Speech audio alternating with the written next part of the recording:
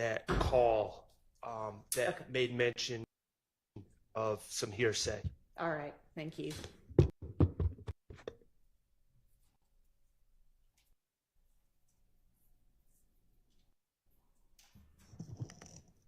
All right, well, it's a few minutes early for the jury, so we'll just wait until we hear word that they're all ready.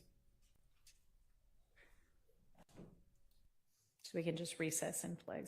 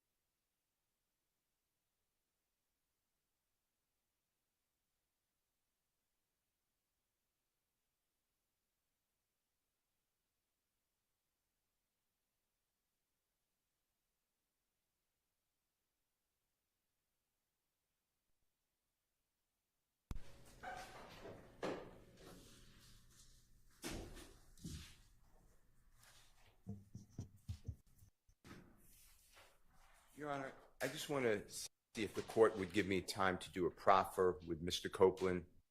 You know, I want to, but I will, whether I want to or not, but I will follow your order about the ex parte June 10th conversation in Judge Glanville's chambers.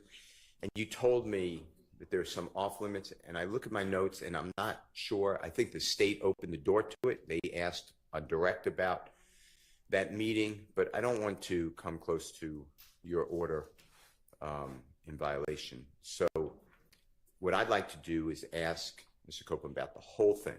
Judge Glanville's there, what Judge Glanville said. You seem to, according to my notes, indicate to me you're not permitting that. That's my understanding. And of course, I need to make a proffer. The proffer, I guess, is memorialized in the transcript itself, which is in the record. But you know, the fact that Judge Glanville said, we need your testimony. Judge Glanville said, so long as you don't tell a big whopper, as Ms. Love told you earlier, I want all that to come out before the jury. I think it shows coercion, and I think it shows the way that possibly to Mr. Copeland, I don't have any good faith beliefs because I never spoke with him, so I don't know what he would say, but that the prosecutor, well, prosecutors, but prosecutor, I'm going to say, and the judge, the former judge, were holding hands and working together. And I think that that goes to the jury instruction that courts don't have any interest in the case, save a fair trial for everybody. Because I would never, and I will make it clear, I'm not talking about this court, but we were with Judge Glanville for X number of months.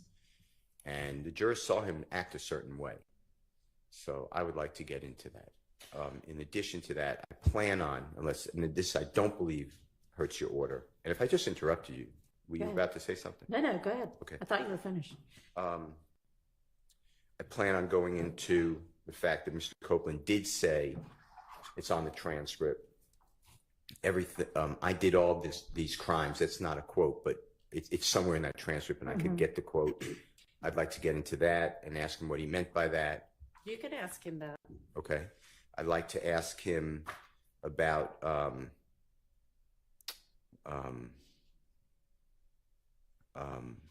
Judge Glanville saying, so long as you don't tell a bold face, I forget the word, but bold face whopper lie, basically, but it may not be a quote.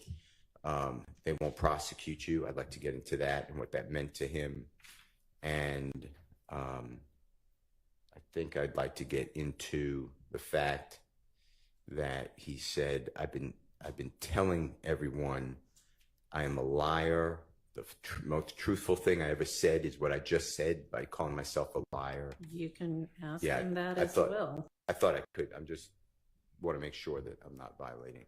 So I think I covered it, but it's really that the environment, that he didn't ask for that meeting, what his belief is between the judge, former judge, excuse me, I'll make it clear, and the state of Georgia, the prosecutors, and if he believed that they were working together. All right. Well, Coercion. That's really what I'd like to get into. Understand. I continue to believe that that's not appropriate to come before the jury. The things that I said you can get into just now, you can ask him about. In terms of whether whatever happened in this meeting amounted to coercion, you don't need a proffer for that. I mean, that's going to be a legal determination. It's one I have already made. And if I'm wrong and this case ends in a conviction, I'm sure there will be an appeal, and that can be determined. I mean, that'll be a legal determination to be made. So you don't need to make a proffer for that. And you already have before the jury that Judge Glanville was a part of the meeting and that nobody from the defense was a part of the meeting. And I don't recall the state opening the door to that, but just it kind of came up naturally in your questioning of Mr. Copeland. He said, oh, you mean in the judge's chambers? And so you were able to ask questions about that. So that's really already before the jury as well. And in terms of the bullface whopper thing, you know, you've, I think, already asked him and can ask him again what he understood to be meant by perjury.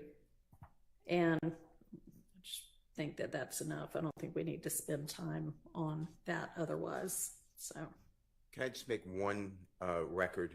Sure. I understand the court's ruling. Yes. I'm not trying to change it, actually, or I'd like you to change, but I'm not trying to go against. I understand it's a ruling.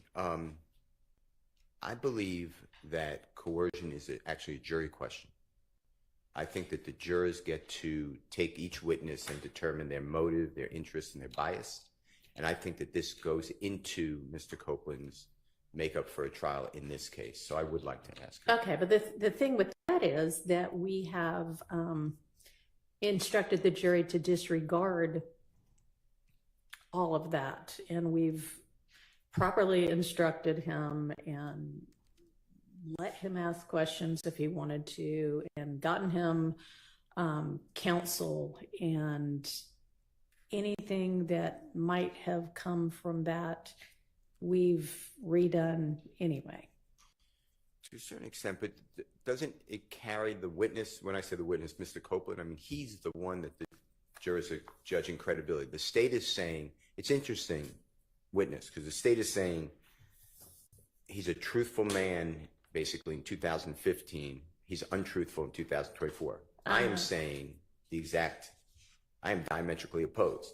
So we both agree that he's untruthful, and we both agree that at some point he's truthful. So I think that it goes through his entire makeup, and the jury should know what happened to him in the course of this trial. So that's I'm very well aware you ruled. I'm not trying to relitigate a ruling. I entrust it. I just want to make a record in case it does go to an appellate court. Okay. Thank you. No, thank you. Oh, Yes. I have one more thing. So I looked for cases. Yes. I do have some cases that even during trial, it could be a prior inconsistent statement. But you said, and I'm talking about the Right. he's an innocent man, June 27, 2024 posting by Mr. Copeland. So we're clear. And I'll submit it with the court's permission if you don't let it in, just for the record, just so the appellate court can see as Mr. Williams or JW 236A. It's already on the thumb drive as 236. Yeah, it's on there.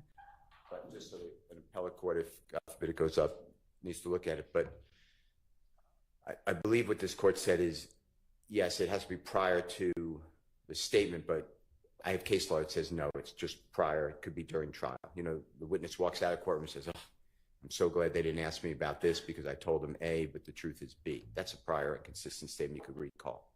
But I think your question was actually deeper. Your question is, but he is saying today on the witness stand that they're lies, that your client is innocent. That's what I took. So it's really, you really put a layer in there in addition to what I was targeting at first about prior and consistent statement. And now I would like you to consider it as a prior consistent statement because he has made now consistently outside of court a statement consistent with his in-court testimony, and the state is challenging that Ms. Hilton specifically said, you haven't said that you lied until 2024. That's an actual clip from the trial that I'll be playing because I have jail calls before 2024, so I think it impeaches when he says, I think his answer is, I don't know. I don't want to say, but I think it's, I don't recall, but whatever he answered that question. So he definitely didn't say, oh no, I've been saying this before 2024.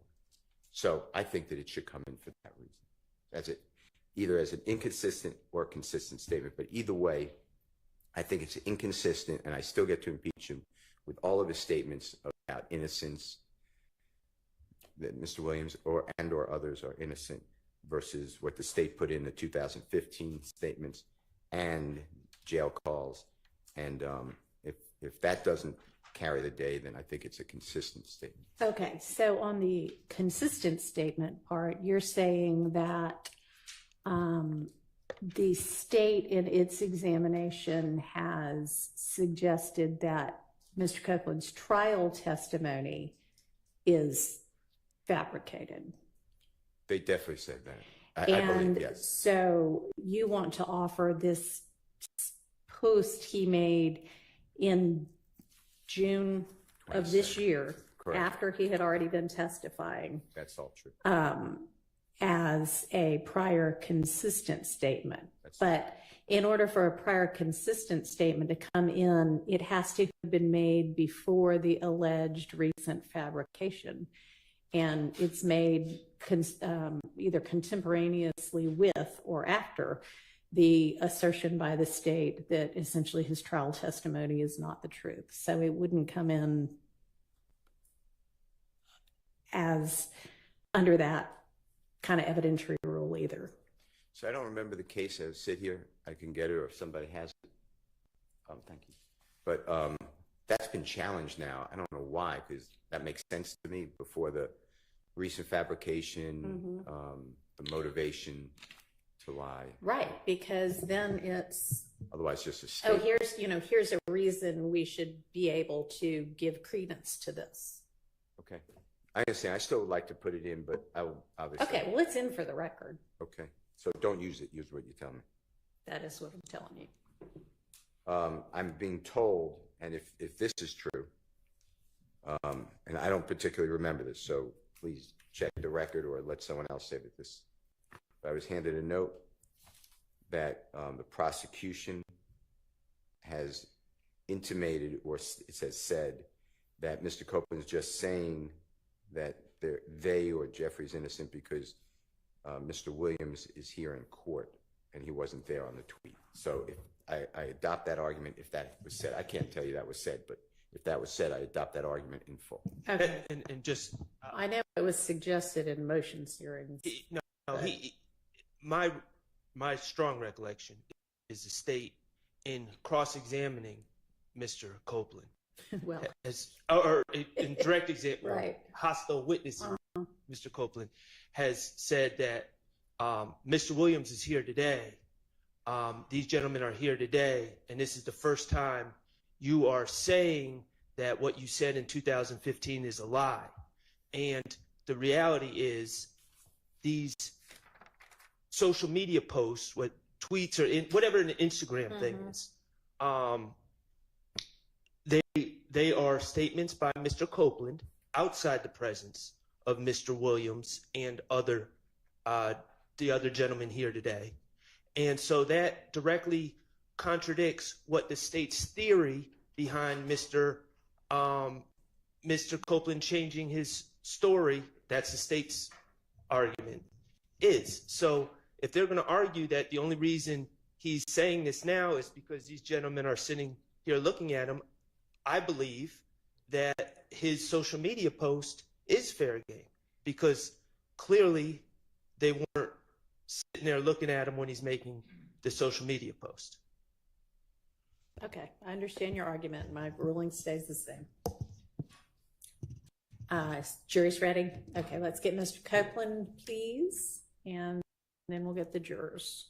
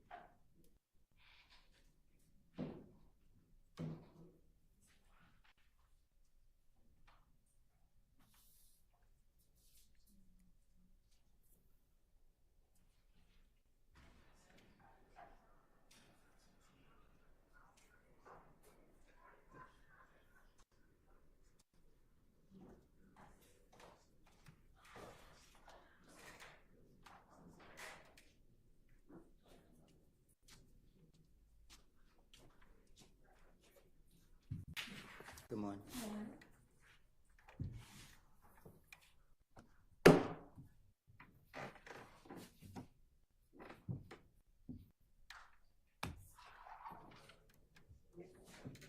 All right, for the jury.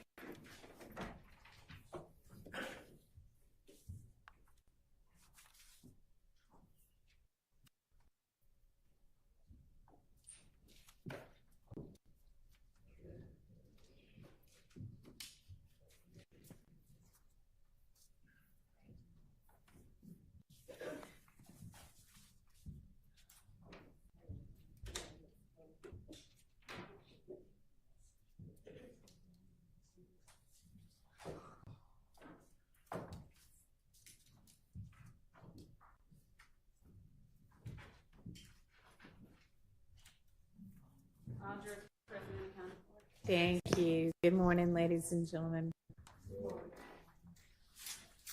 Go ahead, Mr. Steele.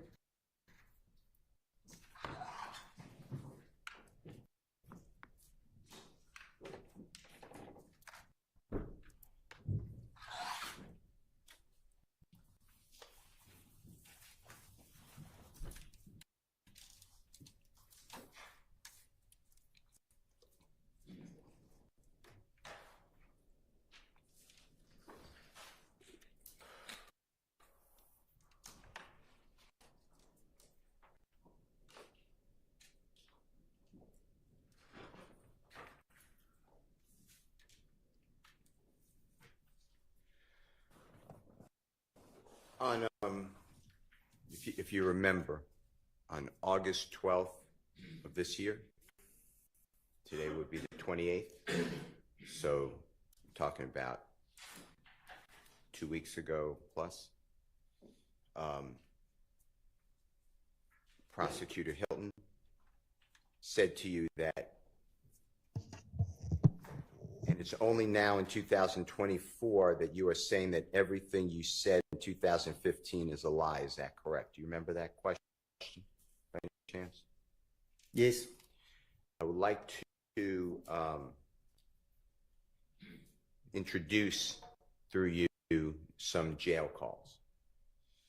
Did you have time with your lawyer? Don't tell anyone what you discussed with your lawyer. That's privilege. But did you have time to listen to jail calls that I gave your lawyer a couple of days ago? We listened to them yesterday. Okay. And on those jail calls, is that your voice? Yes. And are you speaking with people that you know, significant others? Yes. Family members, friends? Is it, you know what I mean, like to your knowledge, or does it sound like the conversation that you remember or had? It was me talking on the phone. Okay. And during year 2022 and 2023, do you remember being housed? By housed, I mean you were in custody and put in the Fayette County Jail. Is that your memory? Yes. Okay. And the Fayette County Jail recorded calls that you made on the jail call like they do in pretty much every prison and jail? Yes. All right.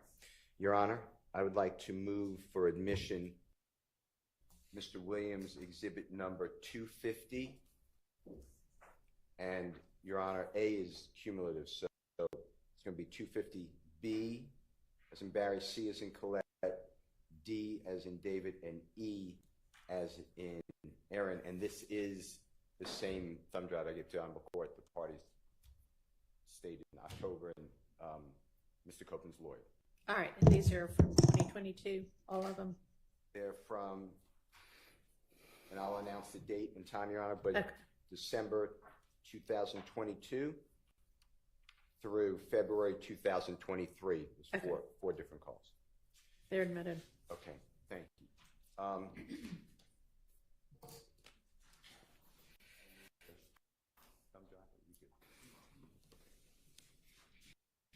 Mr. Copeland, I'd like you to listen to these series of jail calls. If you can't hear,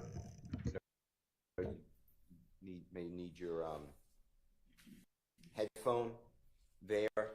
The first call I'd like to do with you, I'm going to go in date order. It's not in the order of my B, C, and D, and E. So this is actually 250E as in Aaron. It's December 21, 2022 at 1:23 p.m.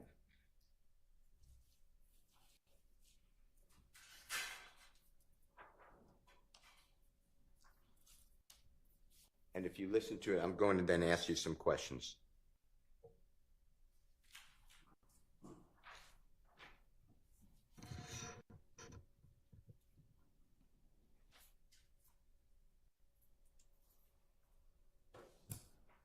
And after it plays for just a moment, I'm going to ask you, if you don't mind, just tell the jurors who you're speaking with, okay?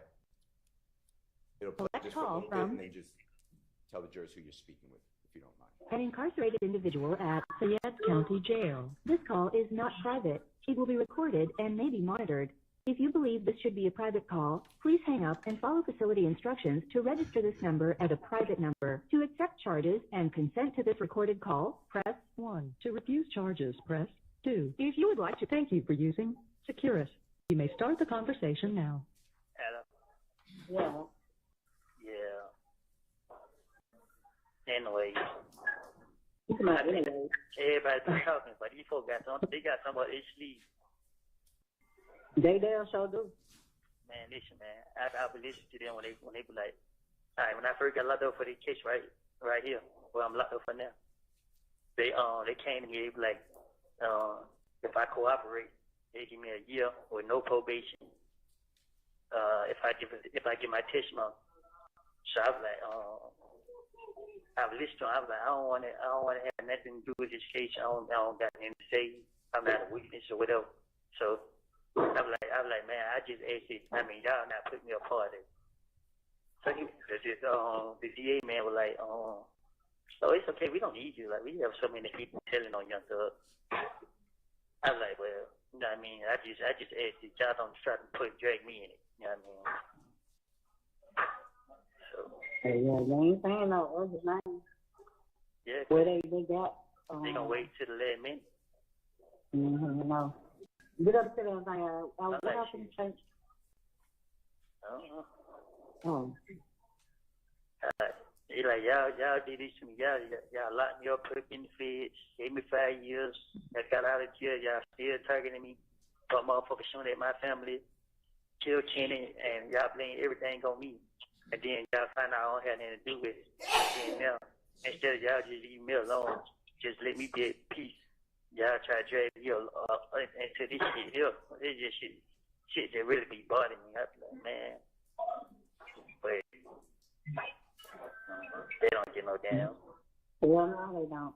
I was watching the movie last night, and the police, the man, he was doing everything they were saying. It was a federal. And he was like, they don't give no fuck about me. They just want to complete their case. Because when they got his ass in there and he did what they told him to do, he called and he was like, done. She didn't even get him out there. He had to kill a damn guard to get out.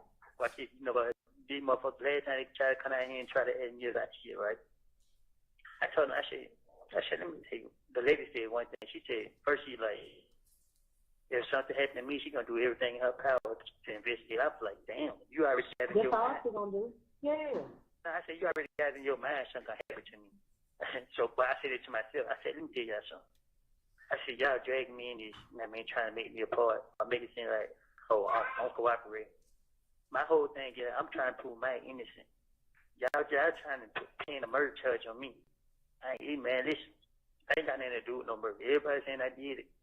I ain't got nothing to do with it. I lied on do it because, I find out that he I can't say that. I can't say that on the phone, but, it's some shit happened between me and him back then. And just so happened I got locked up the next day. You feel me? Mm. You remember Mary's son? Who? Mary's son. That Mary? Yeah, the one who. Oh yeah, I heard. Take that. I would have said all day before. Oh shit. Trez told me about that. Nah, I wasn't talking about that, but I was using this situation to just try what I should say, but you said too much. Well, shit, my bad. But Trez told me about it already. Cause it blew me. Nah, I wasn't talking about that. For that specific, I was just use this scenario. And then you had overheard me and somebody else having a conversation. So he was in his sister's house. Oh, yeah. sister? Yeah, this nigga was late. No, sister, our cousin. Oh. Whoa. This nigga was laid up in her bed, and I was in the living room. I was in the living room telling nigga. I was telling my partner, like, man, look, man, these fuck niggas got this and then third. I'm telling him what's going on. Like, these fuck niggas playing on me. You feel me? Mm-hmm. So while I'm telling him that these niggas playing on me, this nigga hit the whole conversation come out the room. Mm-hmm. So when I see him, my mouth dropped. I'm like, what the fuck? You feel me? Like, so when he heard the whole conversation, I'm just like, shit, fuck it. I already know he could go back and let them niggas know what's him. But he tried to tell me that what I was talking about, I was wrong. I ain't know what I was talking about. I'm like, yeah, I do know what I'm talking about. I ain't stupid. That shit crazy. I said, that shit crazy as hell. Y'all didn't put that much on my feet. Then after that, then what's his name went kind of posting on his Instagram page and try to come back around. Man, I ain't come back around y'all niggas. I know what y'all got saying. Come on, man. Y'all niggas crazy here thinking I'm stupid. You're right. So if you bullshit where he was telling somebody else like, man, some. He was saying that because it's some gloves up there. Stop trying to get your ass. No, I hear you. I can't stand them motherfuckers. Now that's why I don't get. When I be listening, you started. You got my thoughts in the others. I'm telling you, I'm listening. Cause he was telling somebody else or something. I really be trying to get the rundown without saying. I mean, too much, but. I ain't down, I'm listening. Okay.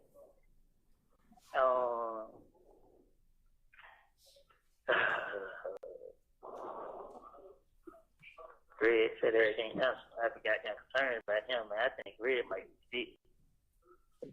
You dirty bastard. Cool. He is sick. But I don't think he's like past his sick. And then how did his grandma feel? You ain't never asked him about that. Call him back. I think he's doing okay. You know he told you he'd be free. He said when he'd be free, he'd be getting out. Hold on, let me call him back. Give me some syrup. Hold on.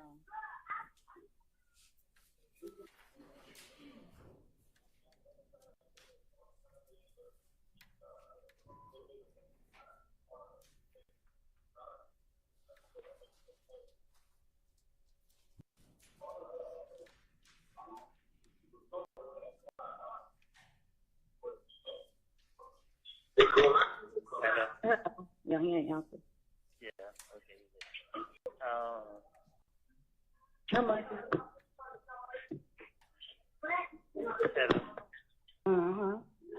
But that shit ain't going. They ain't talking about that how they was talking about that shit last time. They ain't biting on it. No, I was saying they weren't talking about it. They ain't talking about what? Yeah, well, damn case how they was talking about it first. Yeah. He said no service where he is. So great. Mm-hmm. Yeah. Okay.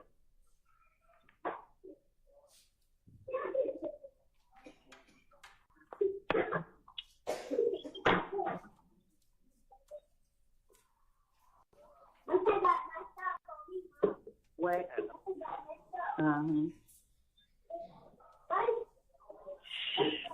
That guy got to get the hell up out of the damn room, boy. Carl Jr.'s little bitch ass on 2 way.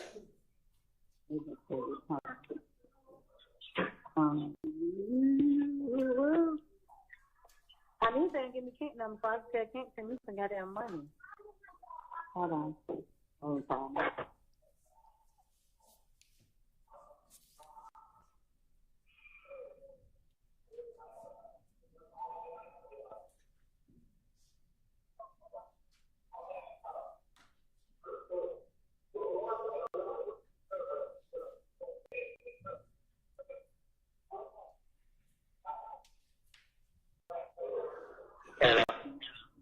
Get in. Greg said, tell the bro I'm good and don't drop the soap on purpose. LOL. Say he been having me worried, goddamn.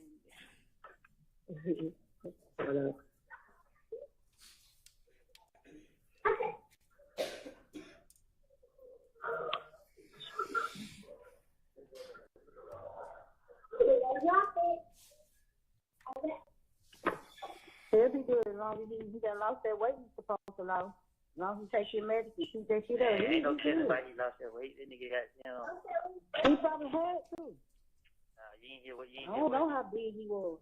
You ain't hear what how he was talking to us last night. No, you got to listen to a person. A person try to cover the truth, but you listen how he said, you'll hear it more to it.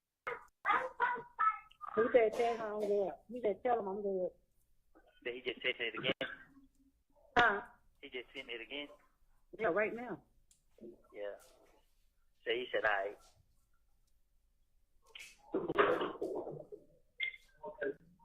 I said, and I love him forever with his bitch ass, LOL. Yeah.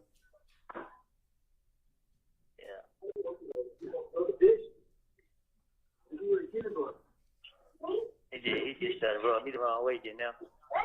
You so stupid. I ain't no sorry yet. It's kept. These folks got y'all motherfuckers thinking, that I'm working the other one. Shit. Boy.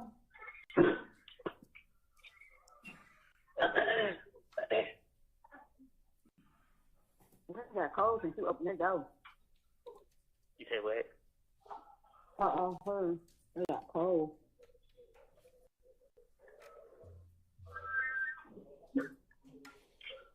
Hello?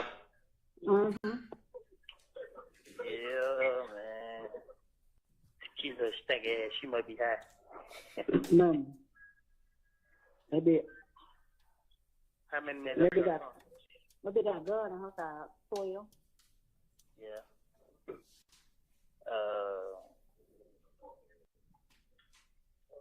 We got that phone out. Where?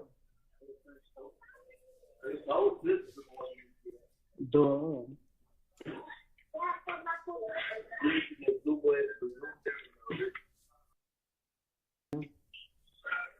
Hello.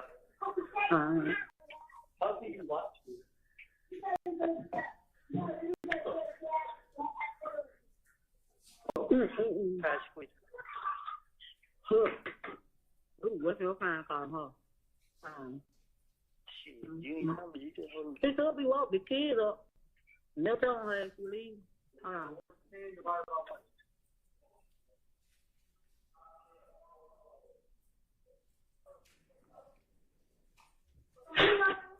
Hello. She got her phone on do not disturb. I sit.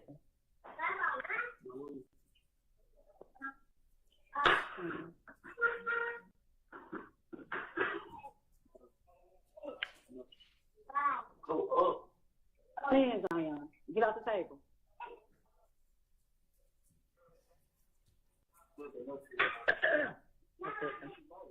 You say what? I got it. Yeah. Renee never. Who? Renee or Becky? Yeah. Becky did call back yesterday. My bad. What She said when she get the money, it should be one day a week. Yeah. Oh, why did you say? Didn't you say they said something about Cornelia Zach? Who? Cornelia Zach. Yeah, I think they did say that name. They said so many goddamn names. I'm saying they said that he a witness. Did they say Condari Zachary was a witness? Yeah. They did. Yeah. That nigga out.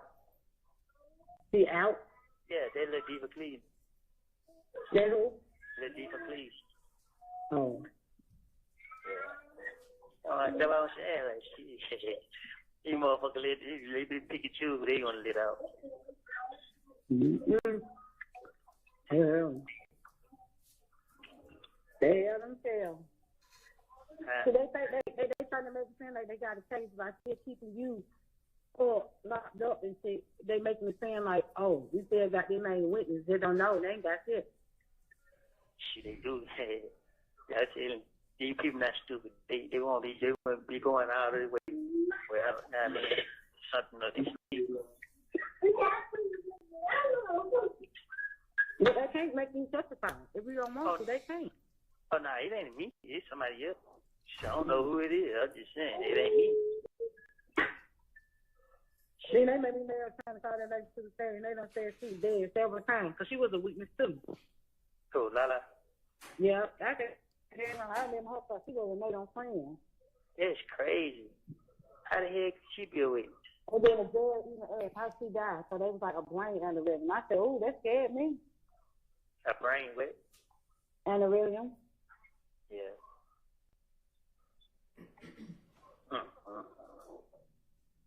How the heck could I not be a witness? Who the hell do she know? When they walked to the whenever they were walking somewhere, they said she was somebody's wife, but we know that's a lie. Cause I think Judge is her son, right? Yeah. Yeah. I was like, that's not even her husband, that's her son. I knew that for a fact, because he was going crazy when she passed. And but they was like, when they came to question her again, they said she don't know nothing about nothing. She don't know what they talking about. So I was like, that's real funny. But they couldn't bring her to the stand because she passed. Yeah. So the judge had to add how she passed and write it down. Oh, yeah. These motherfuckers so good, I need 2 more in the oven. I'm gonna get you one. Come on. You don't play with hot stuff. Hello.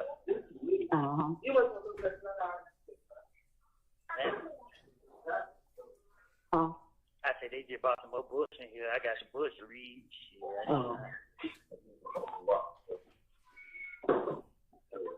Now need to move. What I can say, I was going to say that didn't bring some. You said bring me to who? The coloring book. I can't hear you. I was saying coloring book. Man. I was trying to think when we see your package. I keep thinking on I was going to have everybody to do it. I was going to be on there, but you can't even do it. It's not letting you click on it. Shit.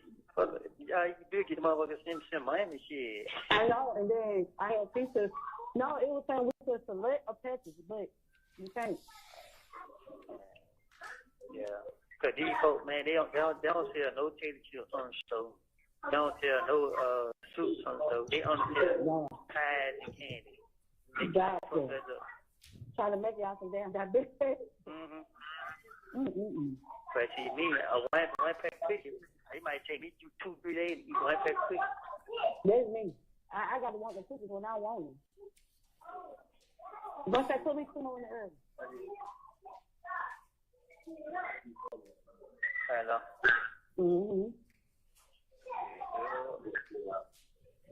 I seen Dale call this morning. I know she was calling to check up on you. Yeah. And I was asleep. I had woke up and went back to sleep. Yeah. I am. Get down here.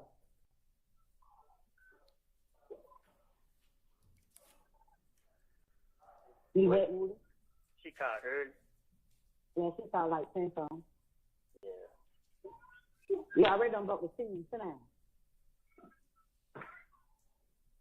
You have 1 minute left.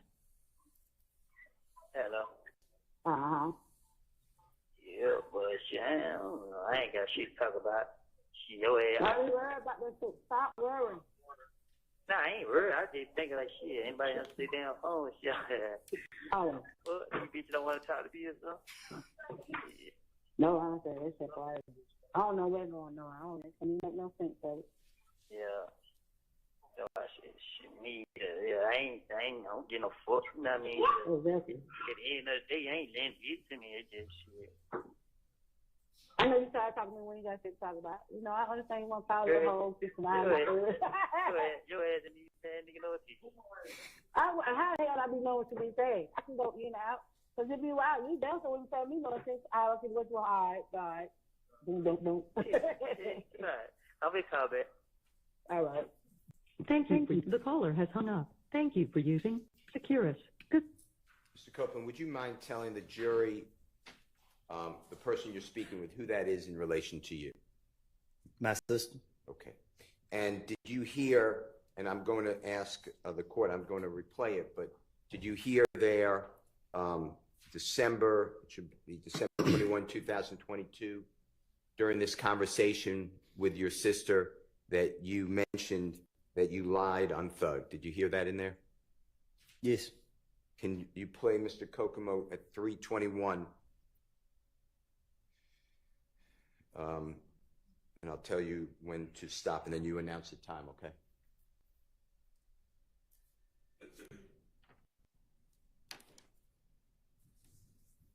I ain't got nothing to do with no murder. Everybody, and I did it.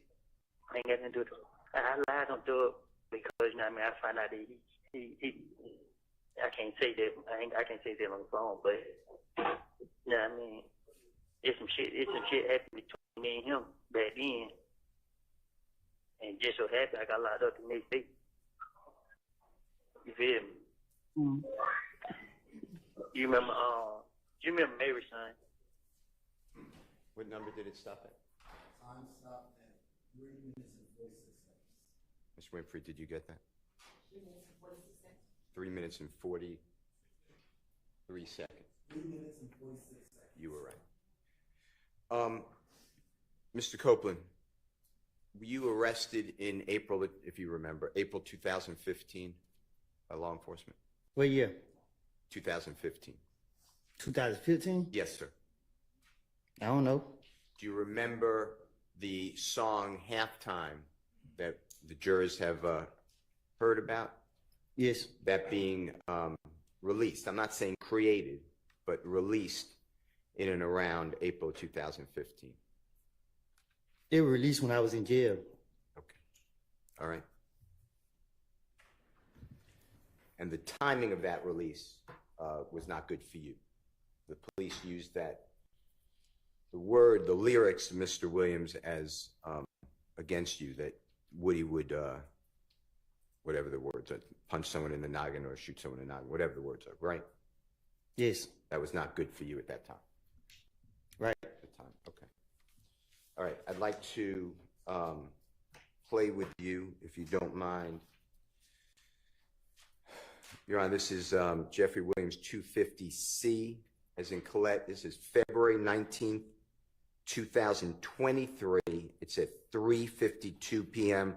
Again, Fayette County Jail. Recorded call. If you don't mind listening to this, please.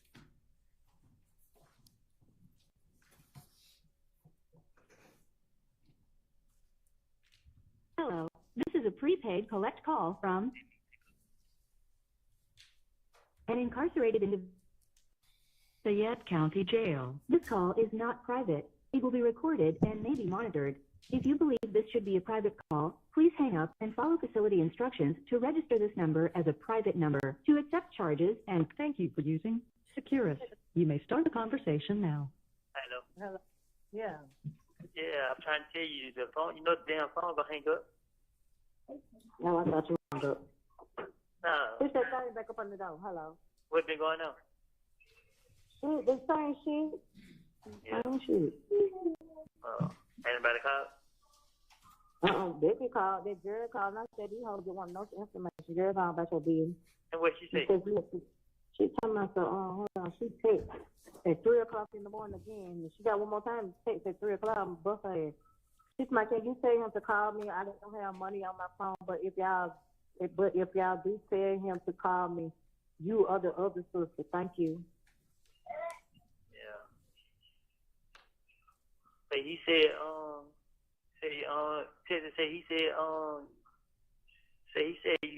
you made your mind up. Oh, I did my phone. Where Becky went? They don't watch the video. No, what's your name just went crazy on me. Who? Crazy. You talk to her? Yeah. She to my I brought her name up.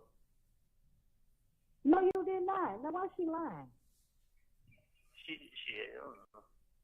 That's what she said. She lied like a motherfucker.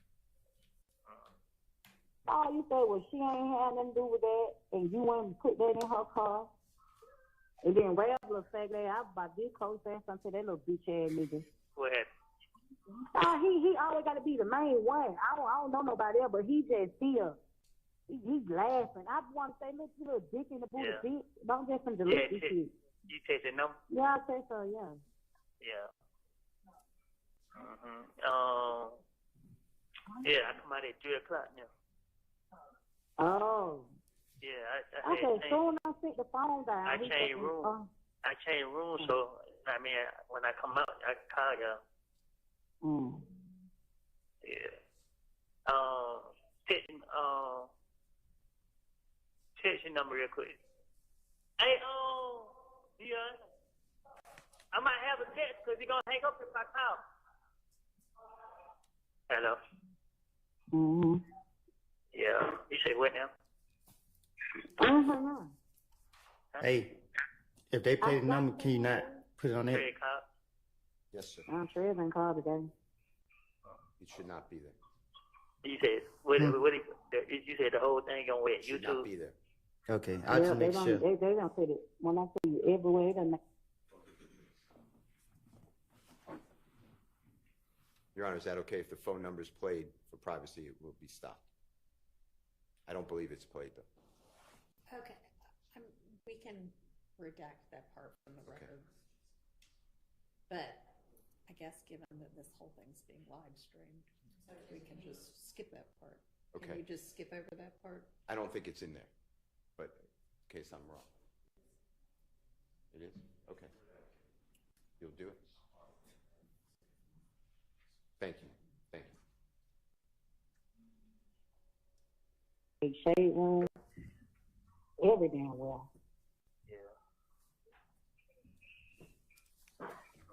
I know Trey said motherfucker was saying. I said Trey, they're blocking. You just know to be fucking ready. Somebody put up on you, just air their ass out. So I said, we ain't gonna do all that. I don't give a damn. Yeah. Open that door. I don't care if you hot, go take a bath. Yeah, man, I'm calling you and Keisha phone about 20 times. I'm worried the hell. Like, why the hell y'all ain't answer? Cause soon I ain't thinking you gonna be calling me at 3 o'clock, so I put the phone down, go use the bathroom. Yeah. Did you have put 25 on here? Your boyfriend said, give me? I ain't did it yet. I booted it been, boy, it's been. Yeah, I just want to make sure I had some on here just in case it ran out.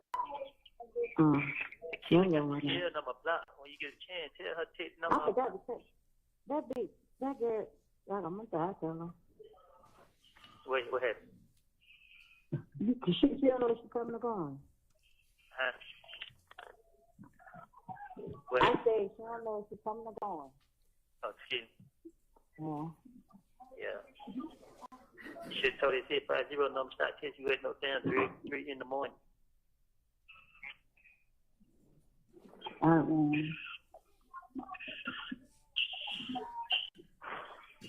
This is crazy. What happened to say? What you were saying? What you had to say about the video? What video? What you said? What you said? Yeah. What you said? I didn't hear you. You said what I got to say about it? Yeah. I mean, shit. What am I supposed to say? I don't know. Yeah, I don't know. I do. I mean, I honestly don't know. I don't know. I'm just like, I don't know. Yeah. It just made me mad because I'm like, who the fuck put it out there for one? But, how they were saying, like, you ain't, I mean, what the shit? You that told them shit. What it was saying? What it was saying? It was just taught about the diamond shit in the hood. The club at the diamond. What about it? That's what they say. That's what they put out there. What you were saying about the hit at the diamond was killed. Oh, word. Mm-hmm. Yeah.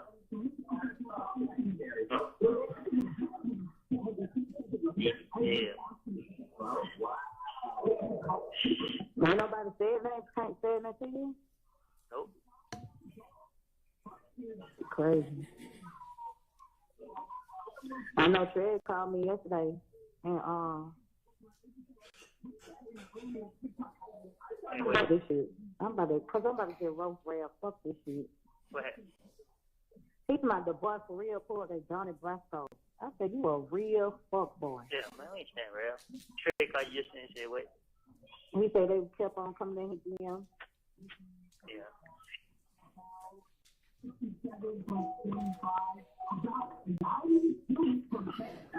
man. This shit here, boy, I ain't gonna lie to you. This shit got me so fucked up. I be depressed as hell, lately. No, fuck that shit. I know. Now I just called y'all phone. Y'all ain't answer, so I like. Ain't nobody expect you to call at 3, and you know this is time Keisha go to work. Yeah, that what Keisha just said. She was like, you know, she had to get a what's name piece of her mind. She gave crazy like she like, man.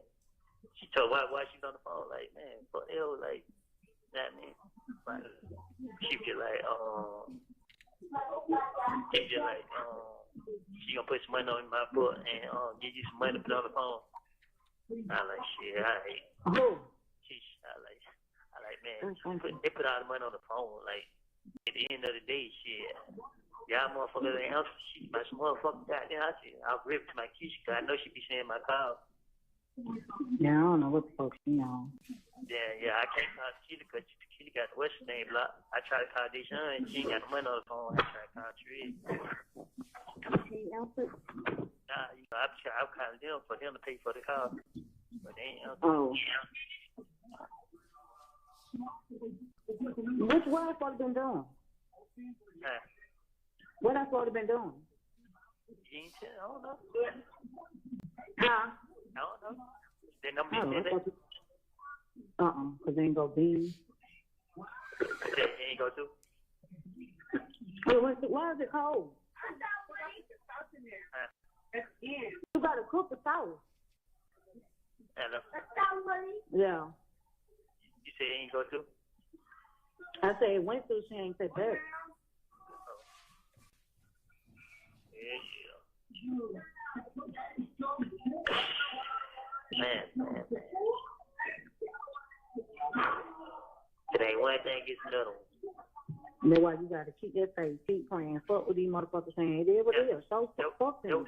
That's what I've been doing. I've been praying every day. I mean, but she like, the more I pray, goddamn, the more the devil try to work. Because you know you praying. You know you turn to God. Okay, now I be like, man. But, I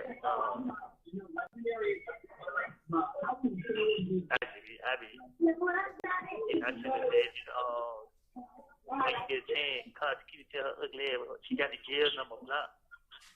And, I was going to tell you, they got, put her number on here and tell her she don't need to be sipping no other jail card, but this one.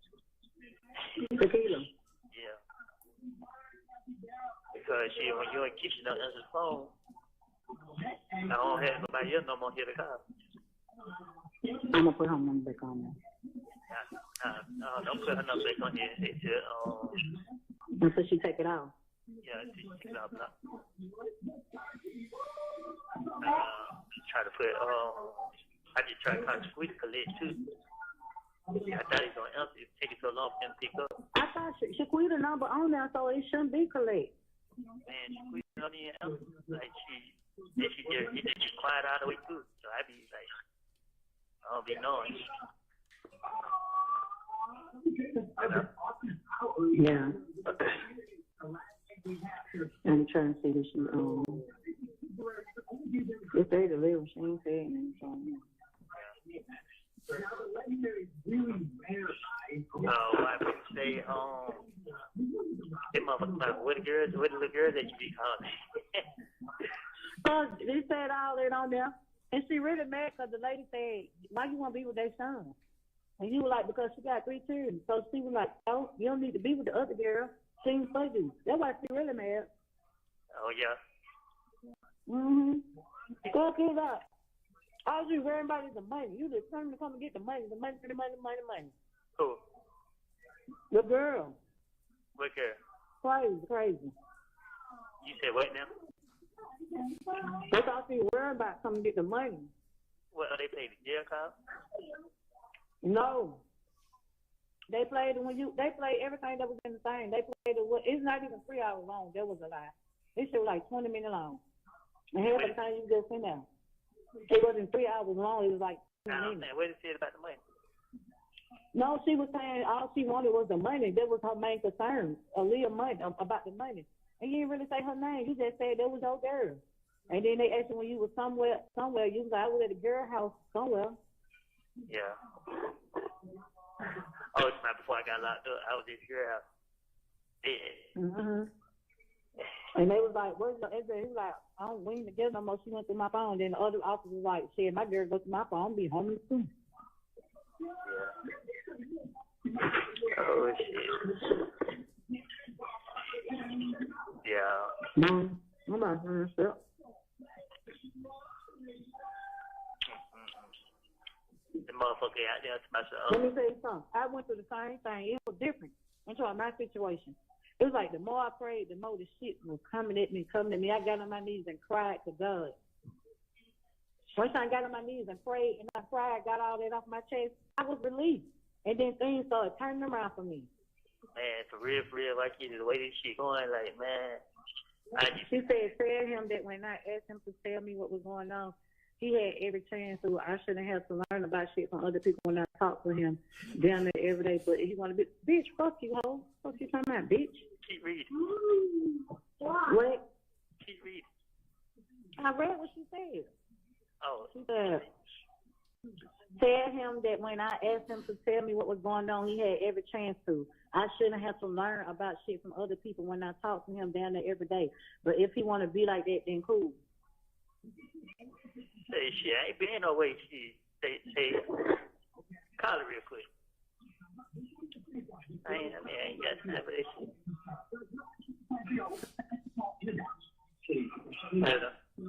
Mm-hmm. I told her to call because you know I know the call. Yeah. Nah, I had to turn the volume up. It seemed like when I turned the volume up it just do it more.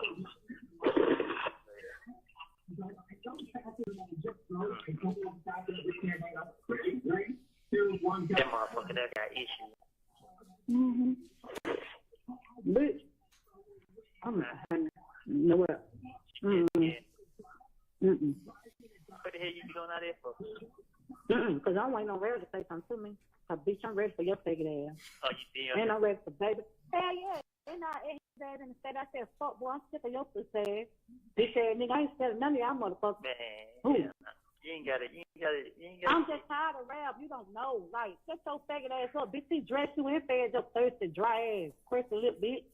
Baby, y'all come for it. I'm with it. Man, hell no. Because you ain't gonna make it worship. You know what I mean? It's what these people want. They putting this shit out there for people to feed out, but. Hello? Yeah. Yeah, I mean, they want people to react to this shit. You know what I mean? Cause it's crazy. All the people they done locked up, they ain't putting nobody else interview out. I know what we have. Baby girl, she gonna look for a lawyer, and I am too. Because, like everybody said, there was a lawsuit. Y'all gonna put my life in danger? Like, come on, no, hell no. How the fuck is it legal? Y'all gotta make it make sense. The defense attorney. Well, they talking about. It's like very sick. They say very sick. I said, y'all come what is good? You know, they want to say that dog come up here. Hold on, I'm merging in. Merging in. Yeah.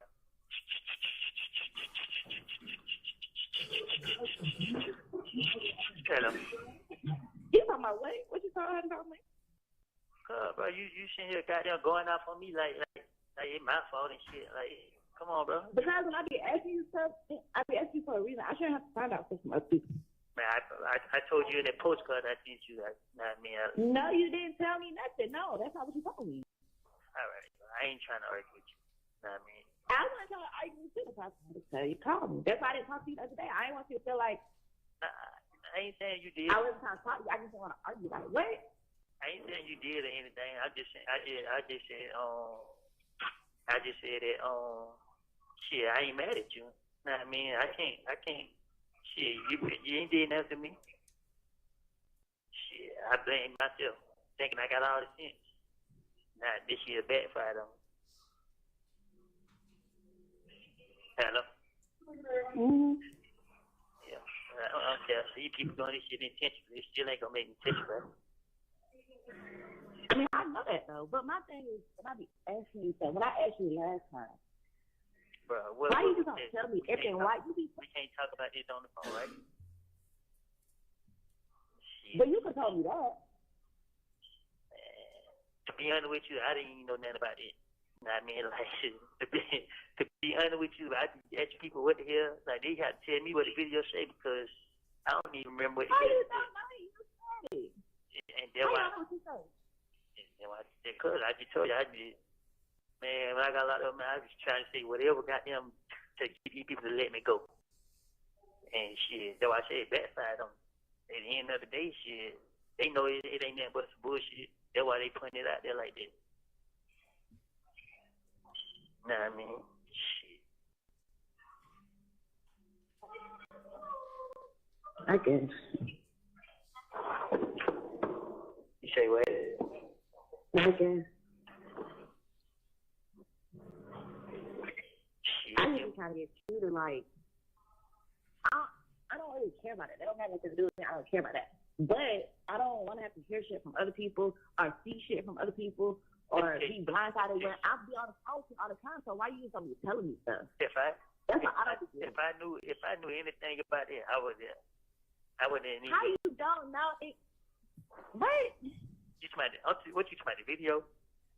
I'm just talking about in general, like.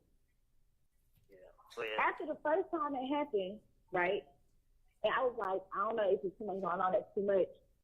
in that moment, you should have been like, okay, I understand that. Also, X, Y, and Z can happen. X, Y, and Z can happen. This can happen. That can happen. They could do this. They could do this. Listen.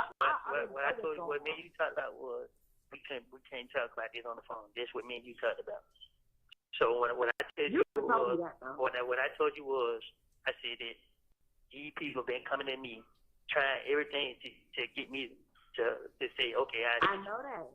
Well, okay, I know that though. But you could say certain stuff though.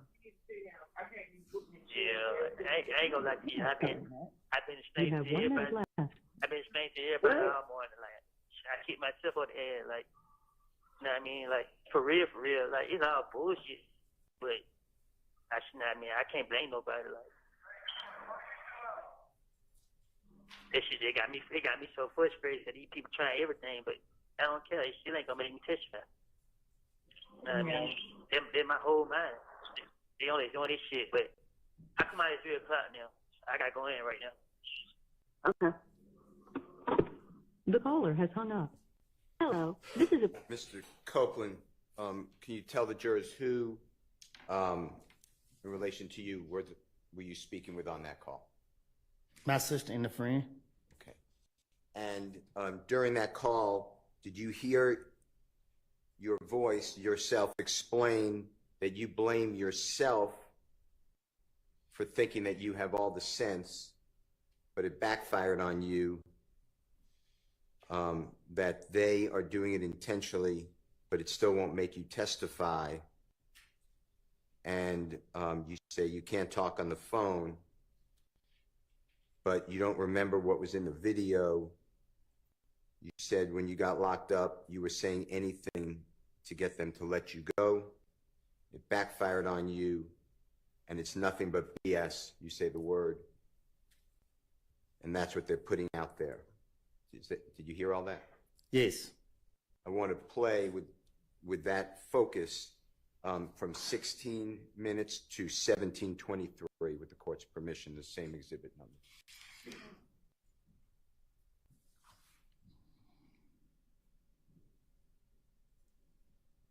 I just said that shit, I ain't mad at you. Know what I mean? I can't shit, you ain't did nothing to me. Shit, I blame myself, thinking I got all the sense. Nah, this shit backfired on me. Hello? Mm-hmm. Yeah. I don't care. See people doing this shit intentionally, it still ain't gonna make me testify. I mean, I know that though, but my thing is, when I be asking you stuff, when I asked you last time, bro, why you gonna tell me everything? Why you be? We can't talk about this on the phone, right? But you could tell me that. To be honest with you, I didn't even know nothing about it. You know what I mean? Like, to be honest with you, I be asking people what the hell, like they had to tell me what the video say because I don't even remember what the video said. How you don't know? You said it. And then why? How you know what you say? Because I just told you, man, when I got a lot of them, I was trying to say whatever got them to get these people to let me go. And shit, that's why I said it backfired on me. At the end of the day, shit, they know it ain't nothing but some bullshit. That's why they putting it out there like that.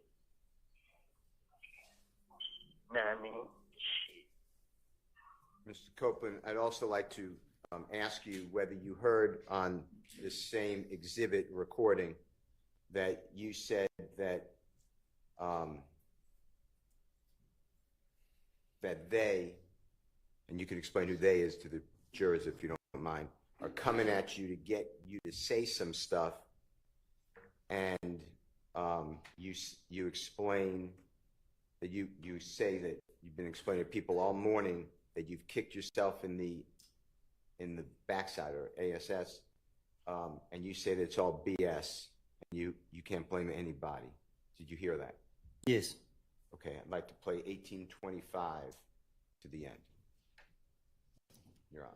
If Ms. Cope said he heard it, I don't know why we're replaying, because I have an objection to replaying it if he said he heard it. It is so hard for the jurors, in my opinion. Well, you just read what you said was said, and he affirmed it, so we don't need to hear it again. All right. Mr. Copeland, This is going to be Mr. Williams or JW 250B. So I'm going backwards, but B as in Barry, and this is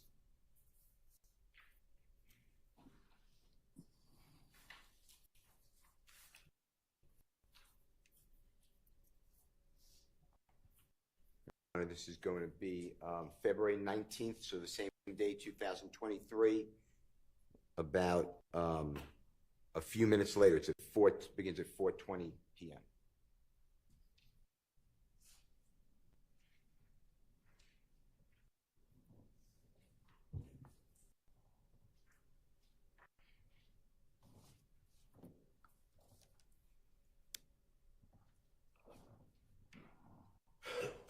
Hello, this is a prepaid collect call from an incarcerated individual at Fayette County Jail. This call is not private. It will be recorded and may be monitored. If you believe this should be a private call, please hang up and follow facility instructions to register this number as a private number. To accept charges and consent to this recorded call, press 1. Thank you for using Securus. You may start the conversation now. Hello. They want to let you call back again? Yeah, I called back. Yeah, that's why I'm going to call back again. I told him that. I said it must not let him call back. Yeah, tell her to call me. I don't know what it is. Zion.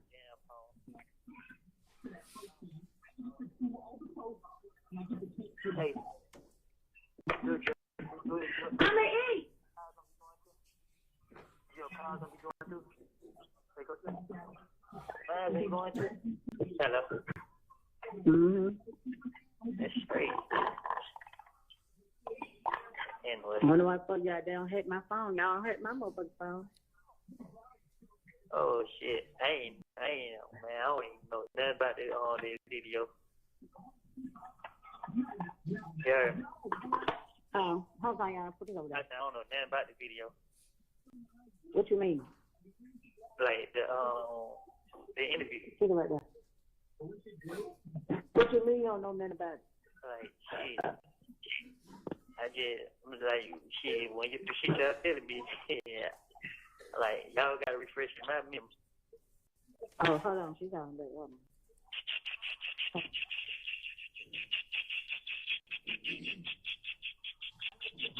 Hello. Yeah. Yeah, man, this damn regular ass phone, man. I like to see you go back in. Shit ain't open the door, so I'm still out. Oh. They told me to go in, but shit, they ain't open the door. Oh. But what all I'm saying here, bro, I didn't get mad at you. I mean, You said what? I said all I was just telling you, I didn't get mad at you. Yes, you did. Come out, tell her you made her mind up. You did. No, I didn't. No.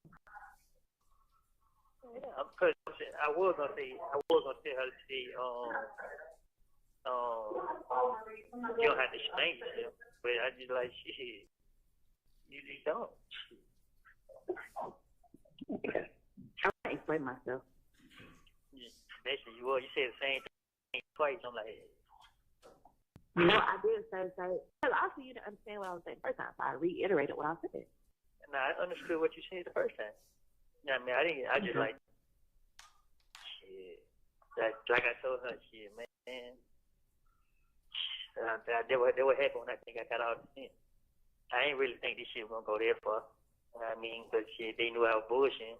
Well, but shit got me mad as hell. Yeah. But I was just calling you back, though. I ain't gonna hold you up. Okay. Why you come out at 3 now? Huh? I said, why you come out at 3 now? Because I ain't want to come out at 12 no more. I only came out at 12, so I called my lawyer and shit. But I be having other people that be want me to call them, but they be wanting me to call them later. So I said, I just come out, change time, I come out. So did you, Barry came down there? The lawyer ever came down there? Tuesday. Oh. That's why when it's just crazy. All this shit going on, they ain't putting nobody else out there. They just trying to make it seem like it's me because, you know what I mean? They feel like this shit was gonna break. Yeah. I'm just like, man, I don't care, man. Mm-hmm. That shit don't ever make me mad and I ain't blame nobody but myself. Yeah. I ain't never worried about no I got thing. one. You said what? Nah, I'm saying I ain't never worried about how nobody thinks about me or feel. Shit. I'm not. That's not what I be saying, though. I'm just saying. What you be saying then? I heard what you be saying. You ain't gotta keep repeating it. Exactly. Because what I'm saying is very simple.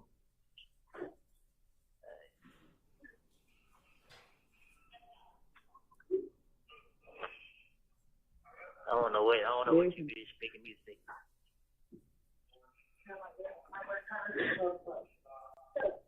Hello. Yeah. Yeah, you ain't got anything to say. I done said it 1,000 times. Like, You ain't gotta keep repeating. I just said you ain't had anything to say. I ain't say keep repeating yourself. I really want to know stuff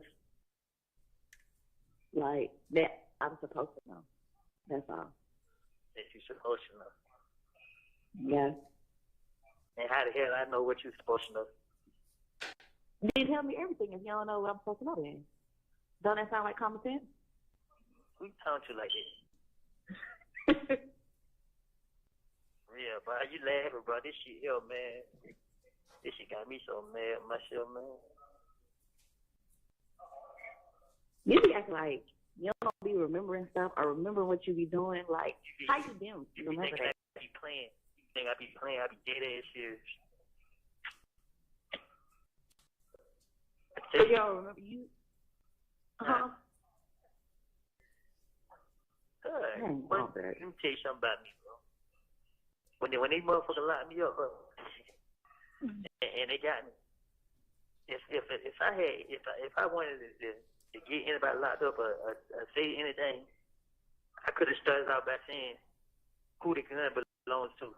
Like, I'm sitting in jail for another nigga gun. You know what I mean? So a lot of people look at that video or the interview and they be thinking like, oh damn, this is what's going on. And my imagination is crazy. Like, I put the shit together in a heartbeat and get what? And try to talk my way out of it. If it didn't work, it didn't work. Shit, at the end of the day, it ain't nothing. That's a problem to talk too much. Sometimes you need to shut up. But now when I tell you, now you're saying shut up. No, I'm just saying, like, in general, like, sometimes you just need to shut the fuck up. Talk much. Wow, you don't think I'll kick myself on the head for this? I don't know what you. Shit, you probably got some more shit up your sleeve. Say it again. I said, I don't know. You probably got some more stuff up your sleeve. Nah, if I had most stuff on my sleeve, I would have been out of jail in December.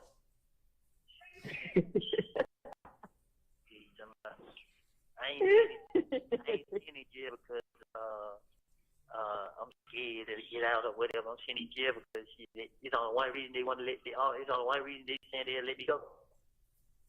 Yeah. So at the end of the day, shit, what done is done. It can't be taken back. Still ain't changing my mind frame. So motherfuckers say whatever they want to say. I don't do shit for people. Shit. Trust and believe me, if the motherfucker gonna think and say what they have to say about me regardless. So in that case, I could just easily call my lawyer and be like, hey, yeah, fuck it, I give up. Let me out. Yeah. So I don't care, bro. I mean, long nigga don't cross that line, man. I ain't tripping.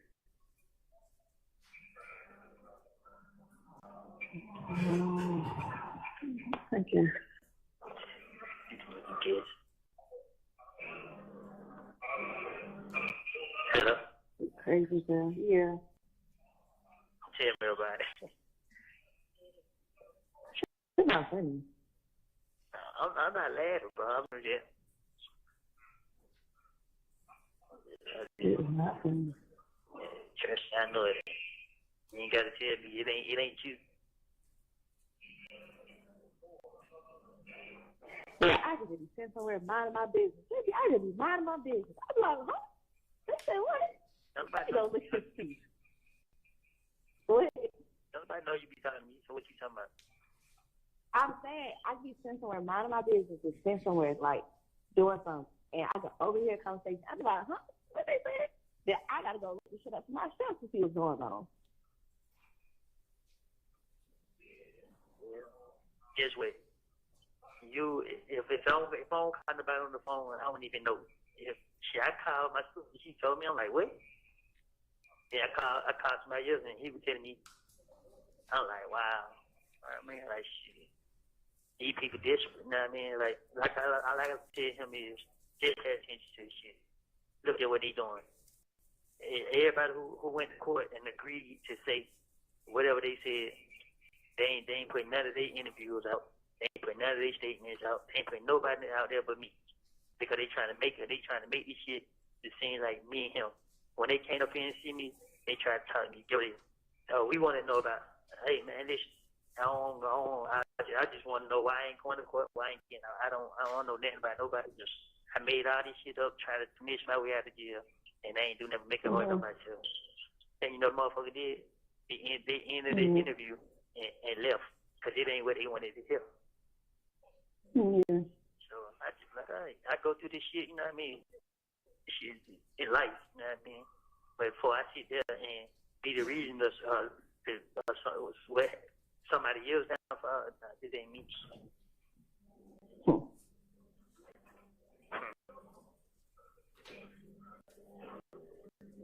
They trying to make this shit, they trying to make it seem like this and then third.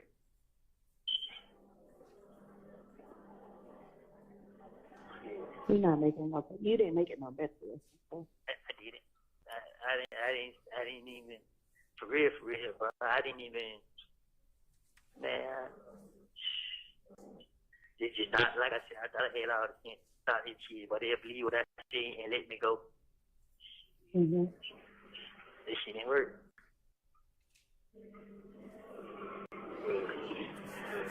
But. Thank you. Anything else you want to know before I let you go about your business? Anything else you want to tell me about my business? You got you kept me up and you got everything to say like shit, like I be can predict. I come to you off. Nah, you ain't come me off. I just exactly. I didn't even say nothing, but I knew that the other day I was upset. So if I got on the phone with you, I knew it was gonna make shit worse because then I was in a bad mood. So I just told her I don't want to talk right now. Yeah. But let me tell you, bro, I ain't, like I said, bro, I wasn't mad at you. I was more mad at myself. You know what I mean? Because for real, I knew better. What? I knew better. But like I said, I don't care. They shit don't do nothing. It just give me, I ain't gonna lie, it made me mad right now. It just give me more strength.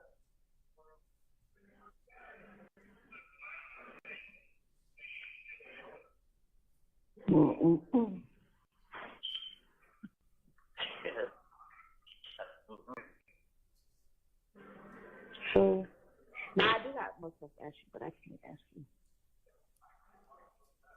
You can ask me. It's just up to me to answer. If I feel like I can't answer you, then I won't answer. No, I'm not asking nothing. Alright. So that means don't sit there and say I won't be telling you stuff if I told you the answer. But certain stuff you can't tell me. That's what I said. If you ask me certain stuff, I'm gonna answer or I'm not gonna answer. If I feel like should I just can't tell answer. you.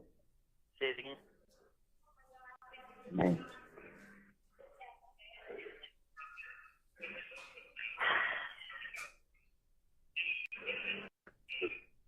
It's crazy. But then, I just said it's crazy. I know one. Whatever going on, going happen in court, there's gonna be some people ain't expecting. I mean, this shit ain't gonna have nothing to do with me. What? Shit. They just got down. They just trying to keep their attention on me.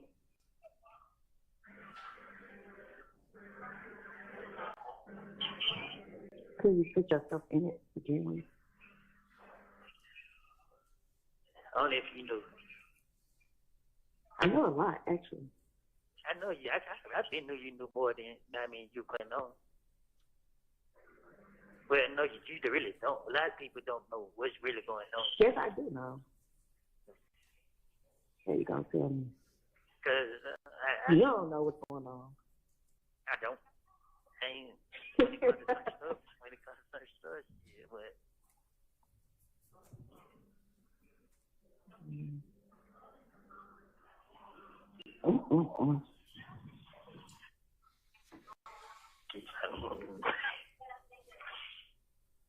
You're stressing me out. I be stressing myself out, bro. This shit here, man. This shit here ridiculous. This shit here ridiculous. That is gonna take so long to do. Huh? But they don't keep you in there that whole time. This whole time. Nah, I go to court this week right here, coming up. Man, he's not going to damn court. Nah, the judge had said What court you going to? Where court I'm going to? And who gonna come get you? My sister. Nah, the way you be stressing her out, she ain't coming to get you either. Man, well, I just had to call her phone like 20 times for her. So I'm like, man, what the fuck? What, for real? I'm like, boy, this year crazy. This year, man. I'm so mad at myself, bro. Yeah, you need to be. I am. Because I knew these motherfuckers going to try to find some type of way to treat me. But it's okay. I fell right into it. I didn't fall into it. I did it to myself from the beginning. Mm-hmm. But it's okay. I ain't gonna lie. You're not going to court, though. Huh? You're not going to court. Why you say that? They ain't been taking you? Yeah, but it's the third time, so shit. If the judge concerned about it, they gave me 2 court dates in the same month. Why the hell they gonna do that if they not gonna bring me? Like you said, shit. After they did that right there, I'm pretty sure they probably gonna let me out. But I'm not tripping. I'm not tripping. This shit ain't doing No, nothing. what, they gonna try to keep you in here the whole time? While they having trial? That's crazy. They man, shit. It really is shit against the law, but if they put me in front of the judge, I'm sure I'm gonna speak up. I'm explaining to the judge exactly what these people doing. Like, ain't no in here they gonna be holding me in jail. You're always trying to explain something to somebody. Yeah, you're right. I'm dumb. Golly. Why you in the situation you're in now? Always trying to plead your case. I be thinking I be having all the sense. You don't? I don't have none at all. At all? I know that. I don't know who made you think you had some. I had a fucked up way of thinking like, shit, but if I got down, if I allow this motherfucker right here, I know they're not gonna touch this motherfucker or do nothing. And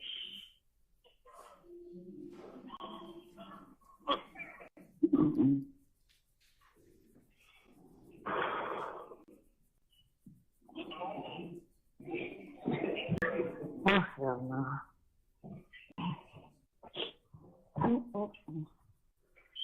say what? Hey, today. Then I really feel like they got motherfuckers in here, goddamn, working for them. You work for them. I do. I ain't last.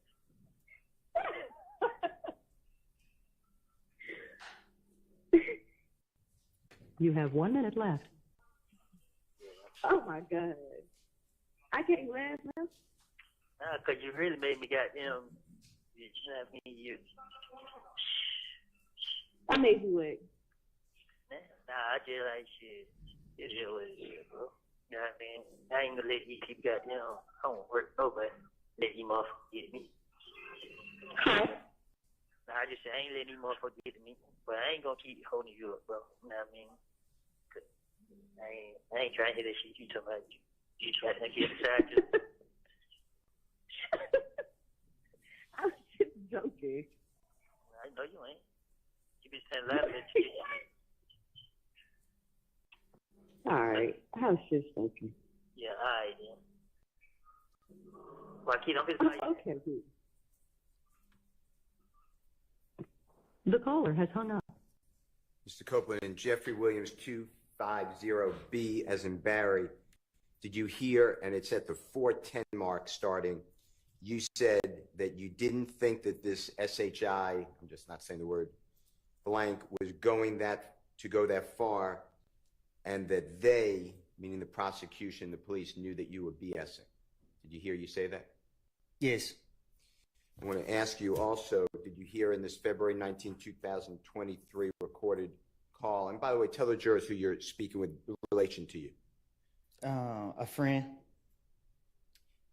Did you hear you discuss and you say that this is crazy, you tried to talk your way out of it, it didn't work. Your friend says that that's the problem, is that you talk too much and that you need to be quiet. She says it a different term. And you ask, you say that doesn't your friend realize that you're kicking yourself in the backside or ASS for that? Did you hear that? Yes. And that you're sitting in jail. There's only one reason that they will let you out, meaning the police and the prosecutors. Is that who you're referring to? Yes. And you said what's done is done. You can't take it back. Did you hear you say something to that effect? Yes. Okay.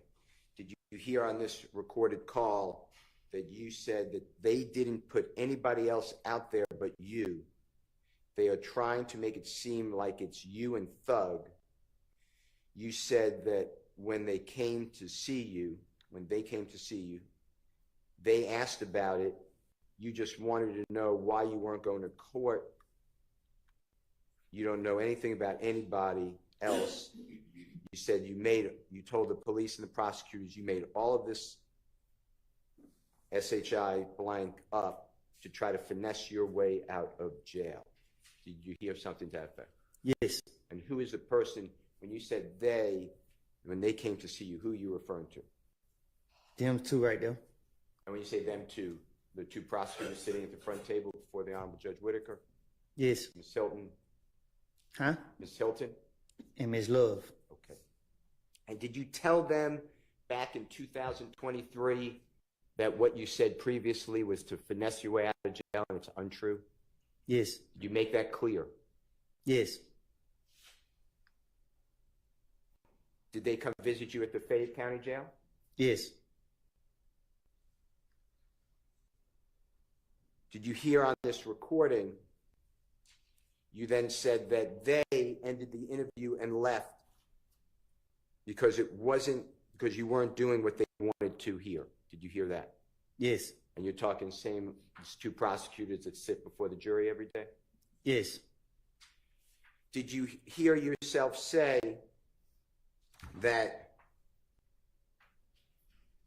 you thought that they would believe what you said back in 2015 and let you go, but it didn't work? Did you hear something to that effect? Yes. Who is the they? Who are you, when you say, I thought that they would believe what I said and let you go? Who are you referring to? The police. Okay. The gang unit. And the jurors know where they are, but the same people that's been on the videos? Yes. And Detective Thorpe, I assume, if I'm wrong, just yes. say. Okay. And Agent Cunningham? Yes. Okay. Did you hear, and this is at 17:50 start time on the same Jeffrey Williams 250B as in Barry, did you hear you say that you have effed up you have an effed up way of thinking. You think that you have all the sense, but you don't have any.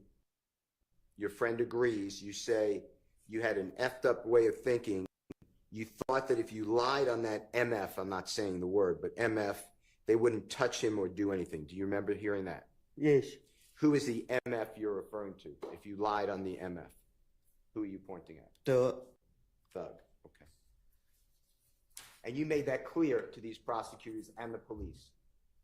Yes. Okay.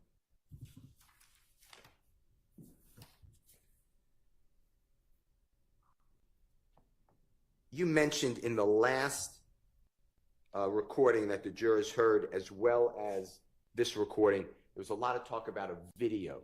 Do you know what I'm referring to? There's a lot of talk Yes. about the video getting attention. Do you know what I'm referring to? Yes. Tell the jurors what you are referring to on your calls that we just heard.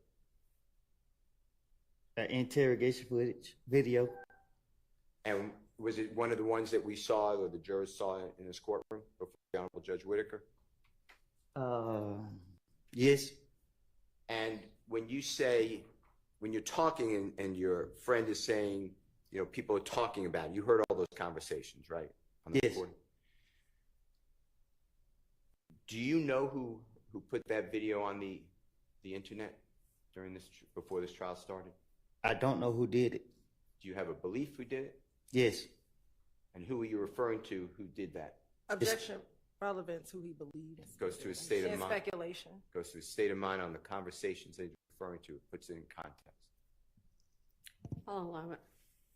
Who did you believe put out the videos on the internet of your interrogation, or the video? The state. And by the state, the same people you've been referring to? I can't say specific if it was them, but the state did it. Okay. And what did that have an effect on you or your family when you believe the state of Georgia put out your interrogation? Well, they believe I be, if everybody say I'm a snitch and this and then third, they believe that I'd be like, okay, and just do what they want me to do. And is that, there's a mention in the last recording that your friend was saying, or your sister, we're getting a lawyer, they put us in harm's way. Was that a lawyer for what? To go out to the state. For putting that video out? Yes. Okay. To see who put it up. Okay. I'd like to go to, Would this be a good time for a break? sure. Okay. Let's take a bathroom break. For how long? How long? 10 minutes. Okay.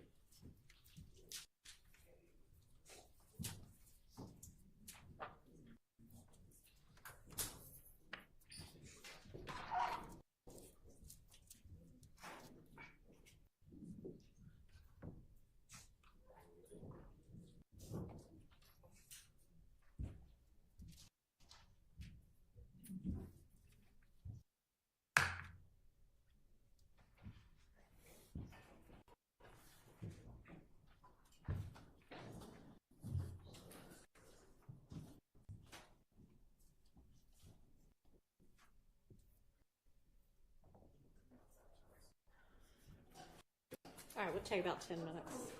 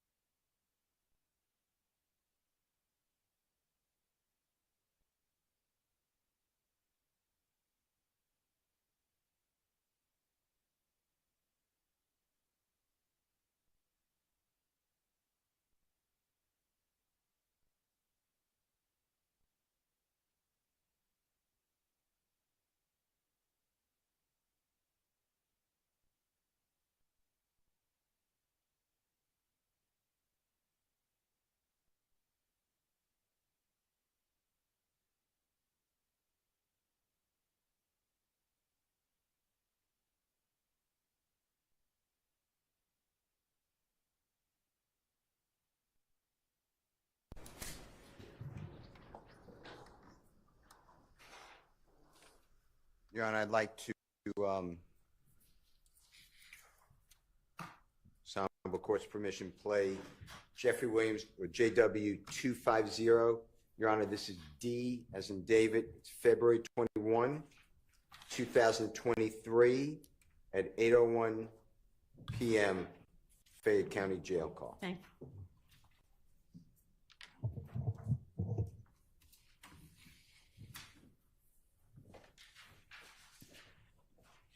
Hello, this is a prepaid collect call from an incarcerated individual at Fayette County Jail. This call is not private. It will be recorded and may be monitored.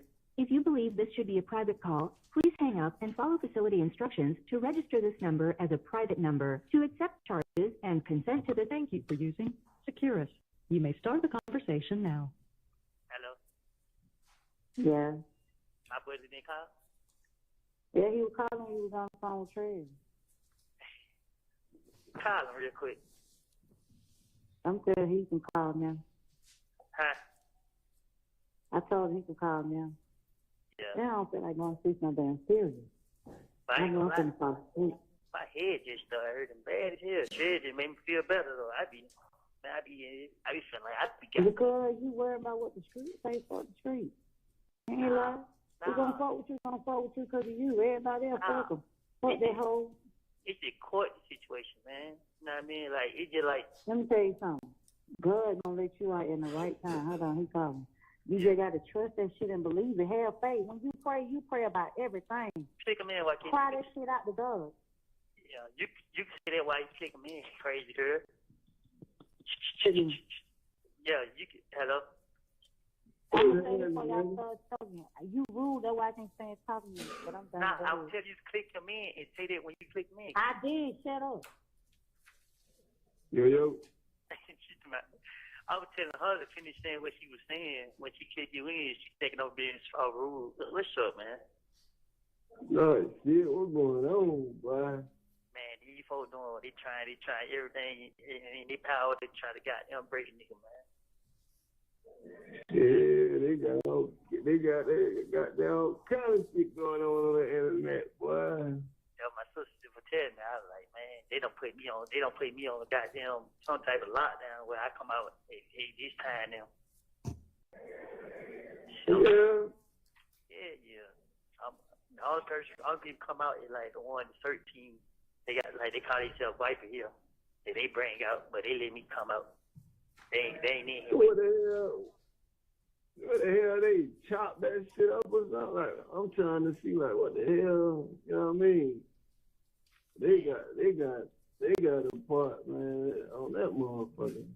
They chopped that motherfucker up.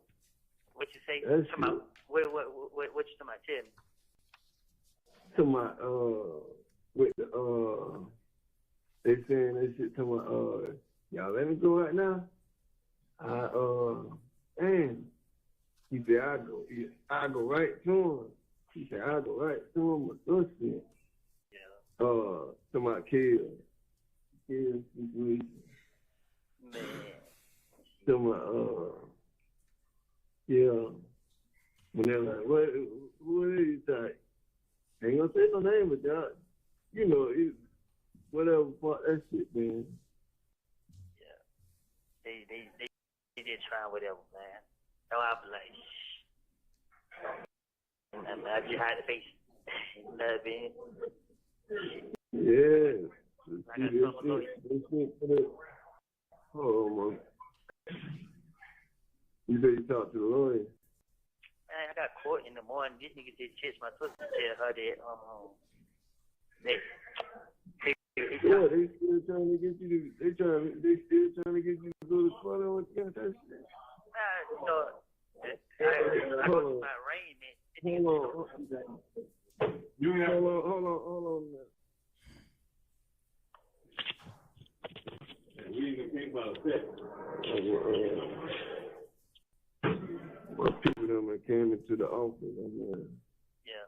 People came into my office. Yeah. Yeah, bro. But he said I'm going to court to not judge this shit. Yeah. So what I'm saying, like, what the charge? They still doing the old charge. They still got. It's tough how driver with suspended license and reckless driving. So I'm like, Yeah. damn, man, you talk about you didn't tell me the whole time you gonna try to ask for a bond, but now you tell me sister that we gonna enter 9 years if he in the morning, but they gonna do it on Zoom. He said he went to the judge to make sure that they come get me to bring me to court, and then he held later and but like they gonna have court. We gonna have court on Zoom. So, yeah, but the way that shit running, boy, they ain't even worried about them charges. They trying to get you. They trying to get you. At the end of the day, them charges, they're just the goddamn, them old charges, that shit just the goddamn, what you call that shit, like a, 15 months, no bond. Yeah, that's what I'm saying. They, but you know what, it's like they gonna keep putting them charges up to hold you and hope you know what I mean? Cause the way they doing that shit, bro, the way they put the shit out there like that shit ain't, you know what I mean? It's like they got an agenda, bro. Like, they saying, okay, motherfucker, you talking about you ain't gonna talk. This is what we got to do. Oh, you ain't gonna call. Guess what? We gonna keep putting this shit out there to make you feel like, you know what I mean? To make everybody, like, they just do it. They going crazy with that shit, bro. Yeah, I told her that was their ammunition. I'm like, shit, you know what I mean? Like, I ain't tripping. Shit. Yeah. Like, man, you know, this shit get goddamn crazy. I keep trying to contact his lawyer, and I'm telling him, like, look, you say you gonna come see me today. You ain't come see me today. You know what I mean? Then he just playing too many games, and now they done put me on these damn ass lockdown.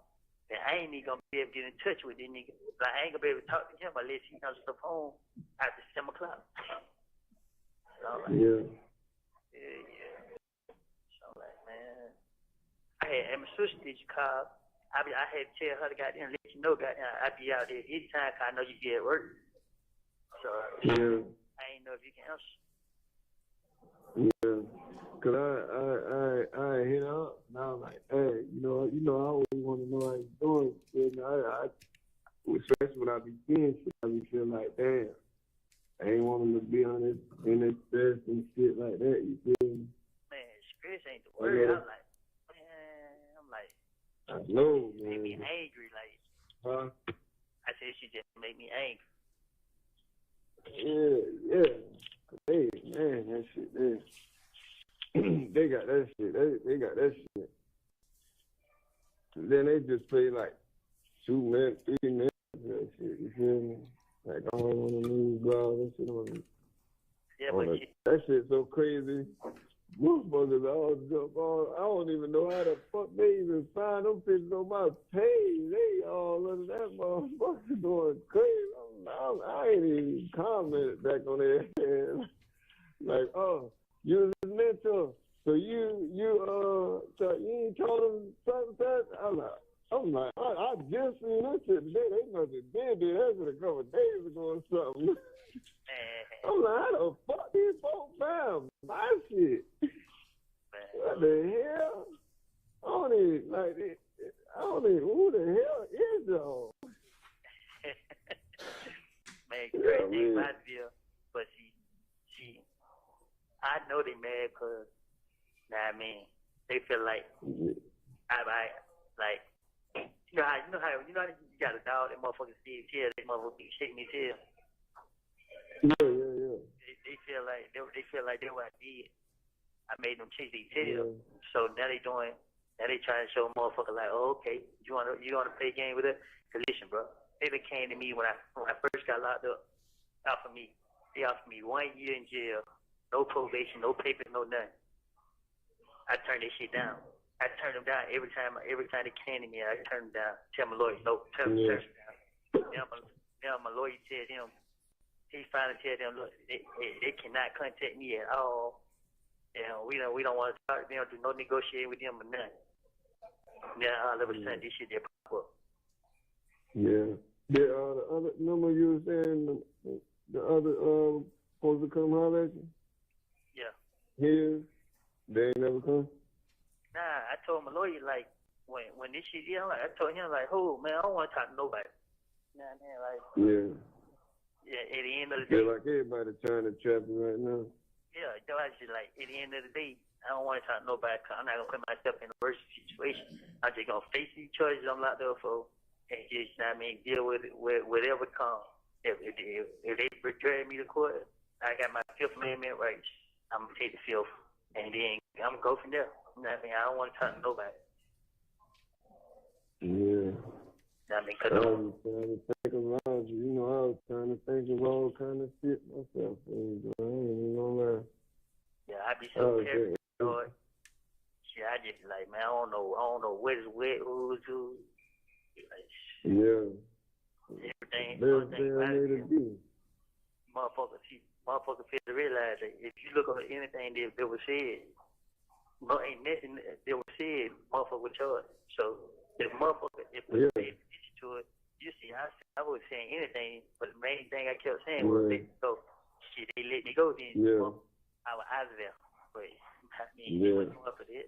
See, and you know, just the public, just people don't know all that though. Like people that's close to you in your circle or something, they know. But far as the public world, like they don't know that. All they know is what they see. They don't even know. They don't know what's going on. All they know is what they hear in front of me, what they see, and what they hear in court. For real. So they just take everything and run with it. Exactly, like everybody on this shit. Yeah, everybody there, all the niggas on tour, please, and point the finger. Ain't nobody focus on none of that. They only focus on me. Like, man, look at this.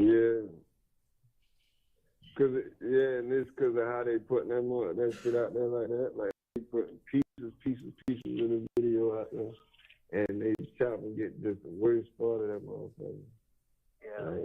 Like, come on right now, y'all let me go. Y'all catch them in the act. I leave y'all there, and y'all catch them, y'all follow, and y'all rest them in. Like, you know what I mean? They put that part on that motherfucker. Yeah. You feel me? Like, it just, they try. But remember, I used to always tell you, bro, that's the only thing that gotta be, because remember, I like, boy, if anything ever happened, you got a right to that discovery. That's the only thing I would always feel, man. Man, listen, my whole thing here. I feel shit. I just like. Well, at the end of the day, I feel like I'm more. You know what I mean, I feel like fuck him regardless. It ain't not. You know what I mean, him. Fuck him. You feel me? It ain't about him. Kind of at the end of the day, shit. It's like, you know what I mean? It's like what they putting you through right now. You feel me? Yeah. I ain't feeling sorry for him. Not him. I'm feeling sorry for you. You feel me? Yeah. Like, shit, at the end of the day, shit. Yeah, my whole thing, fuck them. I feel that way too. I don't care nothing about them, but my thing is with these niggas, they doing this to me intentionally. So by them doing this to me intentionally, I'm like, okay, then. Y'all gonna drag me, then okay, I'm gonna get drugged because I should know, allow myself to be put in this situation. Yeah. So I just like, this shit get hard. I get crazy as hell. But then I just remember everybody who standing on my side, shit, that's the only thing that matters to me. I like fuck everything else. Yeah. Yeah. I know the whole thing, like, I be laughing to myself, but I be mad with myself too. Like, I know better, you know what I mean? But it's crazy because motherfuckers don't pay attention. Shit, if I wanted to tell, I could have easily tell if I had anything to tell about. Shit, just like up on another nigga charges. I could have started. I could have started out right there. Shit. Yeah. So I just.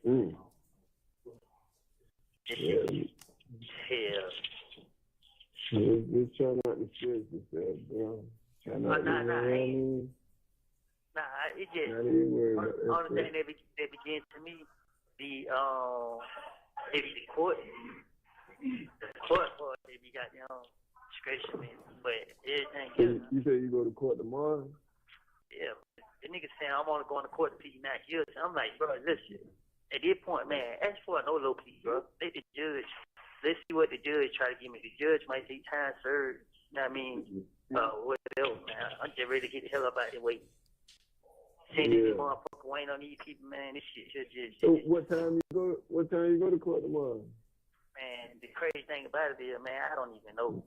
I know my They last just come get you whenever. Man, they probably don't even come get me. They do this shit so much that I just be like, man, I don't know. Hold on a minute. Yeah, hold on. What you saying again? Hey, look, I love you, bro. I'm trying to get you on tomorrow when I come out. Yeah, I'm gonna catch you. Just give me 2 minutes. Hello? Yeah. What you say? I'm gonna hit you tomorrow when I come out. Yeah, man, keep walking in my office, man. Like, God damn, bro, y'all don't see a nigga goddamn, you know what I mean? Like, what the fuck?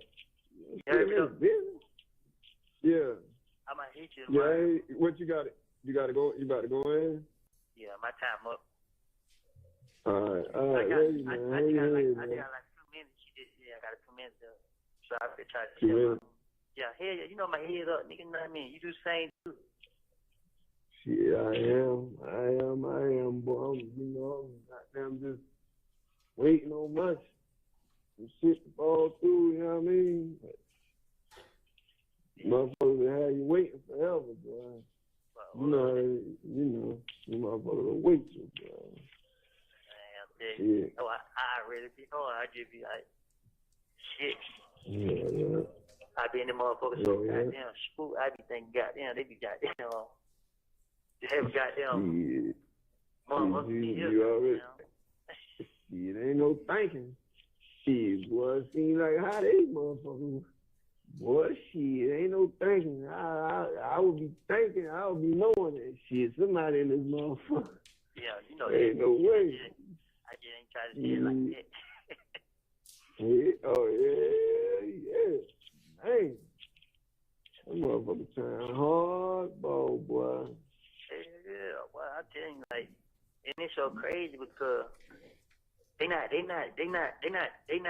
beating around the bush with it. They straightforward. Yeah. Oh, okay. How the fam them talking? They talking their head and all kind of shit. The fam, like your sister and brother them. Mine's here. Huh? Mine's here. Yours. Oh shit. Yeah, my family just like shit. You know what I mean? Shit. As long as I just keep my head up. You know what I mean? This shit. Okay. Yeah. But now, listen, bro. When I told that motherfucker they wasting their time, bro, that lady looked like she wanted to get on her knees and beg me, please, bro. I just looked at her like, man, get out my face. Like, you know what I mean? A lady? It was a lady? The one who be in the courtroom, the deputy DA. Oh, that name one? Yeah, like it was man, she like I guess they just determined. I'm like, man, listen, man, I made all this shit up, man. Just trying to talk my way out of jail, bro. You know what I mean? Like, man, the motherfucker look at me like, man, I asked her like, shit, what you want me to say? What? We just want to know how it is growing. I didn't grow up, man. I'm from a whole nother neighborhood, like, but I ain't even put it forward. I'm just like, I look at her like, man, this shit, I wasting y'all time. You know what I mean? Because I heard motherfucker like, when they gonna try to talk to my attorney, and then they'll be coming back. I said, y'all be coming back for what? Y'all wasting y'all time. Y'all might go find somebody else. She trying around and me. Like, she not closing the door like you could have leave. Yeah. The motherfucker closing the door for 3 times, opening it back up like I was gonna change my mind. Like, man, come on. Yeah, shit. I done did 5 years. I done did 51 months in the Fed, and I've been doing goddamn so much time in the damn state. Yeah. Every day. How long you been locked up so far? Man, 15 months. Boy, God damn. Oh, that's it, 15 months? Man, it seems like longer than that, boy. Nah, because I did 14 months, got out for 3 months, and then now I've been locked up 16 months. You have 1 minute left. Hey. Yeah. Hey. Yeah. Then shit be so crazy. Sometimes they don't even let my calls go through. I be calling home, goddamn. Be wondering why my sister and I be nursing. And then they finally pick up the phone. That shit, only one call don't came through. I be like, man, wait, what? Yeah. Shit, I'm about to go to this damn game tonight, man. I'm gonna go to this game and goddamn shit. Kick back with my old lady or something later on. She wanna go out to this little seafood spot, you feel me? Yeah. But look, they got well, shit, when I come out, I'm gonna tell her to text because when I tell her to call, every time she click over, All right, bet. All right. All right, I got you. All right, you too. All right, well, kiss.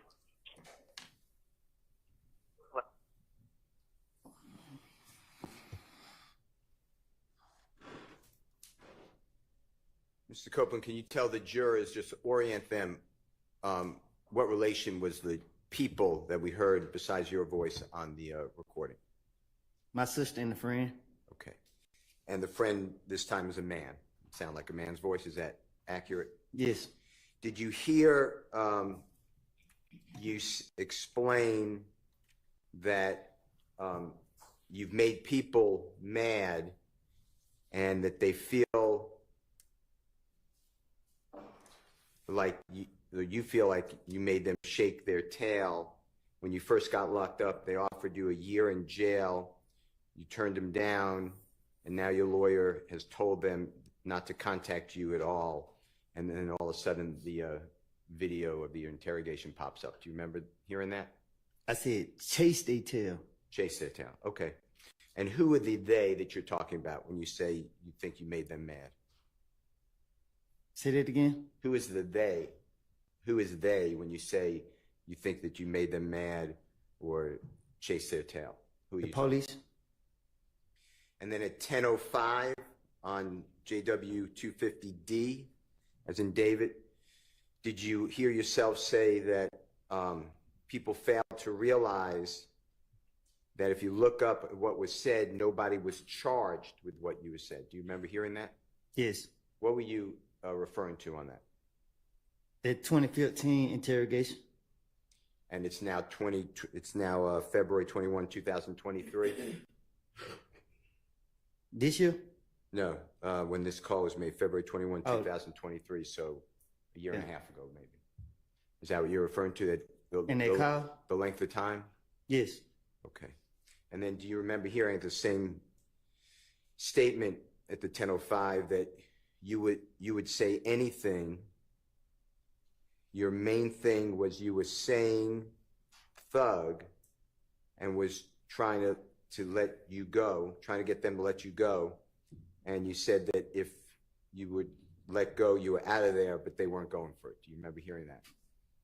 Yes. Do you remember a little later you said that it is crazy that people don't pay attention. If you wanted to tell, you could have easily told if you had something to tell. Do you remember hearing that? Yes. Do you remember hearing at 17:20 that you explained that you told them people that they're wasting their time, and the lady acted like she wanted to get on her knees and beg and plead? You said you told them to get out of your face, and then the man asked which lady. Do you remember that? Miss Love. And then you said on the recording, the deputy DA. That's who you just pointed to? Miss Love. And you said you told them, Miss Love, that you made it all up trying to talk your way out of jail. Is that what you said on the recording? Miss Love. You told her that? Yes. Back in February 21 of 2023 and before that? When she can't see me at jail. And then she wouldn't leave, and you said, what does she want you to say? Do you remember saying that? Huh? You asked her, meaning District Attorney Love, what does she want you to say? Remember hearing that? Yes. And then you said that they asked about how it was growing up, and you said, I didn't grow up with them. You're from a whole different neighborhood. Did you hear that? Yes. And you told Deputy District Attorney Love that she and the others are wasting their time. Yes. Who else was with Miss Love? Miss Hilton and the big guy,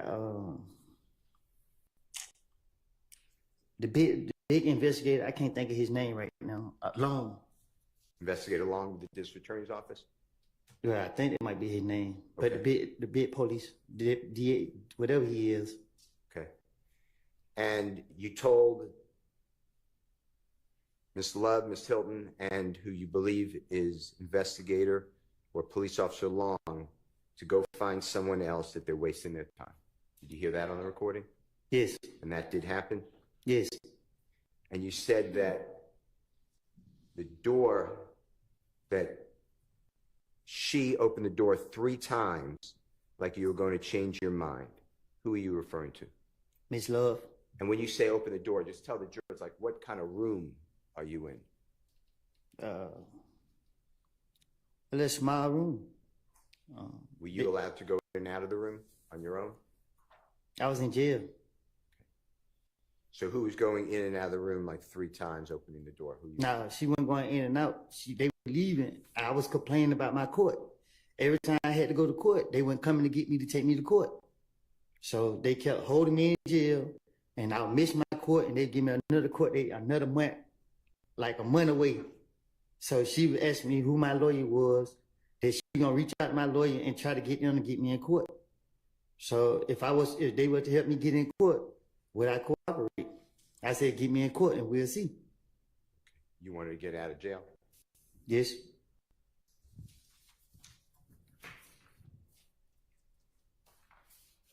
Did you ever hide the fact from the district attorney's office or the police once you were in federal custody that everything you said was just to get out of jail?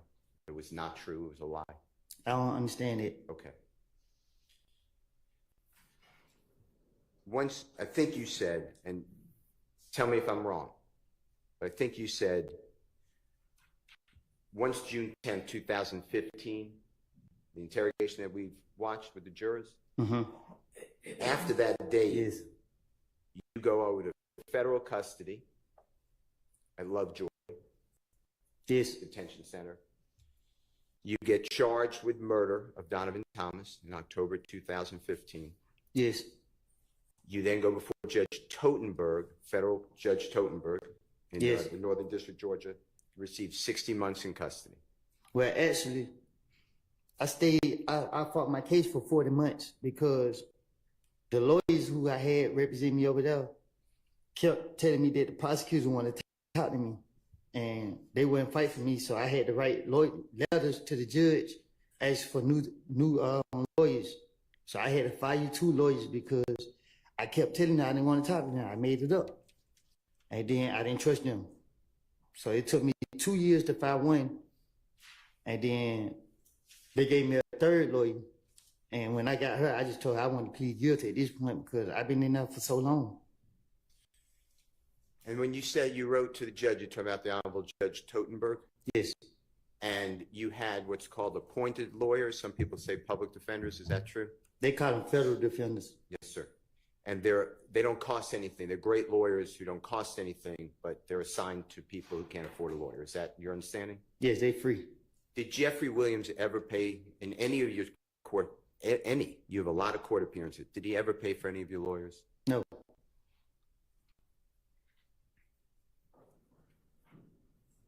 With regards to that time that you were going through Judge Totenberg to get the 3rd lawyer for 40 months and then you pled guilty to 60 months, which is 5 years, right? Yes. You made it known to the district attorney's office of Fulton County through your lawyer that you made all of this up, that you lied. I didn't talk to the district attorney when I was in the federal over there. It was the federal U.S. attorney kept telling me I attorney that she wanted to talk to me. And that you made it clear to the United States Attorney's Office, the lawyer for federal prosecutors, that this was all made up. Well, the first lawyer tricked me down there. He tricked me into a proffer. When I got in there, I seen all the police that locked me up. I was like, what the hell is this? And then they were like, they gonna step out. So they stepped out so I could talk to him. And I was like, bro, what is this? He's like, well, they feel leave you. You can help them with some information. I said, I don't got no information for them. And I mean, I said, I lied, I made this up. And I mean, try to finish myself out of it. And now I'm in the feds. So immediately after June 10th, 2015, consistently you said this is all a lie. Right. And you told the authorities, whether federal or state police, district attorney's office. Yeah, it wasn't. It was just they were like, contact your lawyer when you're ready to cooperate.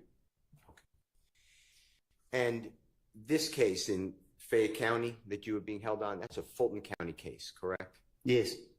How long were you in jail total till you can dispose of your Fulton County case that you were held in Fayette County? Which one? The one more recent, 2022, 2023. You said how long was I locked up? Yeah. I lost count. And you just couldn't get into court? Huh? You just couldn't get into court? Every time I had to go to court, they wouldn't come in to get me. Was it made clear to you that you can get out of jail immediately if you just adopt your lies from 2015? I don't know what you you're go asking. up. That's a bad question. Okay. Forget that. Did you make it? Was it made clear to you by District Attorney Hilton, District Attorney Love, or other people with this state that you can get out of jail at any time if you cooperated with them by saying what you said in 2015 was true? I don't get what you're asking. Okay, don't worry about it. I'm going to ask you something. I'm going to go into a different topic. I'm very focused, obviously, on Jeffrey Williams. You know I represent him. You say you would? I represent Jeffrey Williams, right? You know. Right. I just want to make clear, when you told in that interview on June 10th, 2015, when you said that Mr. Garlington told you that Mr. Kendrick and Mr. Shannon Stillwell were in the vehicle that shot at and killed Donovan Thomas, was that true, or is that part of this lie? Yeah, I told him I made it up. He never told me they did it. And you made that clear to the authorities as well?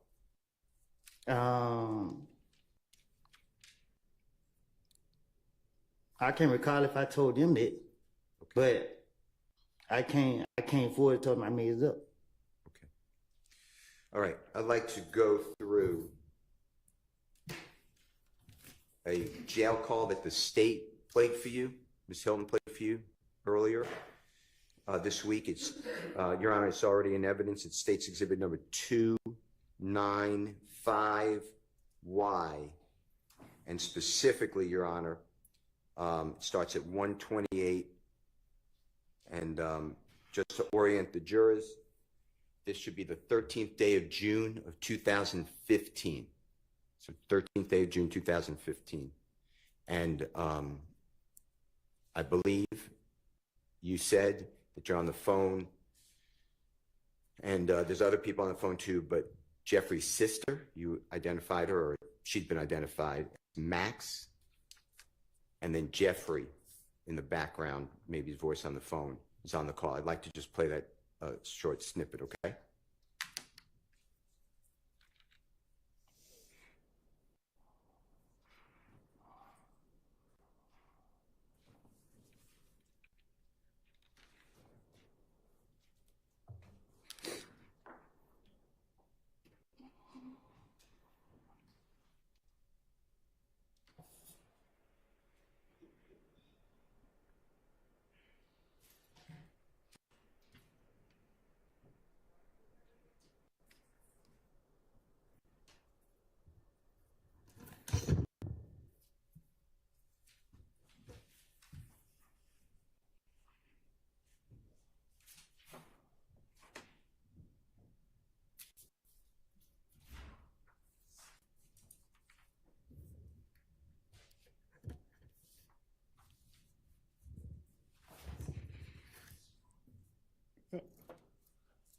I can't hear nothing.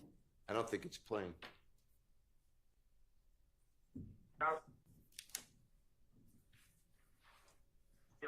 Hello. Hello. She be waiting. Hello. Woody. Yeah. What's up, Woody? What's going on? Yeah. Lil Gerard here. Yeah, he got a bun. Huh? Deshaun. Yeah. How much your bun is? 15,000. But I can go to a bun, come about 1,500.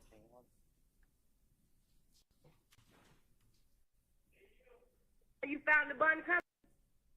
I'm on lockdown, so they don't let me out one time a day. But my brother now did.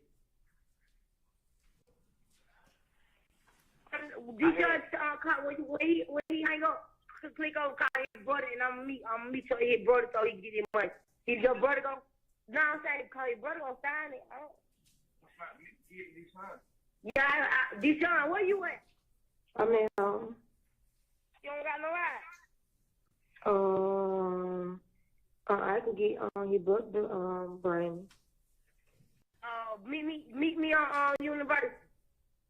On University where? At that gas station we always do. You know what that gas station Chevron? That's Chevron. Meet me at Chevron. Hey, man. Okay. Yeah. Look, you ain't right, bro. What did D do? I'm gonna say too much, bro.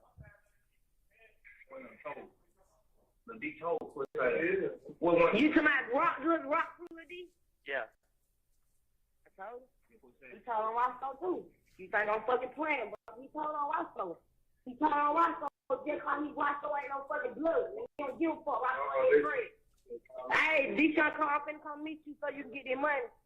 Go and pay Woody Barnes so he can get out, bro. And when you get out, Woody, I need to have a serious talk to you because I really feel some type of way. I'm going to talk to you about it so you get out. Man, listen, man, don't start this shit, man. I ain't playing with you. I ain't fucking playing with you either. God's birthday on the way. Fuck wrong with you. Yeah. I appreciate it. Tell you, bro, I love him too, bro. He hear you. You gotta get this motherfucking mind together. He said you gotta get your mind together, bro, because you been tripping. Man, how, bro? I been left out there alone, bro. I ain't had nobody, bro. I just felt like nigga left me out there. I ain't did shit. You ain't left out there alone. You just want to be out there in the trenches. Bro, we ain't fucked up no more. You ain't got to be hanging out there in Cannonville. Shit, I had no choice. That way gonna get you time, Cannonville. Out there in them apartments. I keep telling you that. Were you able to hear that? Yes. Okay. And that was, if you recognize the voice, that's the voice of Jeffrey's sister. You know her, I believe, is Max. Is that fair to say? Yes.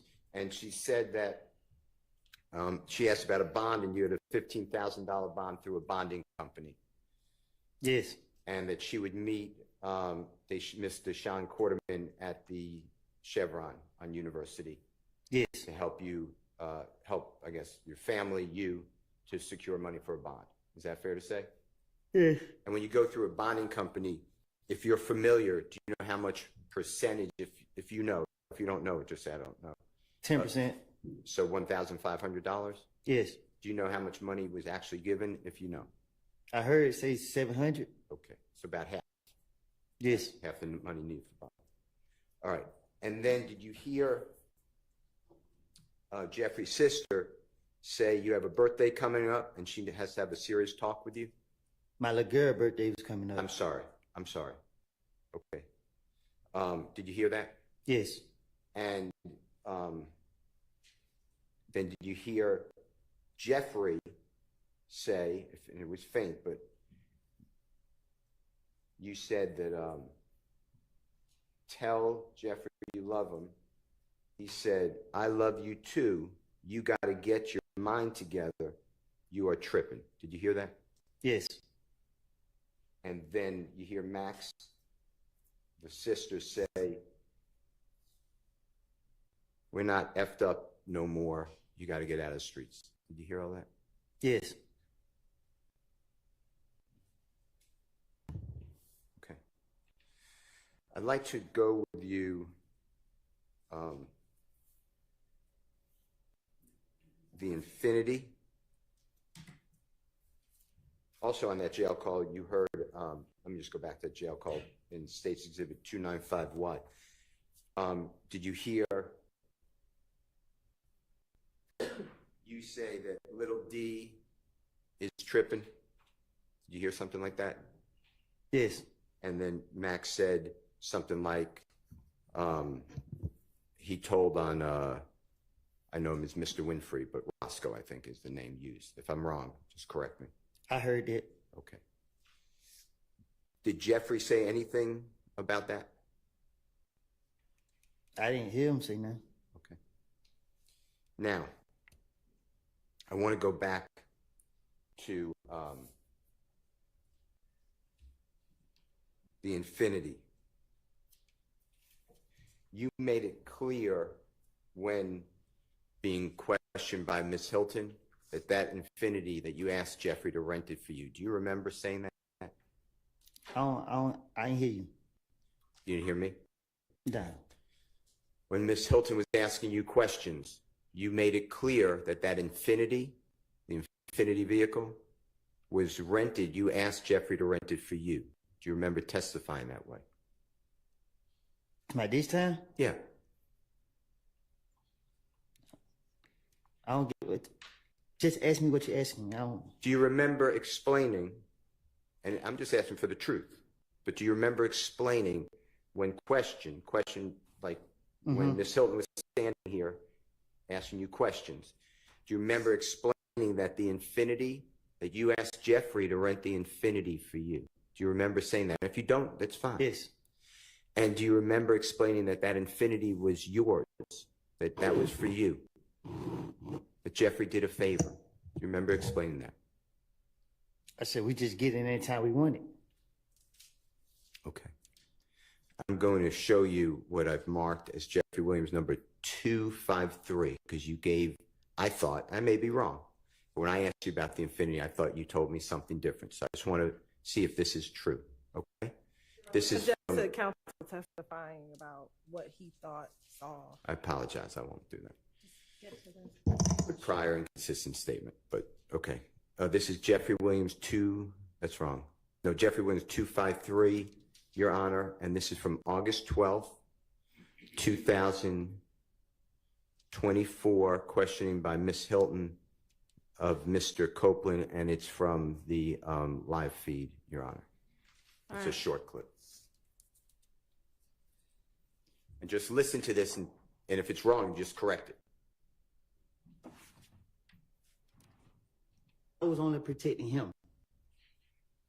So when you told the detective about what happened the night of Donovan Thomas's murder, were you protecting Threat? Yes, I was gonna keep Threat name out of it as much as possible. Did Threat have something to do with Donovan Thomas's murder? I don't know what Threat got something to do with it, but I know that they was the last person I gave that car to. What car? The car, the Infinity car. And I wasn't gonna say nothing about it. What Infinity car did you give the Threat? The Infinity car that I had. Okay. Is this the same car that you went to the rental car place with Thug and Thug rented the Infinity? I'm talking about the gray Infinity car that me and Zachary was riding in. I wrecked the car, put up on Threat, gave the car to Threat, and I left. Okay.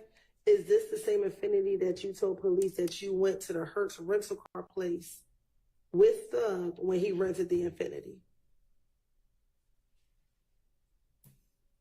I just told you that I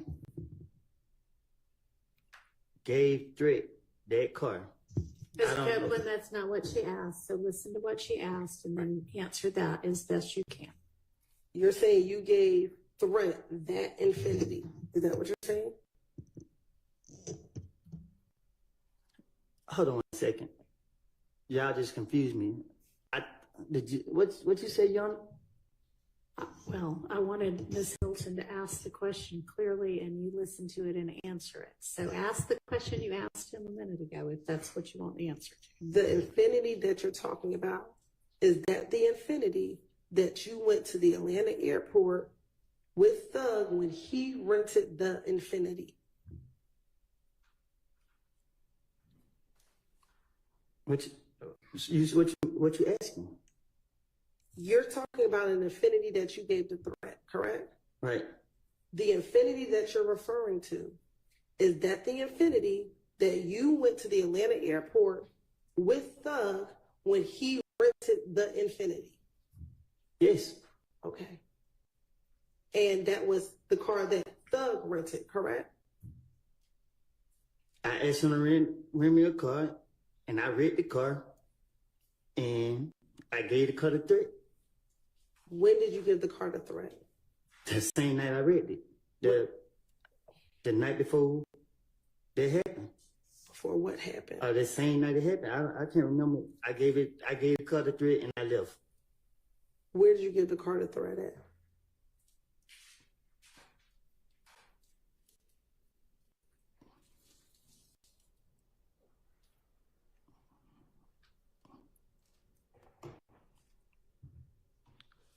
At the studio.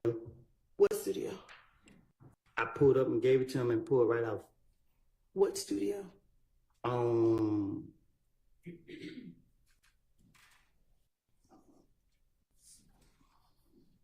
It was by Northside Drive, Marietta. It was one of them streets.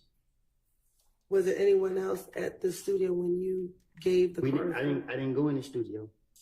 I pulled up. I was pulling up, and I seen threat.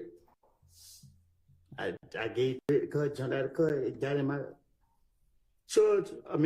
Called my brother to come and get me.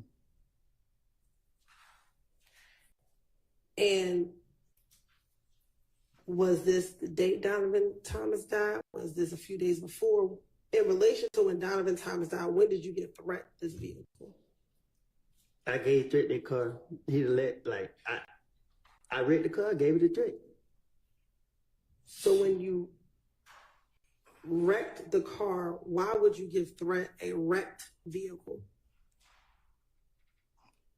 So I could, what you mean? It wasn't damaged bad. I don't know. I hit something on it, and then shit, the thing on the cover, it was tripping. So when I pulled up, I wasn't giving it to threat, but I just seen him standing outside. And I was like, he like, what you about to do? I'm like, just get the key real quick. I'll be right back. Gave threat the car, and I dipped. I don't know if it was late. So when I woke up the next day, I came outside, and this when I heard what happened. Okay. Your Honor, it stopped at 451, I believe. In on January 7th of 2015, when that Infinity rental car was rented at the Atlanta airport, Mr. Copeland, did you have a credit card that you could at that time rent a car? I don't even have a driving license. Okay.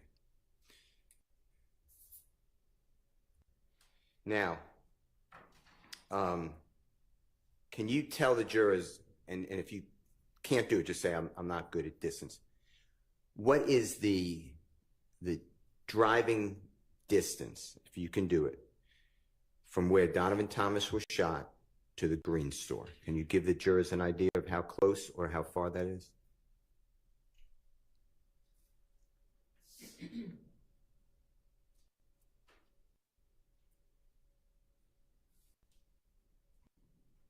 $5 minutes. Okay.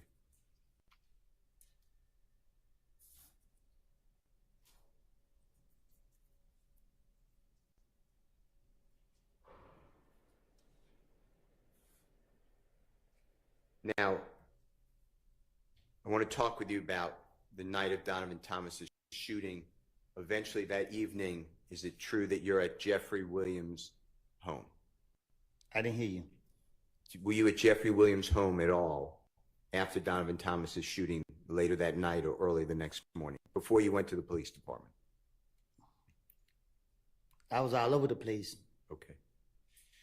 Do you personally know whether Sprinter vans were already summoned to come and pick people up that evening to take them down to Miami for Jeffrey Williams to perform and do shows and work in the studio? And if you don't know, just say, I don't know. Yeah, I don't know. Every time we went with him, it just be like spare the moment. Okay.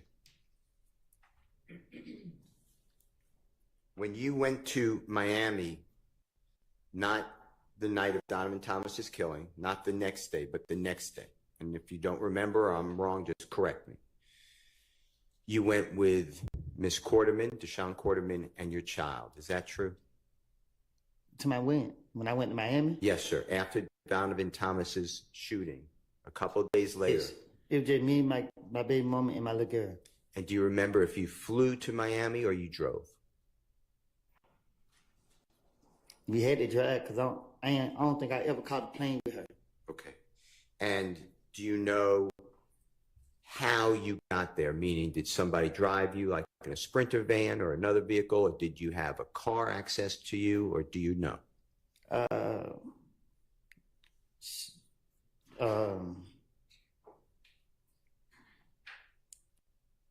I can't remember how we drove down there, but I know we drove down there. I don't know if it was a Sprinter or a van. I can't remember how I got down there. Okay. And is it true that immediately after Donovan Thomas was, God forbid, killed, that your family, you and your family's homes and persons were being shot at? What do you mean? You left the Atlanta, Georgia area for safety. Is that true? Yes. Okay.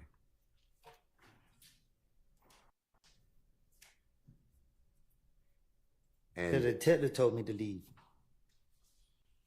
And was it Detective Thorpe? Do you remember? Yes. Okay. And did Jeffrey give you any money for that trip and pay for anything, hotel room, anything like that? No. Did Jeffrey ever give you any money ever for committing a crime for him? I never committed a crime for him. That was my next question. Okay. You had a lot of contact, it appears, what the jurors heard with Detective Gaither, Detective Thorpe. It was just telephone calls. You could text them. They could text you. They could call you. Is that fair to say? Before, obviously, June 11th, 2015, before you got incarcerated and continually for 50, yes, 60 months, 51 months.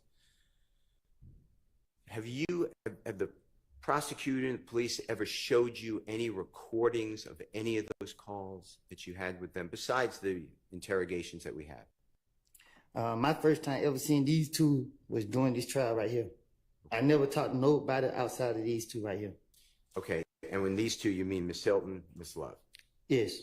I'm talking, and I appreciate that, I'm talking about Detective Gaither, Detective Thorpe, and all those communications, Detective Dennis.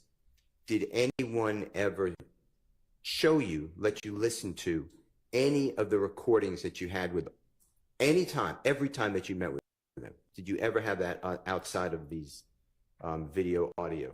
No. Did you ever see a report that was shown to you, hey, you said this on this date? No.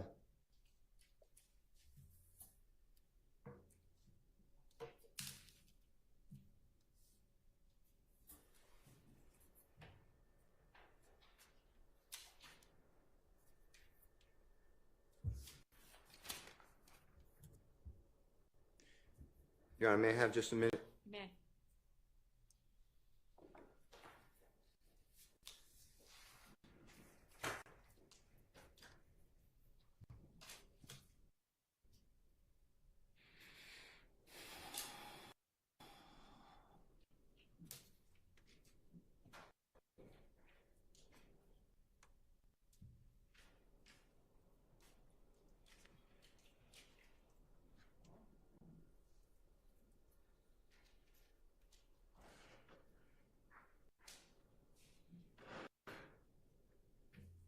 I have no other question. Thank you. All right, thank you. Mr. Weinstein, I think you indicated you might have a fairly short cross-examination. Go ahead. All right, go ahead.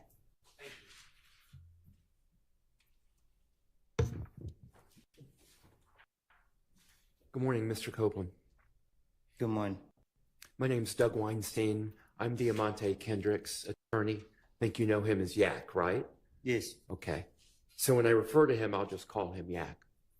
I know you weren't feeling well yesterday. How are you feeling today? I'm feeling better. Thank you.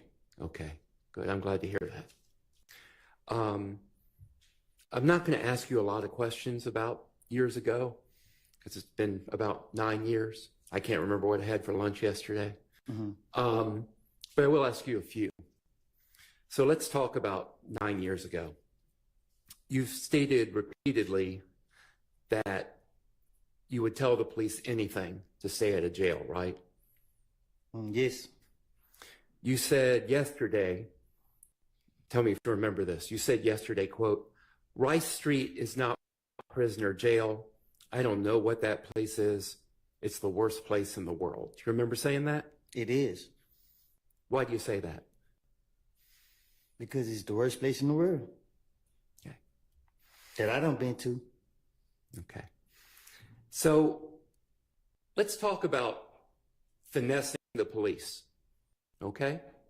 I think you've heard the word, I'm just going to say it once, you've heard the word bullshit a bunch the past couple of days. Right. So we'll just say BS. Is that basically what you were telling the police, BS? Yes. So you're a bullshit artist. You're a BS artist at the time. See? I'm sorry. I said, as you can see. Okay. Or at least you were several years ago, correct? And I told them that. Okay. And you would stay at the jail to help yourself because you didn't want to be in there, correct? Right. And you wanted to stay at a jail to help your family, your girlfriend, your daughter, correct? To protect them. To protect them. Yes. Okay. And again, you'd say anything to stay at a jail so you could protect them. So when you said that you heard things from Mr. Garlington, from Lil D, about what them guys shot Thug, that was a lie, correct? It was. And about Yak being a driver, that was a lie, correct? It was. When you would tell these lies, I think you testified earlier that what you would do is sprinkle in like a few grains of truth in the lie. Is that correct? It's the only way you can be convincing. Can you explain to the jury that technique that you would use? All right.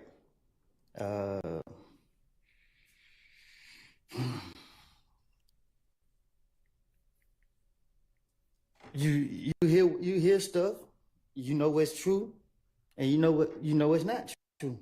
So you take this right here and put it with that right there. And you would have you finished your answer? Yeah. Okay. Which one? I'm going into details? No, I think that's a good description. Unless you want to go into more detail, you're free to do that. I'm trying to get out of here, so I don't want to. Yeah, I don't want to keep you too much longer either. So, again, those things that you said were lies about Yak. The reality is that you told the prosecutors, these two prosecutors here on my left, you told them before June 7th of this year that what you had told the police, what you told those detectives in 2015 was a lie. I told them when they came see me dead, yes. And you told them on June 7th it was a lie. June 7th of this year. That was that Friday. I don't know. When y'all go to using dates, yeah. I don't know. I can't say what date, but I told them. And the date I'm referring to, if this helps you at all, is that first Friday that you came to court here on this case. You told them it was a lie on that date. I can't say what I told them. I can't say what date. Okay. And after they sent you away to jail for the weekend and you came back on that Monday, you told them it was a lie, that you had lied back in 2015 as well, correct? I don't understand it. Okay. Well, I'll take that question back. All right. I don't want to confuse you. All right. Okay. I recall earlier in your testimony, you said something to the effect, and these aren't your exact words, but you said, you know, my hand to God, you're telling the truth now. What you said back in 2015 was a lie. Do you remember saying that? And I still am saying it. That what you're saying on the stand today is the truth. Yes. You know, I was watching an interview you gave. Tell me if you remember giving an interview. It was published to YouTube on the 9th of August this month with DJ University. Do you remember the interview you gave to DJ University? In Chicago? I don't know where he was based. I was sitting on the sofa? Yes, you were. Yes. Okay. And you told DJ University about coming to God lately. Do you recall that conversation you had with him?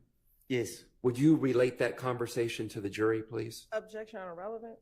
It goes to his credibility today on the stand, Your Honor. Just ask, instead of the conversation, just ask him whatever you want to ask him. Okay. You told DJ University that when this indictment came out in this case in 2022, May of 2022, and then August of 2022, and your name was not on that indictment, that you realized that God was at work in your life. Do you remember that? And what did you mean by God was at work in your life now?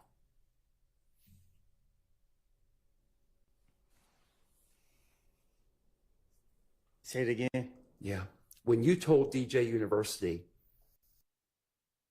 and you told him a lot about God entering your life lately, but you told him that when you saw this indictment and this case come out, that you realized that God was at work in your life. And I asked, what did you mean by that when you told him that? If you can express it. Just God is real.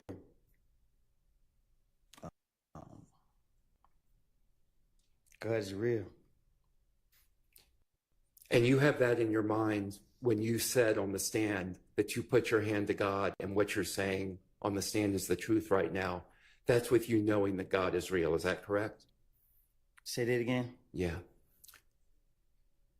That knowledge that you have, that belief that you have that God is real, you have that in your mind when you took the stand and you raised your hand up and you said, my hand to God, what you're saying now is the truth, and what you said in 2015 was a lie. Yes. That was with God in your mind, correct? It's in my heart, not my mind. Okay. So having told the prosecutors repeatedly that what you said in 2015 was a lie, did they tell you why they were still putting you on the stand today? Can you say that again? Sure. No, the short part. Okay. Did they tell you why they were putting you on the stand? Okay. Despite you having told them that what you said in 2015 was a lie. I don't know. Why did he put me on the stand? Okay. Thank you. I don't have any further questions. Thank you for your time. Mr. Matthews.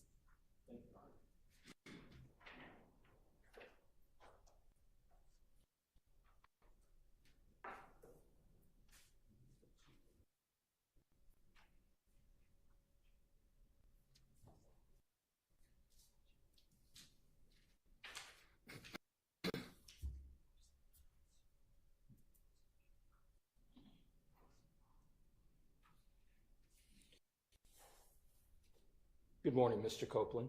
Good morning.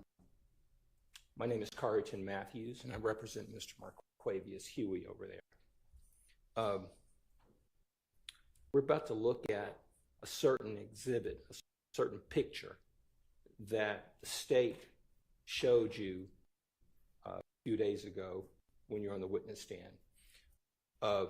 It was a picture of you and Mr. Huey and someone that you referenced as Nard at a restaurant. Do you remember that? Yes. Okay. That particular photograph, can you pull it up? Okay. It was taken at Mr. Pig's Smokehouse at 1992 Donald Lee Hollowell Parkway in Atlanta, Georgia, right? On Bankhead. On Bankhead. And that is probably about 20 plus minutes from Cleveland Avenue, right? Probably far, yeah. It's about that same distance, or give or take a little bit more, a little bit less, from Mechanicsville, right? Right. And it's a barbecue spot, right? Yeah, they sell barbecue food. When you all went to that barbecue spot, it was in broad daylight, right? Yes. Went there for some food, right? Yes. I'm going to show you this photograph, and I want to talk about it. State's going to pull it up. Now, you've not known Mr. Huey that very long, correct? Probably a couple months. Okay. And you were at this particular restaurant with Mr. Huey and Nard on this particular day. And in this photograph, I want to talk with you about it. In the photograph, someone wrote, you can tell us whether it was you, I am this. Do you see this photograph here? Yes, I see it. Okay. All right. Let's talk about it. Is that you in the middle? Yes. And this is at Mr. Pig's Smokehouse on Donald Lee Hollowell? Yes. Okay. Now, you have your hands together. Is that correct? Yes. It looks like it's a symbol of you praying. Is that correct? It is. Okay. On your clothing, is there anything that suggests YSL on it? No. Do you see the person to your right in that photograph? Is that Mr. Huey in that photograph? With the white t-shirt? Yes, sir. Yes. Okay. Let's look at Mr. Huey. Take a look at his t-shirt. Do you see anything written on his shirt? Anything YSL on it? It's a white t-shirt. Okay. Let's look around his neck. Do you see any fancy jewelry around his neck? No. Do you see any bracelets on the arms that you do see? No. Any rings or anything of that nature? No. On this particular day, do you see, or did you have in your waistband a handgun? No. To your knowledge, did you see, or Mr. Huey have a handgun on him? No. How about this person, Nard? Did you see him with any type of handguns on that day? No. Were you all meeting there to do a crime or anything of that nature? No, we were chilling the whole day. Okay. Now,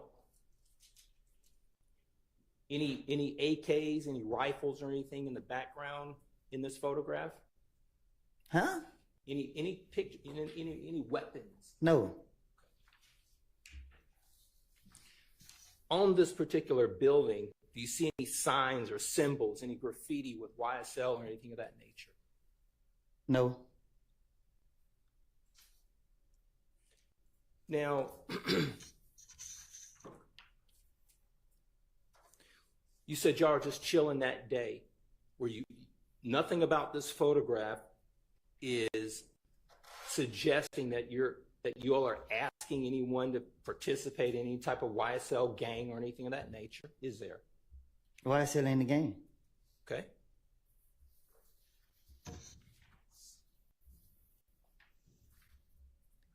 And I see on this particular photograph, it says, I am the streets, out now on all platforms. Tell this jury, what is I Am the Streets? The title of my music. Okay. So, and is this 725 Woody, that was your Instagram moniker at that time? But it was ran by my management team. Got you. And was this particular picture, was it kind of celebrating the release of your music? I think I was in. I don't know when this picture was posted, but I remember taking it. But that ain't no caption that I put on there. Okay. And tell the jury, when you had your hands together like that, what were you representing, or what was the message you were sending with your hands together like that? Peace.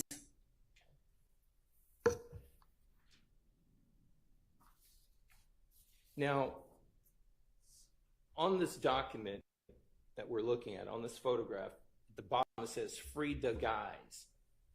Can you tell the jury if you know what was that about, or what that represented? That we was incarcerated, or that at least one of us was incarcerated. Okay. And was there anything in your mind criminal or wrong about saying "Free the Guys"? Well, I don't know who posted it. So on my page, if there was posted on my page. Okay. It's not something you posted. I didn't have a phone in jail, so no. Okay.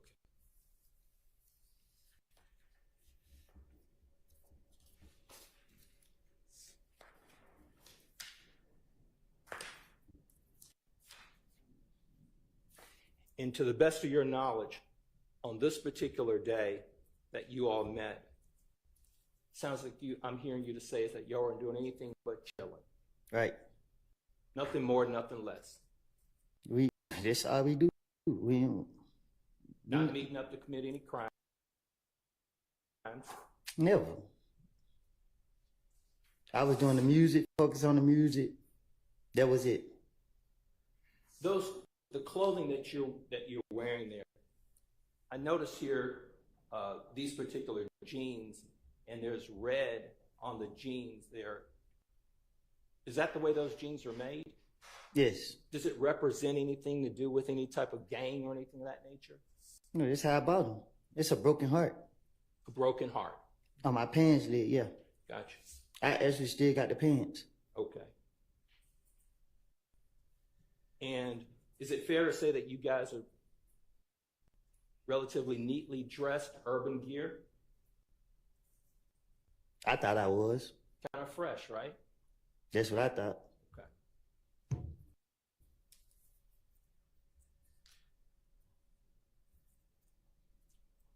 Have you had any conversations with Mr. Huey since this particular day that you're aware of? I don't know what you mean. Have you talked to him? What you mean? Have you had any conversations with him? In other words, do you... After this? Yeah. I don't. You saying? Had you talked to after him? we took the picture? After that particular day, had you talked to him about anything that you can think of that had anything to do with other than chilling? What's wrong with us taking a picture? I don't believe there's anything wrong. Do you even know why this picture was even put up in evidence? I don't have a clue. Okay. Thank you. No further questions. All right. Okay, I think we're going to break for lunch at this point. Jurors, be back here at 1:15, please. And to Mr. Copeland. All right.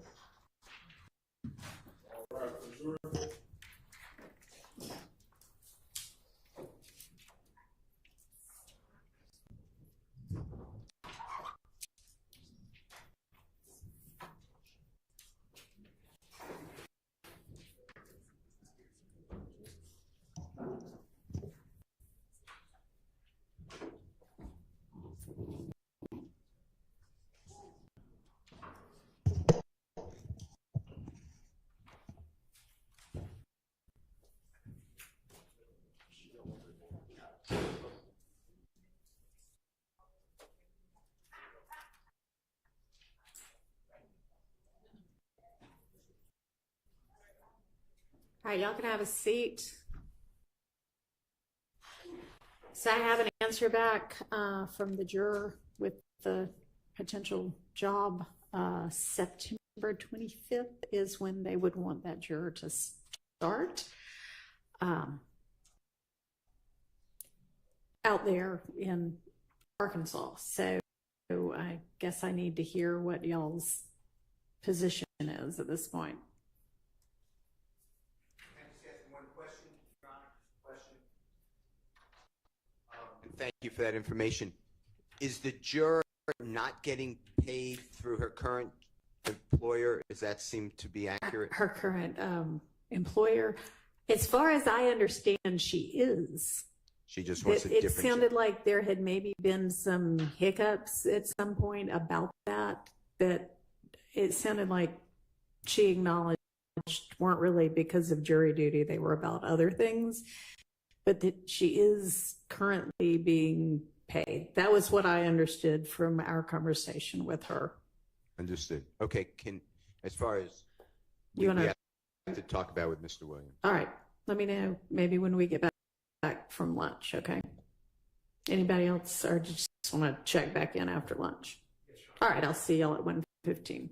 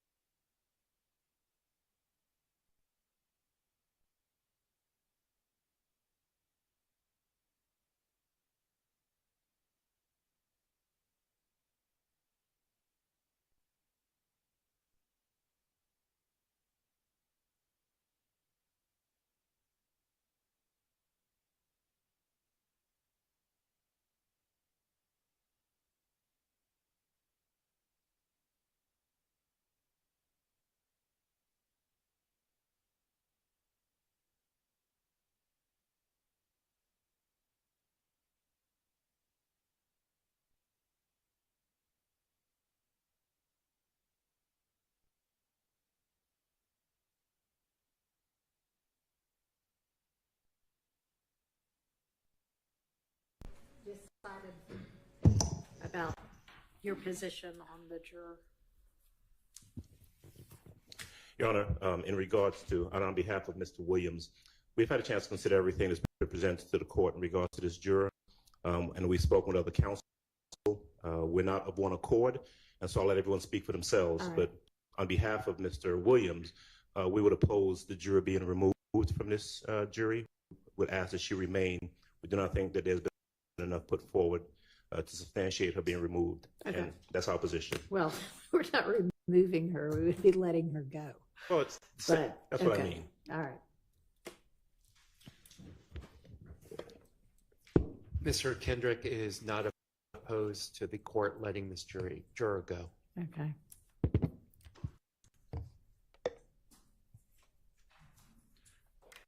Your Honor, on behalf of Mr. Stillwell, we are opposed to letting this juror go. We are under the impression that she is still getting paid. I am also under that impression currently. So we are opposed to letting the juror go. My impression is that she might have had some, I don't know what was going on, something between her and her current employer. But I mean, all I know is what y'all know. So I couldn't hear what you said without. Okay, well, y'all gonna have to work that out between yourselves. Mr. Ryan would like to wardar the juror to ensure she wouldn't hold it against us if we were to keep her. Okay. Your Honor, on behalf of Mr. Huey, we want her to stay. All right.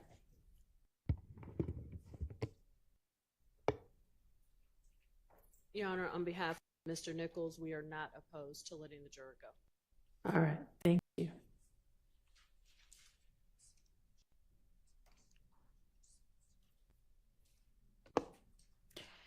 All right. And essentially, the state's position was, I'll leave it up to the court.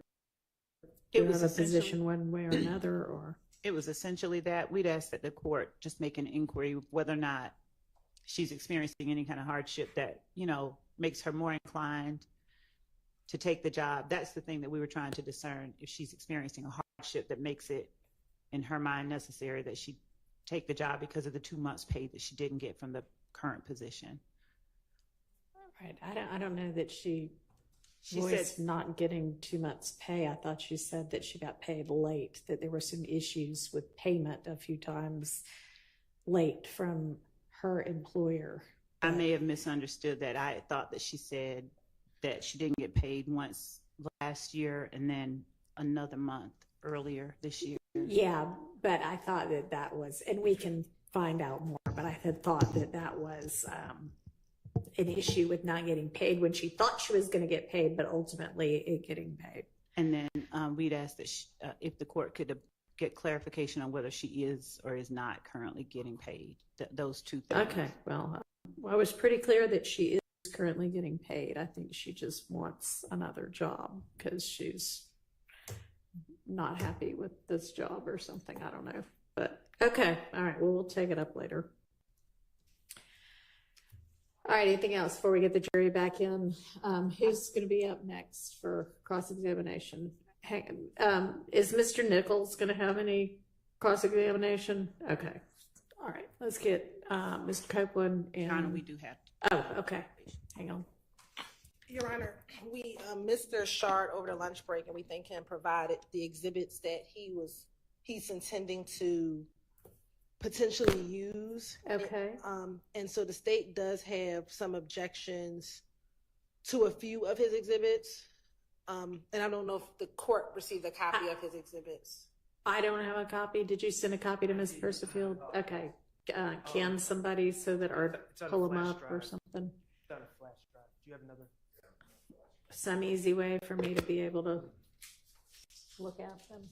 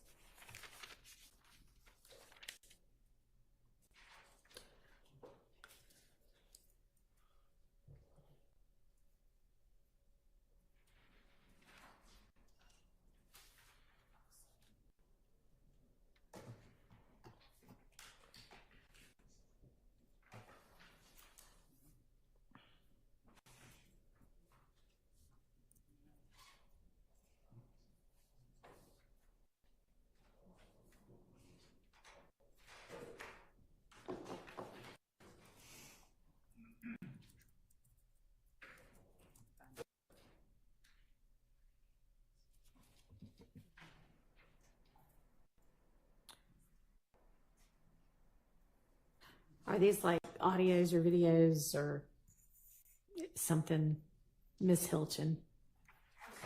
What is it that you're objecting to? One of the exhibits was the same exhibit that Mr. Steele attempted to exhibit, which was the Instagram post with the innocent man Instagram post, and so that was included. Now, I adopt all of Mr. Steele's arguments for admission, but based on the court's ruling, I was not intending on introducing that. The next two exhibits are, I think it's DS-27A, which is a warrant for false report of a crime. Mr. Copeland was never convicted. Matter of fact, I think that case was actually dismissed. And so I'm not sure the relevancy of the warrant that. Is this a different warrant than he was presented with before? Yeah, this is different from the murder warrant. Okay. Yes.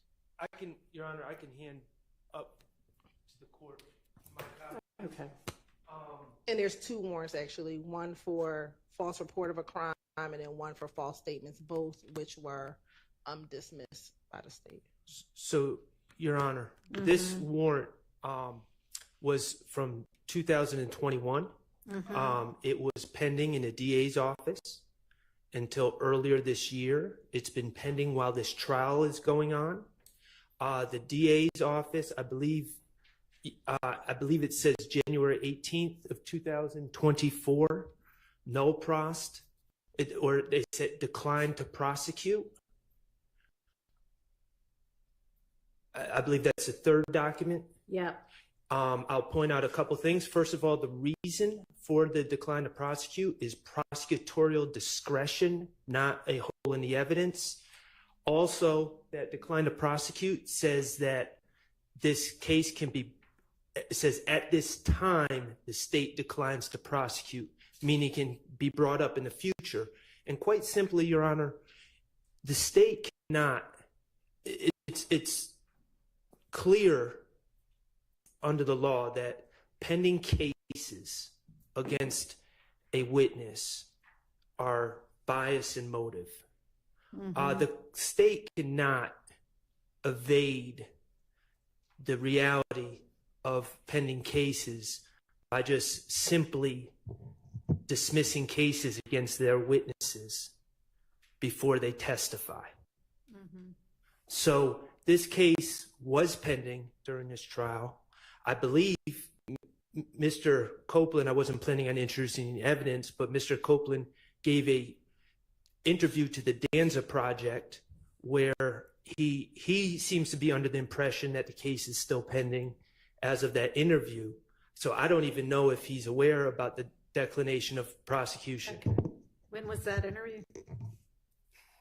About recently, like recent, last couple of months or I think couple of last weeks. few weeks. All right. That seems relevant. Then that's fine that it seems relevant. We just don't think he can go into the warrants. He can say was he arrested for false report of a crime and was the case declined, but I'm not sure if he intends to show him the warrants of his arrest. Was he arrested? He was arrested and then the case was dismissed 3 years later.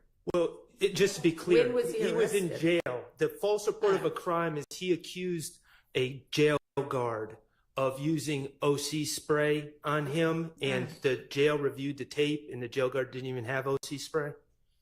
Okay. And so that's, this going into the warrant trial, it was declined earlier this year in January of 2024. Okay. Well, you can ask him about all of it, and then if it becomes necessary to use those documents, you can use them. Yes, John. What else? That's it. Okay. All right, then I think we're ready to get Mr. Copeland and the jury in.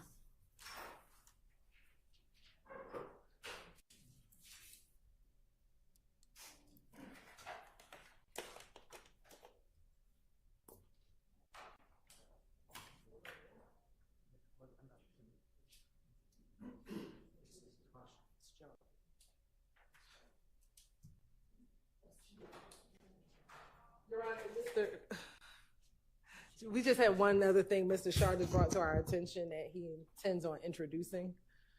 And I didn't know. Do we need to ask Mr. Copeland to step Yes. aside? And sorry, we thought we were ready for you, but we're not quite. Just hang very close.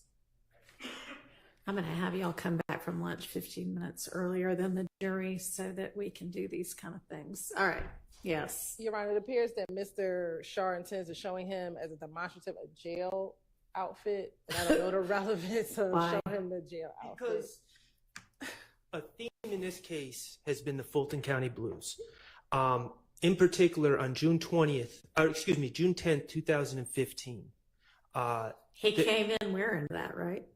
Well, I'm talking about 2015. Oh, 15. Okay. 2015, he's June on 10th, June 10th. Okay. He's on video. Yeah. All right, there's a lot of June 10ths. He's on video, and he's not wearing a jail outfit because they haven't brought him to the jail yet. Okay. Part of the reality of Rice Street, and I'm not asking this to go back with the jury, it's just a demonstrative. Part of the reality of Rice Street is you wear the outfit, you lose your individuality, your identity, you're thrown in the Fulton County. No, that is nice and dramatic, but no, we don't need to do that. May I use a picture? No. Okay. Okay, let's get Mr. Copeland.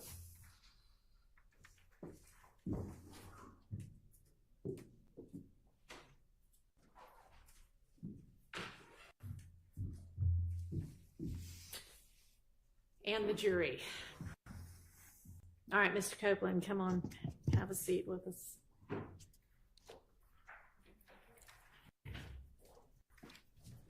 Well, I guess stand up for the jury.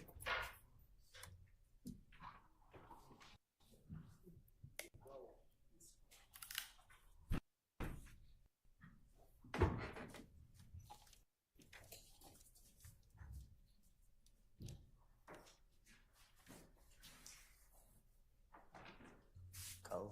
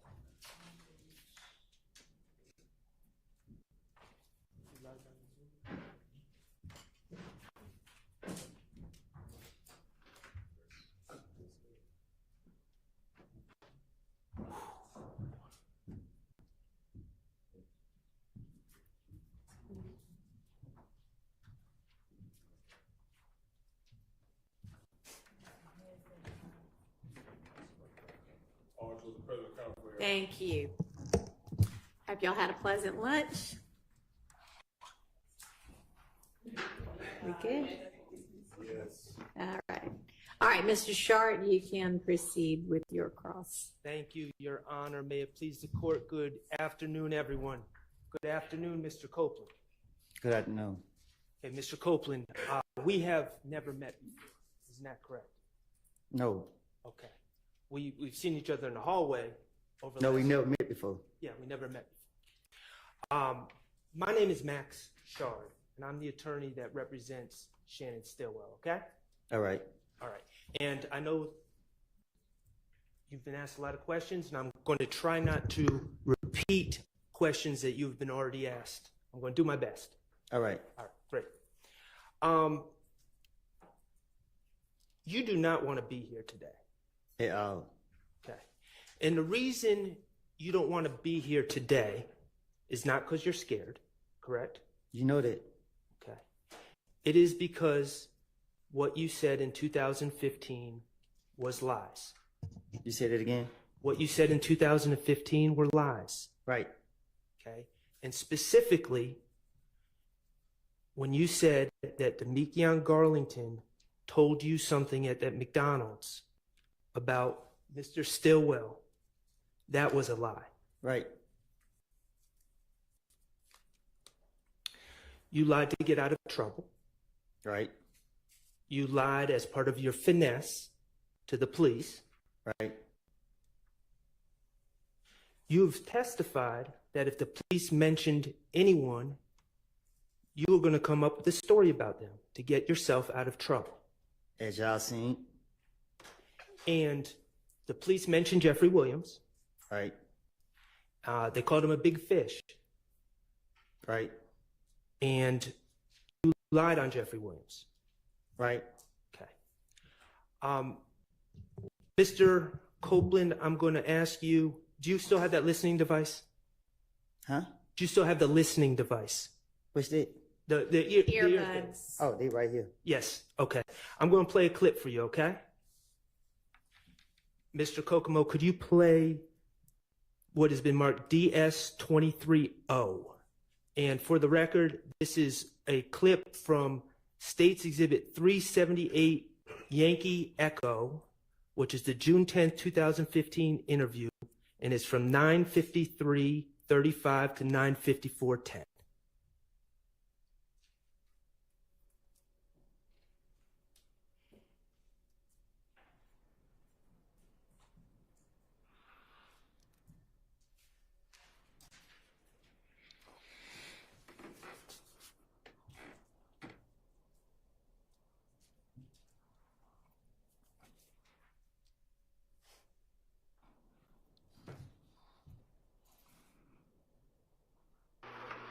How long you been doing Shannon? Longer than thug hell? Okay. You've been doing Shannon a good part of your teenage adult life, correct? Y'all. Mr. Copeland, is it not playing on your... It just popped up. Okay. Could you start it all over again for Mr. Copeland?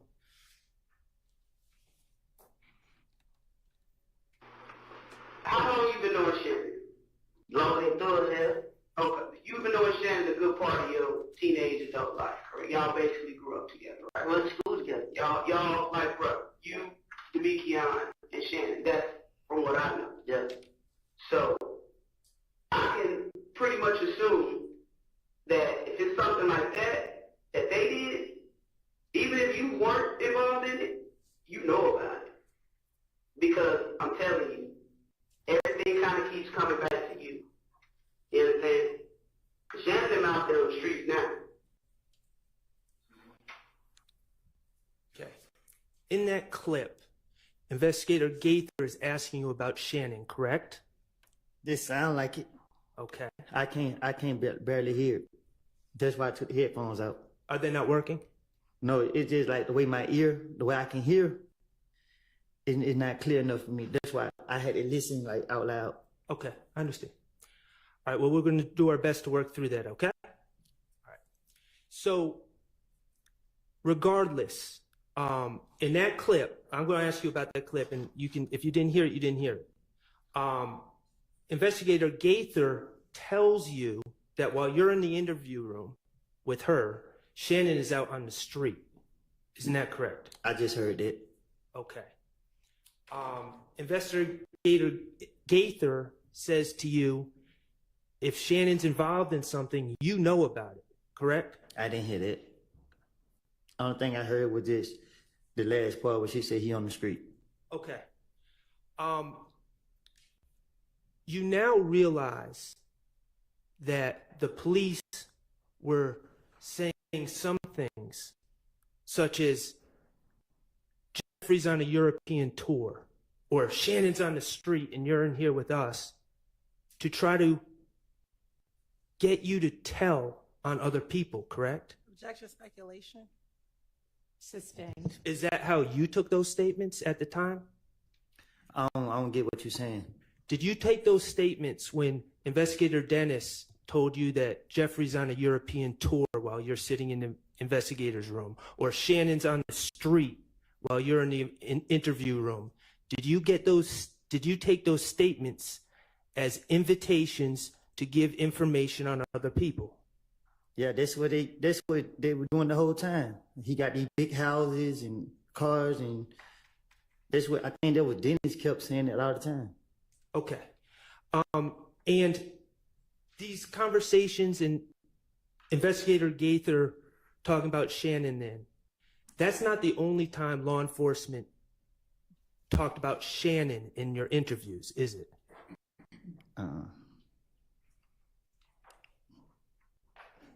They would talk about Shannon a lot. Yeah, right. And let me ask you this. These interviews that we have, are those the only time you talk to the investigators about this case? No. Okay. You would have phone conversations with investigators, right? Yes. Phone conversations with Investigator Gaither that aren't recorded? What you mean? Did you record the phone conversations? Mm-mm. Have you ever heard a recording of the phone conversations? No. Okay. So as far as you know, phone conversations with Investigator Gaither, you had those, right? Yes. And as far as you know, they're not recorded. We had conversation that I ain't heard. How many conversations would you say you had with Investigator Gaither from January 1st, phone conversations from January 1st to, we'll say June 10th? Weekly, daily? A lot. Okay, what about Investigator Thorpe? You talked to him on the phone? No. Okay. What about... But I did, but... Not as often? Yes. Okay. What about when they bring you to the interview room? Okay, obviously we see videotapes of you in the interview room. Do the police talk to you outside of the interview room before you go in there? Yes, they do it all the time. Okay. And are those conversations about what you need to do? Yeah, some like that. Okay, and what officers had those conversations with you, to your recollection? Shit, everyone they held me. Okay. So the bottom line is you said that the state were asking about Jeffrey when Mr. Steele was asking questions, right? Yes. Okay, the reality is the state was also asking about Shannon. Yes.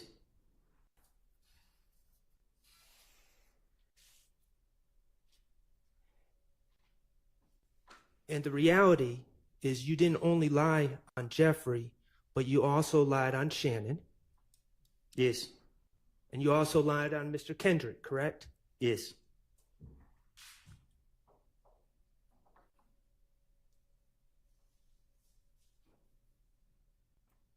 You remember when Attorney Steele showed you that video from the Texaco gas station and asked if you saw Jeffrey Williams walking around the Texaco changing cars?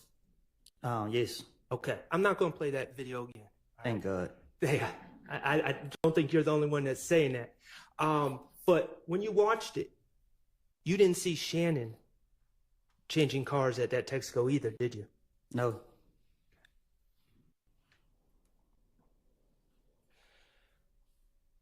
Regarding these lies you told in 2015, you have repeatedly told the state that they were lies, correct? I told everybody who listened to me. Okay. I want to ask you about, you mentioned it briefly with Mr. Steele. Remember that on June 10th of this year, we're talking about this year now. Remember when you were in the judge's chambers? I'm listening. Do you remember that? Yes. Okay. And just so we're clear, you didn't request to speak to the judge or the prosecutors, did you? I had no clue where I was going. Okay. And you had been in jail the weekend before. Yes. And guards brought you to the judge's chambers. Took me straight in there. Okay.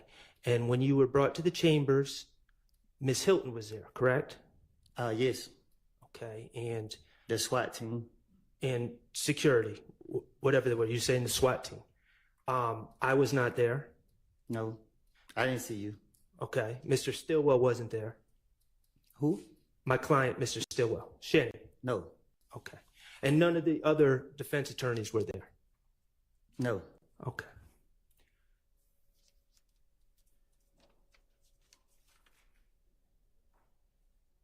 I want to ask you about some things that were said in that interview. Now, you're aware there was in that meeting on June 10th. Okay? Now, you're aware that there's a transcript, correct? I heard. Okay. Have you seen the transcript? It was sent to me, but I didn't never look at it. If I ask you about things that were said in the meeting, would looking at a transcript help? I guess. Okay. Your Honor. Yes. May I approach with what's been marked as DS-33, which is the transcript from the June 10th, 2020? Yeah, but I mean, ask him about it first.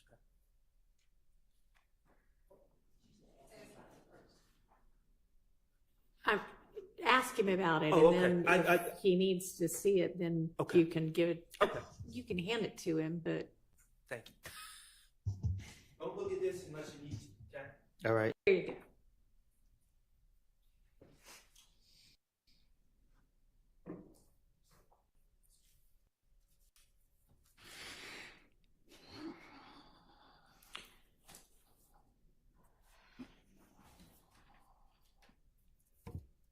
Mr. Copeland, in that meeting in the judge's chambers, did you tell Ms. Hilton that you've never been truthful in your life? Except when you're telling them that you're a liar. Right.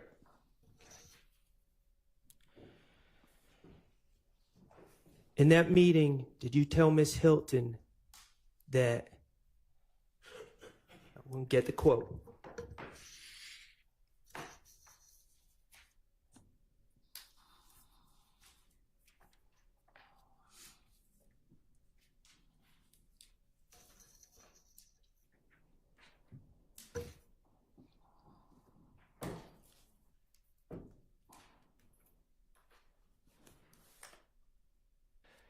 so when the police question me, they don't question me every time they lock me up. I don't know how many times that was. I done told them whatever different story I could think of to try to finesse my way out of the situation. I don't recall what I told them. Yes.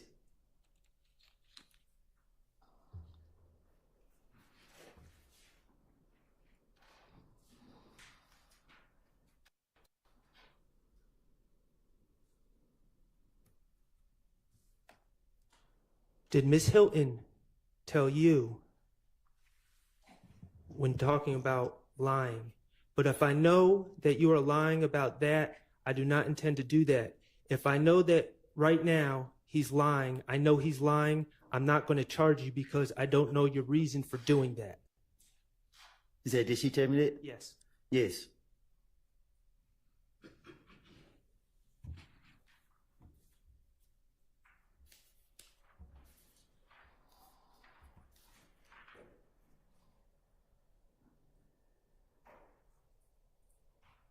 You were offered immunity by the state, correct?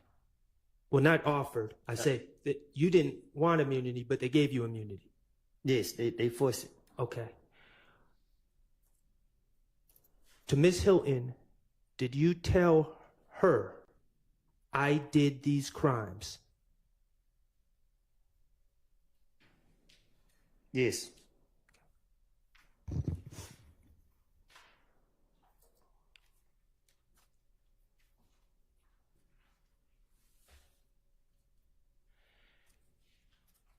And they have insisted that you testify, correct? Yes. They have told you it's okay if you say, I don't recall, when asked about your prior statements, correct? Huh? They told you you can say, well, let me back up.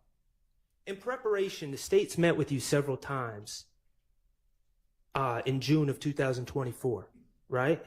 I don't know what you're asking me. Okay. Take yourself back to June 2024, okay?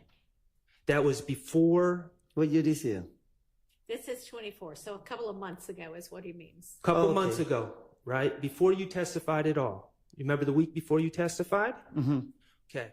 You remember when the state and Miss Hilton and maybe some other people started coming to find you in the community? Yes. Okay. You had a lawyer at the time, right? Yes. His name was John Melnick? Yes. Okay. Jonathan Melnick. To your understanding, did the state, when they were trying to find you in the community, did they reach out to your attorney or did they go behind your attorney to talk to you? Objection, Your Honor, relevance. So To your understanding. on the relevance, I mean, we've kind of been through all of this. Can I? Try a different question. Was Mr. Melnick there for those meetings with Ms. Hilton in the community? No. They took you to the courthouse one day before you were to testify, correct? No. 2 days. 2 days before you were to testify. And was Mr. Melnick there for those meetings? No. And you told the state that what you said in 2015 was lies. I told Ms. Hilton. Right.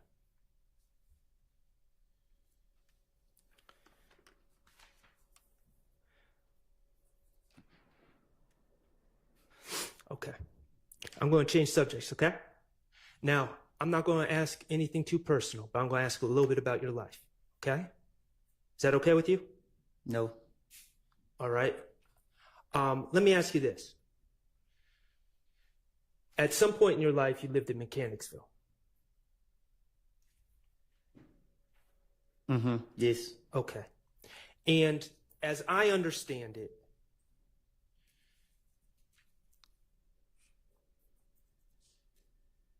your life hasn't always been easy. My life ain't never been easy. Okay. Your life has never been easy. And there have been times where you have been in dangerous situations in your life. Is that fair to say? Yes. Okay. I want to ask you about some ways that you avoid dangerous situations. Okay. When you are approaching a stoplight, a red light, do you stop at the red lights? Objection, Your Honor, relevance. It's very relevant. I assume he's going to get to it.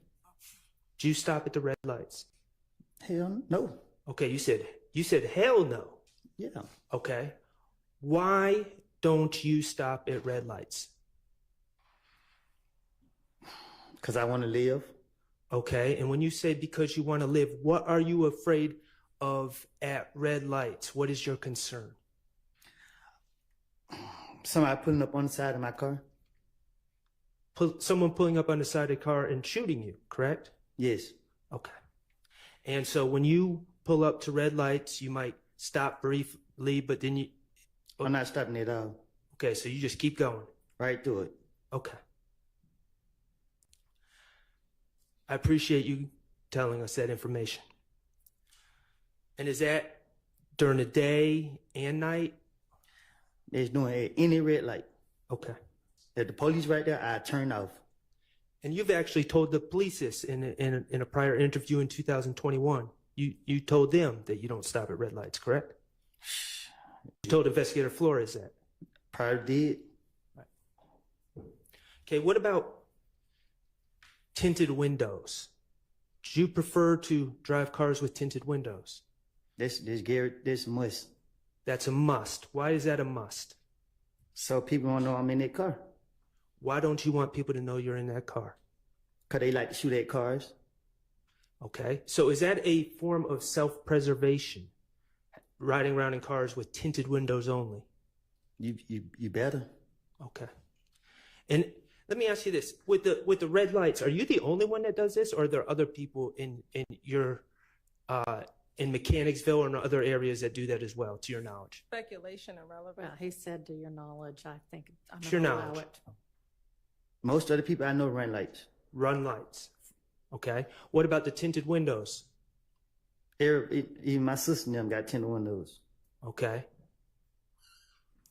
Finally, I want to ask you about wearing a mask. And when I say a mask, I don't know what to call it. So maybe if you can educate me and the jurors. I'm talking about a cloth mask with a hole right here. Mm-hmm. Okay. What do you call that type of mask? Shit, different stuff. I call it a mask. Some people call it a shiesty. They just got different names to it. Okay, I'm just going to call it a mask, but to be clear, we're talking about the same things. And you've worn those masks before, correct? Yes. Okay.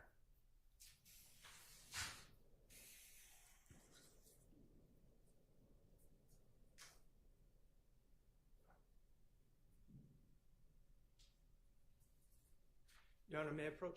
You may. Mr. Copeland, I am handing you what's been marked DS29A and DS29B. Okay, are those pictures of you?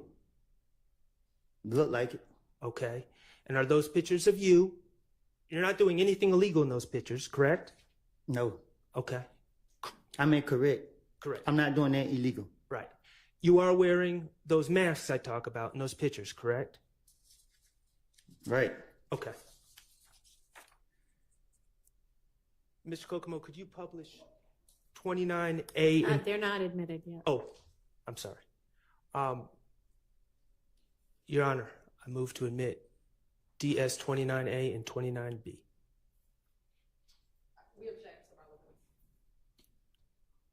I assume this is going to be kind of the same lines of testimony. They're admitted over objection.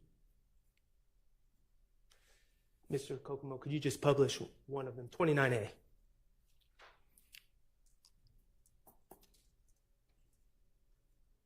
Okay. We're going to publish 29B.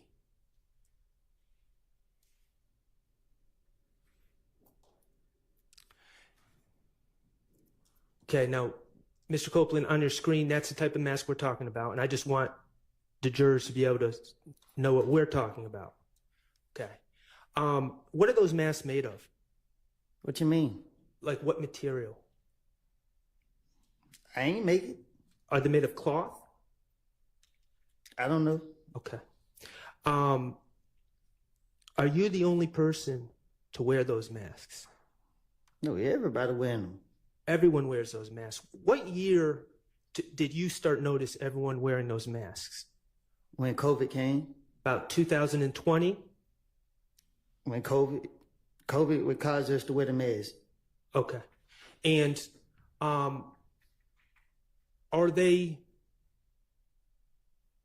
Okay. It became more like a fashion thing. That's what I was about to ask you. It became more of a fashion thing. Right. Okay. And where can you buy those masks? Shit. Anywhere. Gas stations sell those masks? Yeah. Okay. Corner stores sell those masks? Beauty supply store, all that. Okay. They're not rare. Huh? They're not rare. They're not weird? Rare. They're not unusual. Unusual. They're common. Right. Those masks are common. Mm-hmm. They come in all different colors, yes. all different sizes. Yes. Okay. All right. Just because you're running a red light, does that mean you're committing a crime? Other than a driving infraction? It depends on, I guess. I don't know. Well, you do it to preserve yourself, correct? To avoid being shot. Right. Okay, avoiding being shot is not committing a crime, is it? You're just protecting yourself. Okay. When you're riding around in tinted windows, you ride around with tinted windows to the grocery store and other places you go about on your everyday life, correct? Right. I say objection on this point. I just don't know if this is a relevant line of questioning. I'm asking Well, because it's it relevant. is cumulative. Okay. Well, I have one more question. Go ahead. When you're wearing that mask, you just wear that mask in your everyday life, when you're going to the store, when you're going to run errands, doing whatever, correct? Right. All right. Thank you. Okay. Mr. Copeland, you said that Rice Street is the worst place in the world. Yes. You have said that you'd rather die than go to Rice Street. Yes. Okay. You talked about your stay in Rice Street in, I guess it would be February 21st of 2015 when they arrested you on that probation warrant, and you stayed there for several weeks, correct? Yes. Do you remember exactly how long you stayed there? Yes. How long? 3 weeks. 3 weeks. Okay. So that would have been February 21st to the middle of March of 2015. Yes. Okay. And in that, first of all, in Rice Street in general, there's dorms, right? Not where they put me at. Well, I'm just talking about in general right now. I'm going to get to where they put you at in a Yes. second. There's dorms. And then within the dorms, there's cells. Yes. Okay, and the cells, how big are the cells? 18, and some ones 16s and other ones. Talking about feet? You said cells? Yes. Like rooms? Yeah, how big are the rooms? Yeah, 18 rooms and some, 16 and some. The individual rooms are small, correct? Yes. Okay. And everything is made of either concrete or metal, correct? Yes. All right. Most of the time you have a cellmate. All the time. Okay. No privacy. Correct. Showers in common areas. Correct. Toilets. You don't get a special room to use the bathroom. Right. Okay. It's filthy. You talked about feces. All the time. When you on the ground, on the walls, things like that? Yes. Okay. Standing water in the showers? Who? Standing water. We call it nut juice. What do you call it? Nut juice. Okay. All right, Mr. Shart, let's get on. We're painting the picture. Let's get on with what you want to ask. Okay. The filth in Rice Street. To avoid that filth, you would be willing to tell lies, correct? Correct. All right. Let's talk about the danger of Rice Street.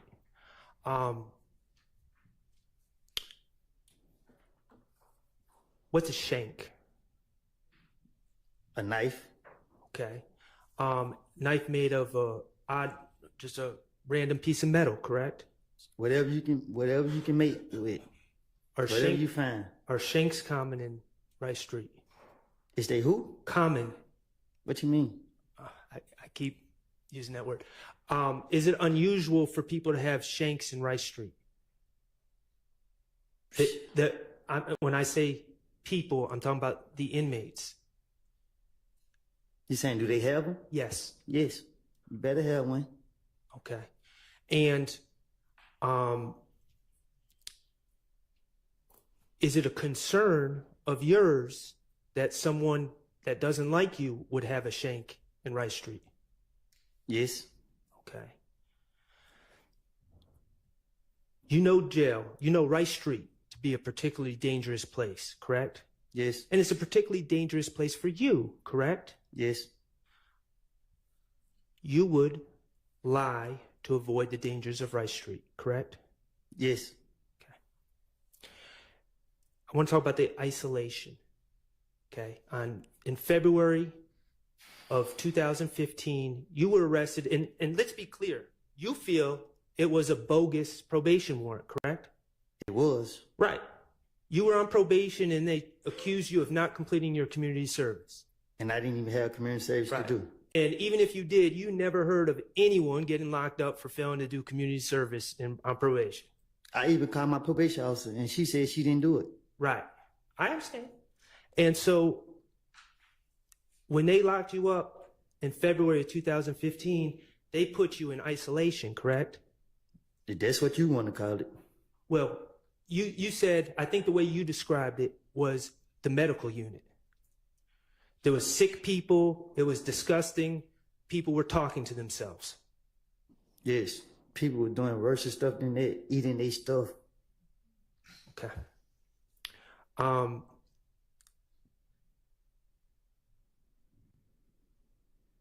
You would lie to avoid going back to that place that took you and put you in February of 2015, correct? You talking about now? No, I'm talking about on June 10th of 2015. You would have lied to avoid going right back to where they had you 3 months earlier. Right. Okay.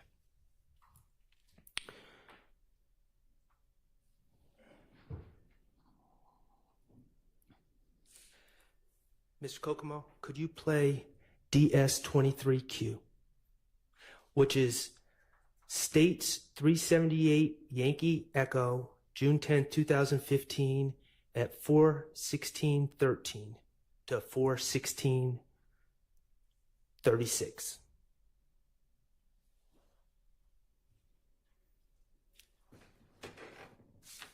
Do I need to listen to it?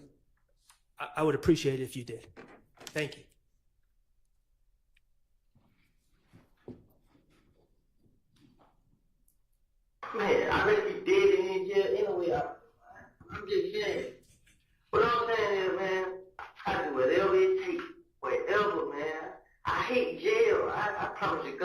because you can't. You want to be out. I was gonna take these niggas guns and bring it to y'all myself. I would set them up myself. I would do whatever it takes. I will, man. I will. Ms. Copeland, that was you and Investigator Dennis on June 10th, 2015, correct? Yes. Okay. And you told Investigator Dennis that you'd rather be dead than be sent back to jail. Still will. Okay. And you said you will do anything to stay out of jail. This is what he said. And do anything includes lying on others, correct? Yes.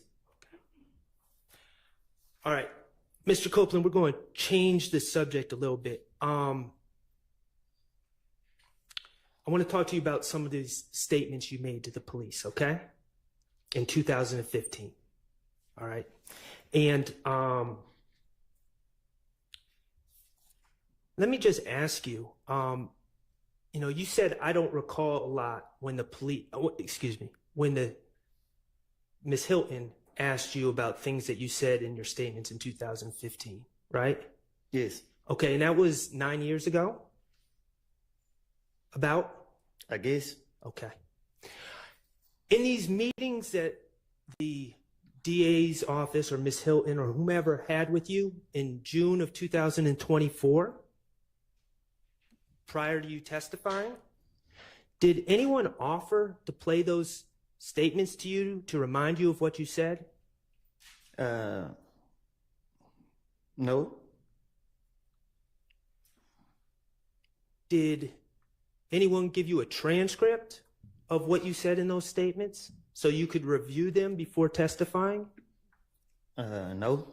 They just told you, if you don't remember, just say, I don't recall, correct? Yes. The reality is they just wanted to play those statements. That's why they wanted you here today, correct? Objection or speculation. Sustained. Okay. Let's talk about January 11th, 2015, okay? That was in the early morning hours of January 11th, 2015, right? What? You met with Detective Thorpe. Oh, yes. Early morning hours of January 11th, 2015. Okay. And you've stated you went to that meeting. You went voluntarily to clear your name, correct? Yes. Okay. And you met with Detective Thorpe at the police headquarters, correct? Yes. You knew Detective Thorpe to be the lead investigator on the Donovan Thomas case. That's what he told you. I can't remember. Okay. Certainly, he asked you questions about the Donovan Thomas case, correct? Yes. Okay. And let's just talk about the timing of this meeting.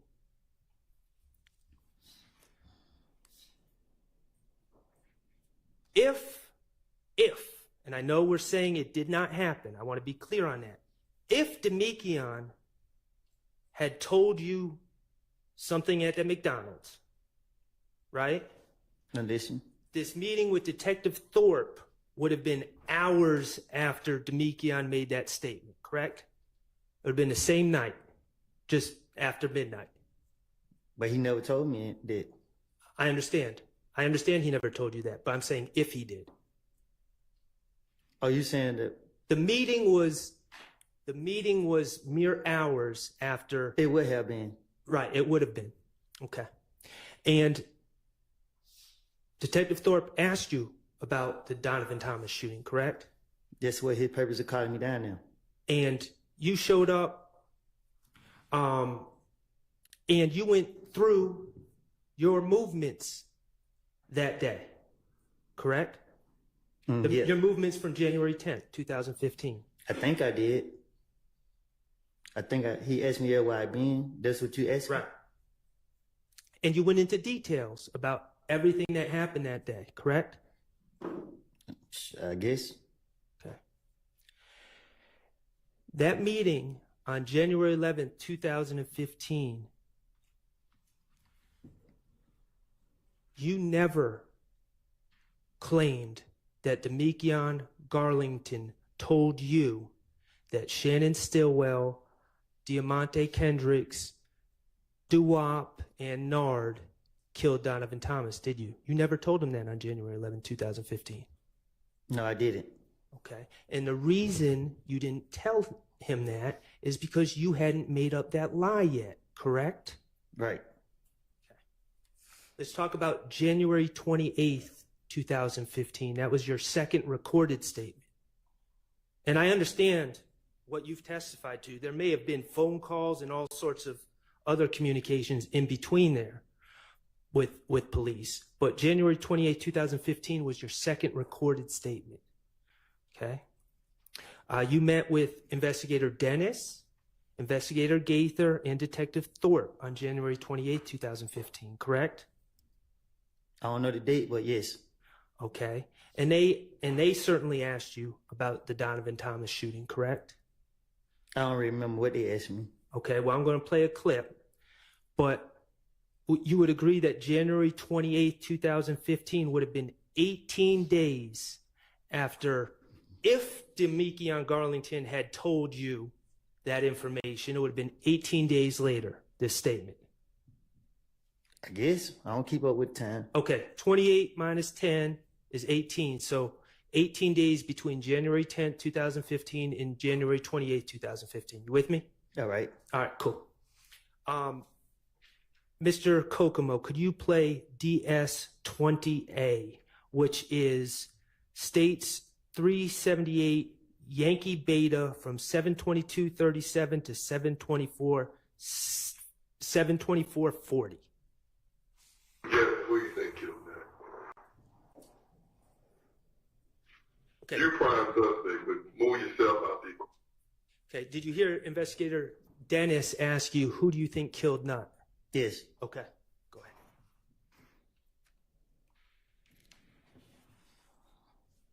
Who you think did it? I'll probably say that. I'm just saying, like, word on the street is, you've been tried, convicted within the street. Now they said two of my other partners were locked up for it, but who? They to my head and Doc. But they ain't have anything to do. Who was Doc? Doc locked up. Who was Doc? Clarence. I think that's your name. I skin look like Mason. Yeah. They saying they did. Out though, right? Yeah, head out. Yeah, head out. They saying they did. You know what I'm saying? They trying to make it seem What like. you think? Like, what do you think? What do you think happened? Okay, right there, you said to Investigator Dennis, when asked who you think killed Nutt, they're saying, meaning the streets, right? Right. Streets are saying Head and Doc, who are two people you know. Right. Those are street names, Head and Doc. Right. Streets are saying they did it, but you don't believe that. Right. Okay. Like real shit? I think it got something to do with them. I think they did something. They got another beef somewhere else. Cause I been hearing stories like Nutt supposed to ran off on somebody with some. You know what I'm saying? But When you said, I think it had something to do with them, you were referring to If Gang, correct? Yes. Okay. And I paused in the middle. I probably shouldn't have, but you started talking about the rumor was Nutt ran off with something. That's what I said. Okay. And something would be narcotics. Yes. Okay. It's on the coast. I'm reason on him because I'm with Doug and Birdman. Right. And he come back to them. Right. So Nutt supposed to ran off on somebody with some and some jury. I don't know if they didn't say what it was. It's like he's supposed to ran off on them with something. And Rich Homie Corn supposed to give him $50,000 to meet a new plug. Like Rich Homie Corn told him this out his mouth. Yeah. Then Rich Homie Corn like he got $25,000 to have Tate killed. It's like from the picture you just showed me? Nah, Tate who just got shot the other night. Oh, in the car over there. Okay. He had 25. Okay. So you continued to say that the rumor was that Nutt, or I should say Donovan Thomas, you said Nutt, ran off on someone, and that something would have been narcotics. That's what I said. Right. nowhere in that answer did you say, well, Demekion Garlington told me that Shannon and Mr. Kendricks and Doo-Wop and Nard killed Nut. I did say that. You didn't say that on January 28th. I didn't say that. Correct. I'm going to ask you to listen to what's been marked as DS20B, which is that same interview from 7:50:56 to 7:52:50.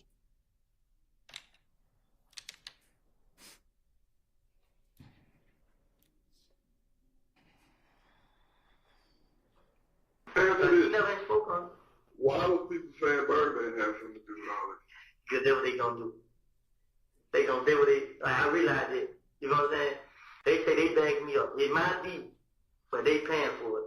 So. They finance it. Yeah, that's what they saying. So I just like, man, whatever. What about Nut stole his watch? Stole what? Birdman watch. I doubt it.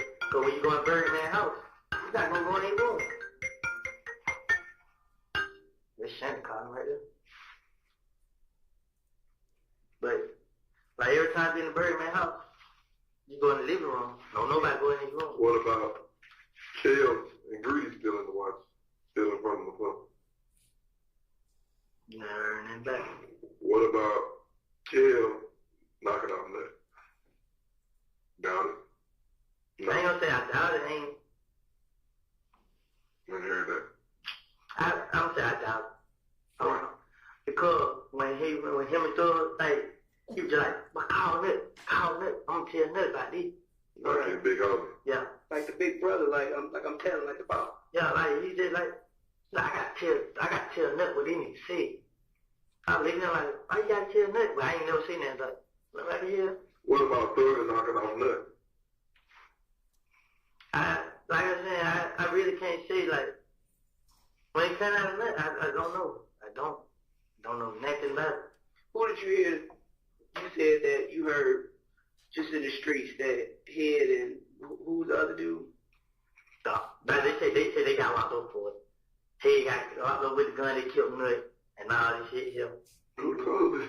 Yeah, like, it be 50% truth, 50% falsehood.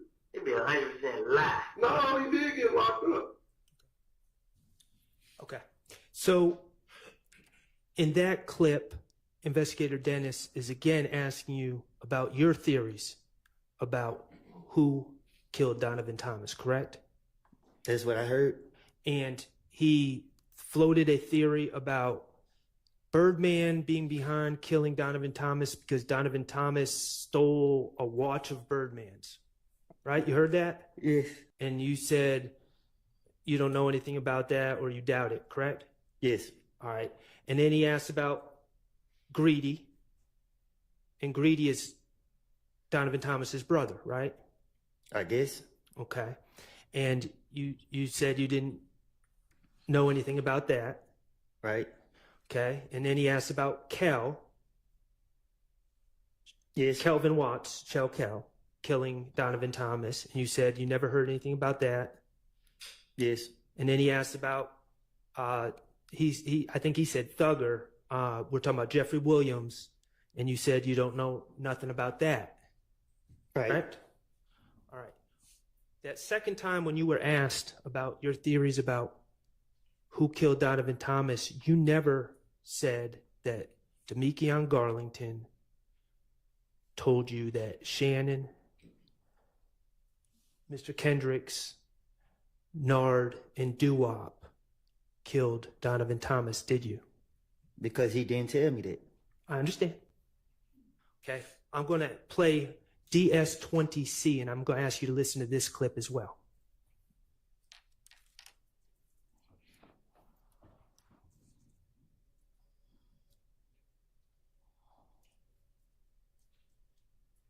My girl, she get a lot of information from her friends. She got a lot of friends, so they be around me. Lucci and them was talking in the studio, and it was a girl in there. They missed one of them, and she my girlfriend. And she said that they nobody can do that. Nothing. You know what I'm saying? They was all like Kill and K Rob somebody. You know what I'm saying? Kill and who? K. Who's K? I sent you a picture of that too then. I think I sent it earlier too. They had a chop on in the picture. Oh, yeah. And the gym was in the car. Yeah, them two, Ross, man. And they supposed to came back. This was they talk about in the studio. You know what I'm saying? They just put my name on it. They called me up. Make it seem like they ain't got beef in the streets, whatever. Yeah. And then they like, she be like, they know what they do it. You know what I'm saying? But they gonna keep playing on him. And she be like, K, when the nut got killed, K first one called everybody like, we killed Nut. Tell the mom that we did. He the first one started my name. And they like, K went along with it. So they had Jerry Ross, then they did, like Nut died, then they started. That same day? I don't know when. They just Ross, man. And niggas supposed to be coming back for them. You know what I'm saying? Like, Kel Rock fly. He robbed one of them. So, in that clip, Mr. Copeland, again, you were asked about your understanding or what you've heard about who killed Donovan Thomas, correct? Right. And you said that you said that your girlfriend or a female friend of yours was at the studio and she was told that Kel and Kay had robbed somebody. That's what I said? Yes. Yes. Okay. And that the people that Kel and Kay robbed came back and killed Donovan Thomas as revenge for being robbed. Yes.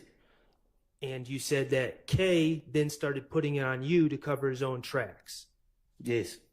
And you also specifically said your understanding was Kelvin Watts, the robbery he did was to Fly's plug. Yes. Okay. And so we're clear. Fly is Mr. Jervin Henry. Do you know his government name? No. Okay. He's someone who runs clubs, correct? And runs TIG, the record label. I guess. Okay. And when you say plug, what do you mean by plug? That's a drug distributor, correct? That's just a phrase that we use. I don't know. Is it involved in the drug game? I guess. Okay.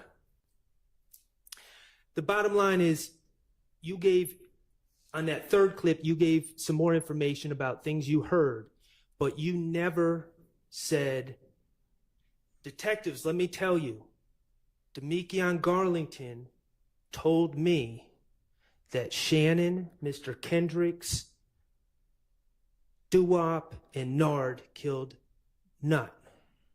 Did you? I never said that. Right. And the reason you never said that on January 28th, 2015 is because you hadn't made up that lie yet, had you? Yeah. Yeah, you had, or no, you hadn't? I haven't. Okay, and the reason you hadn't made up that lie, let's just be clear, on January 28, 2015, no one was trying to lock you up, right? I just didn't have no reason to. Right. You had no reason to finesse at that time. Right. They lost like I was. I want to ask you about February 20th, 2015. On that date, you met with Investigator Curry, correct? And let me just, I think his name is Curry, it might be Kerr, but it was the investigator about those people shooting at you while you were holding your baby. Remember that? Yes. And you remember that investigator? I remember, I didn't know no name, but yeah. Okay. And that would have been 40 days if Demekion Garlington had in fact told you that my client and others were responsible for Donovan Thomas's death. That would have been 40 days after you received that information, if that had occurred, right? I don't get it. Okay. It would have been a little bit over a month. February 20th, 2015 is a little bit over a month from January 10th, 2015, correct? Gotcha. Yes. Okay. And you were asked in that interview about the Donovan Thomas situation, right? Yes. Okay. I don't remember. I don't know. All right. I can't. Well, you didn't say anything about Demekion Garlington telling you that Shannon and Mr. Kendricks and Doo-Wop and Nard had killed Donovan Thomas in that interview, did you? No. And the reason is because you hadn't made up the lie yet, right? Right. February 21st, Detective Gaither and Detective Thorpe had you in there. And they were arresting you for that bogus probation warrant, right? Yes. And you knew it was bogus. You didn't think that it was actually going to stick, did you? Right. They asked you about the Donovan Thomas case. And this would have been 41 days after Demekion supposedly gave you that information, right? Right. And you never told them that Demekion Garlington told you that Shannon, Mr. Kendricks, Doo-Wop, and Nard killed Knott, did you? Right. We can agree that in the 4 recorded meetings prior to June 10, 2015, you never claimed Demekion Garlington said those things about my client or Mr. Kendrick, correct? Right. Okay. So let's talk about June 10, 2015 and what makes that date different.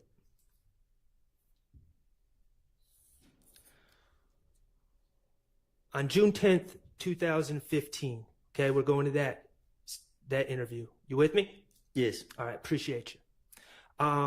You met with Investigator Gaither, Investigator Dennis, Investigator Thorpe, and Federal Agent Cunningham, correct? No. I didn't meet with them. They brought you to the interview room and they came in the room? Yes. Okay, you didn't choose to meet with them? No. All right, and let's just talk about the circumstances, and I'm going to show you a picture that's already in evidence. I believe it's 378 Yankee Echo 1. If I may approach and get that, Your Honor. You may.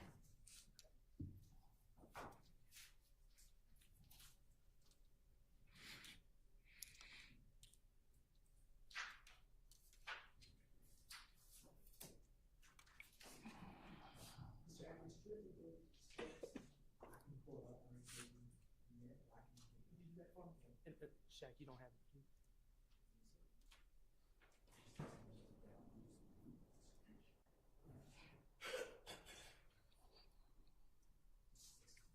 Thank you. May I approach? You may. I'm handing you what's been marked as 378 Yankee Echo 1. That's the state's exhibit. That is a picture of you in the interrogation room on June 10, 2015, correct?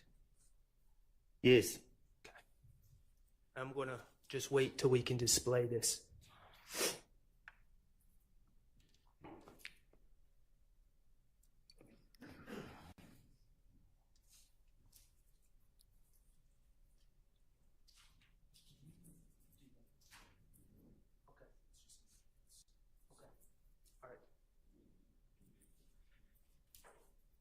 Can you display it?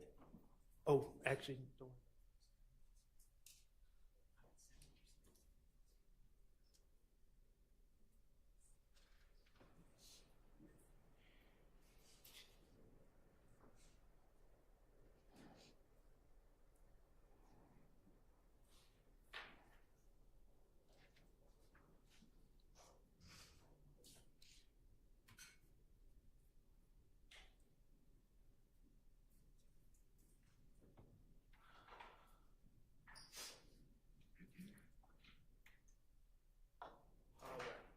Thank you, Mr. Atkins.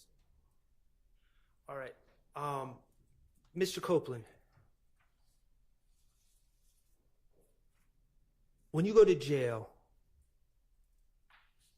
you wear a blue jail outfit that's given to you by the Fulton County Sheriff Department, correct?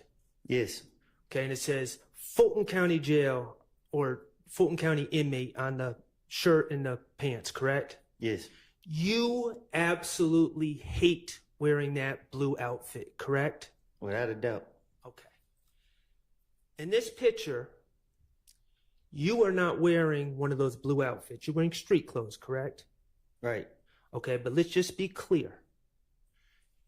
In that picture on June 10, 2015, when you're being interviewed, your hands are shackled together, correct? Yes. You have leg irons on, correct? Yes. And the leg irons are attached to an anchor on the ground so you cannot get up and run, correct? And they're hurting. And they're hurting. And you knew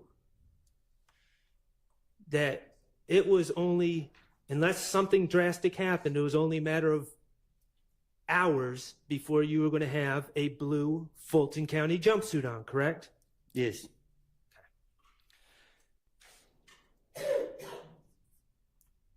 The circumstances of you being brought to that interview room on June 10th, 2015, were federal agents kicked down Miss Quarterman's door that day, correct? Yes. Okay, and they kicked down that door looking for you because they had an arrest warrant for you. Yes. They had an arrest warrant for you for the April 28th, 2015 possession of a firearm incident at the Dunbar Rec Center. Yes. Okay. And while in the apartment, they saw some things, correct? Yes. And they went and got a search warrant. I don't know. You're not sure if they got a search warrant? Okay. The bottom line is they searched your apartment. They did. Okay, and they found a Smith & Wesson handgun in the kitchen of that apartment, correct? They found a gun, I don't know what kind. Okay. Was it a handgun? I never saw it. Okay. They also found a stolen laptop computer in your apartment, correct? That's what they said. All right. They also searched Deshaun's car, correct? No. Well, didn't they find stolen IDs and other stolen property? That was a rental car from her mama rented. Okay. Okay, thank you for that clarification. They found a stolen IDs and other property in a rental car that was associated with you, correct? That you had been driving? Yes. Okay. And also on June 10th, 2015, your daughter's birthday was coming up. 7 days. 7 days from that date. Yes. And you had plans to have a big celebration for her birthday. Yes. Okay. Even though you didn't have a blue jumpsuit on during the interview, Investigator Gaither informed you that you were under arrest for various charges, correct? Yes. And you were under investigation for various other charges. Yes. Okay. She told you that you were being charged with possession of a firearm by a convicted felon for the gun at the Dunbar Rec Center. Yes. She told you that you were being charged with reckless conduct for leaving the gun on the bleachers at the Dunbar Rec Center. Yes. She told you that you were being charged with gang charges for possessing a gun at the Dunbar Rec Center. Yes. And you knew that you knew that you weren't getting a bond for the gang charges at first appearance. Right. You were going to have to sit for a while because of those gang charges. Yes. Unless something drastic happened. Yes. Okay. You were also told that there were that they were investigating the stolen MacBook computer found in your apartment. Yes. You were told that they were investigating the stolen IDs and other property that was found in the rental car. Yes. And Investigator Gaither told you that she knew that that stolen property found in the rental car was taken during a series of auto breakings in the area, correct? Yes. You also had a Henry County bench warrant? Yes. I believe you had another bench warrant out of the city of Atlanta involving a four-wheeler. You don't remember that? Yeah, I don't remember. Okay, that's fair. And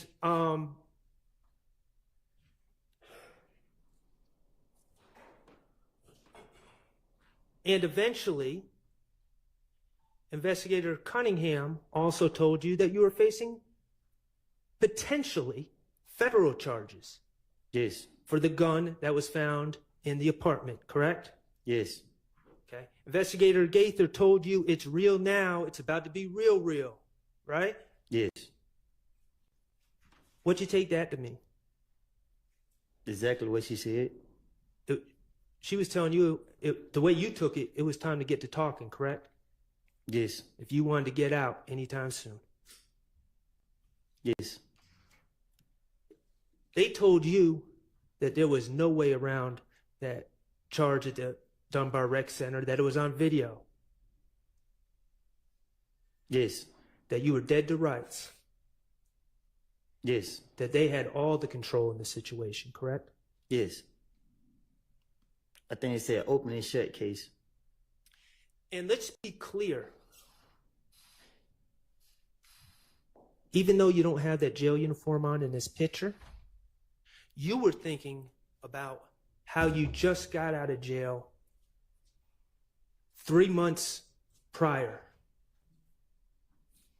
You had just been in jail in that horrible unit with feces and people talking to themselves and people eating whatever they were eating and the isolation. And you were thinking about that on June 10th, 2015, correct? Yes.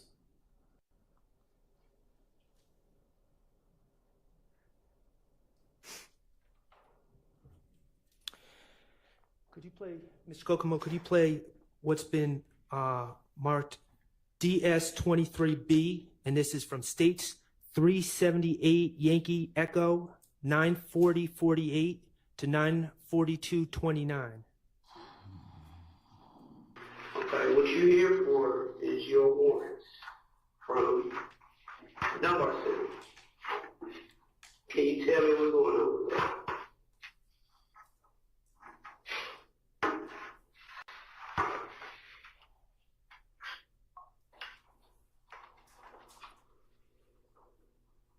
Can you tell me what's going on with that?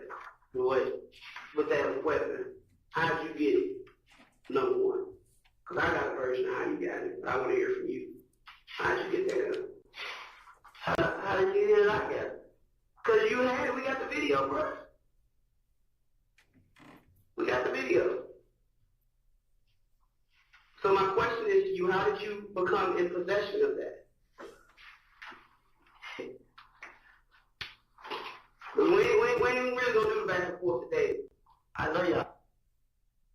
We ain't going back and forth today. That's what Investigator Gaither told you.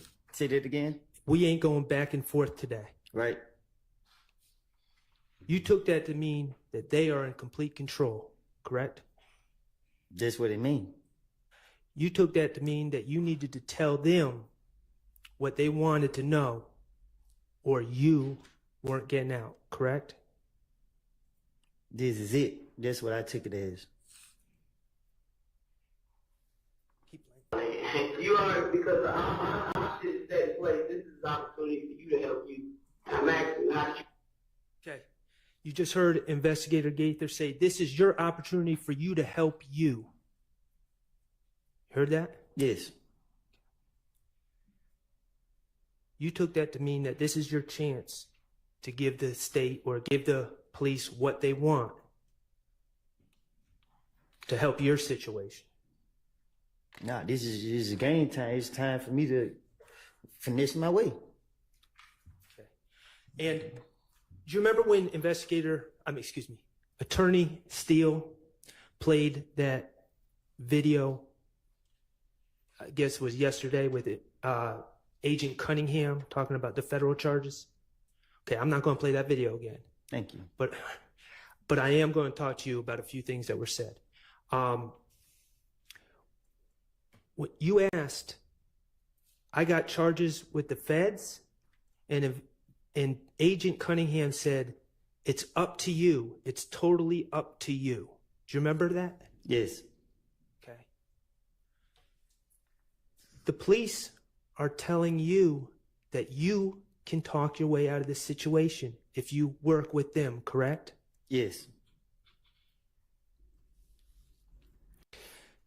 Investigator Agent Cunningham told you you're clearly guilty. She told you that they had you dead to rights. Do you remember that? I think she said open and shut case. Okay. You took that to mean they have complete control and you need to play their game if you wanted to get out, correct? Yes. Okay. Agent Cunningham told you about the charges you were facing. She told you that federal sentences don't have parole. Yes. No early release. Yes. She told you that with federal cases, they don't typically let prisoners stay in Atlanta, right? Right. She said that they were typically going to send you to some other state to serve your federal time behind this. Right. You didn't want to be separated. You love your daughter, don't you? With all my heart. You post about your daughter on Instagram and you're proud of your daughter, correct? Yes. And you consider yourself a good father, don't you? I try to be. Okay. And you did not want to be separated from your daughter in some federal prison in another state, did you? Who want to? Understood. And Agent Cunningham also said that to her understanding, you're a 3-time convicted felon, making you an armed career criminal in the federal system, correct? Remember hearing that? Yes. She told you that you were facing 15 years without parole, plus another 10 years without parole for the gun charges, correct? Yes. 25 years without parole, and that's not even including the conspiracy charges. Right. You were 23 at the time, and Agent Cunningham told you if you don't play ball, you're going to be locked up in a federal prison in another state until you are 48 years old. Isn't that correct? Yes. Wasn't that said to you? Yes. On June 10th, 2015. In the interrogation room. Miss Agent Cunningham also said that all this is up to you. It's totally up to you, right? Yes. She told you that she reports to the U.S. attorney, and she can tell the U.S. attorney what you did to help yourself out. I think we all heard what she said to me. Okay. Well, what did you take that to mean?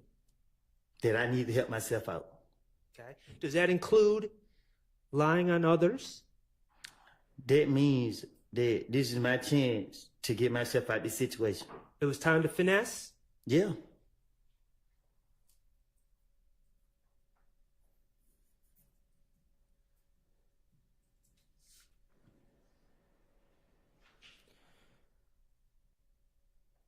Could you, Mr. Kokomo, could you play 23E?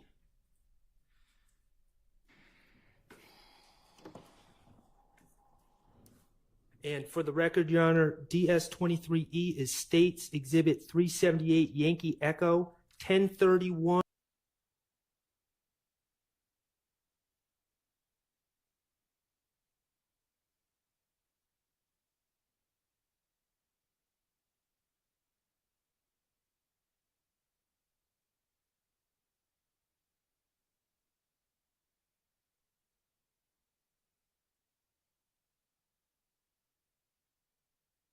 Oh, 10:04:20 to 10:06:25.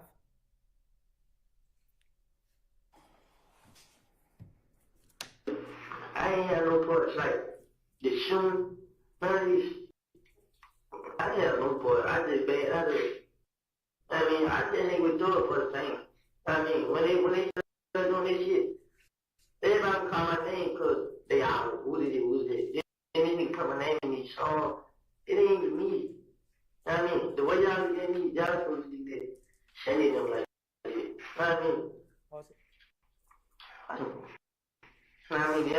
shit. Did you just hear yourself say that people are accusing you of things? Bro, I can't hear nothing in there, bro. Okay, could you play that again, Mr.? I can't hear it. You can play it 1,000 times. Okay, we're going to try it one more time.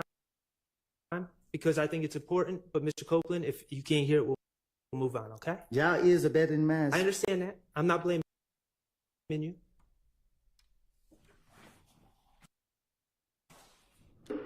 I ain't had no parts like the shooting, none of these. I have no part. I just bad. I just ain't do it for the thing. I mean, when they started doing this shit, everybody would call my name because they out. Who did it? Who did it? Then they come and name me songs. It ain't even me. I mean, the way y'all look at me, y'all look at me, sending them like this. I mean. Okay. Mr. Copeland, did you hear yourself say, I just hang out with Doug for the fame? No. Okay. Did you hear yourself say that people are saying that you're committing these crimes, certain crimes, but it's not you? I didn't hear him. I heard I said Shannon's name, but I don't know what I said with it. Did you hear? Well, do you remember? Regardless of what you heard, do you remember saying everything that people are blaming me for? They need to look at Shannon. I probably did. I can't hear what I said. Now that you have this immunity agreement from the state, you acknowledge that you were committing crimes back then, correct? What you mean? Well, you've acknowledged that, and we're going to get to it later, but you've acknowledged that you shut up Rich Homie Kwan's dad's barbershop, for instance. Right? You testified to that. All right. Okay. So when you said, I ain't doing nothing, when people are blaming me, they need to be looking at Shannon, that was not true. That was you trying to shift blame from yourself. That was you finessing. But I already said it. I understand that. But that's an example of you finessing, correct? And shifting the blame from you to Shannon, right? I said that to you, and I said it to them, and I'm saying it again. I have lied, and you're gonna keep sitting here asking me the same question you just said a minute ago. You weren't gonna ask me the same question. Okay. All right. I'm gonna play something not that you said, what other people said to you. Okay, and I'm gonna ask you to listen. And if you can't hear, you can't hear. Okay. All right.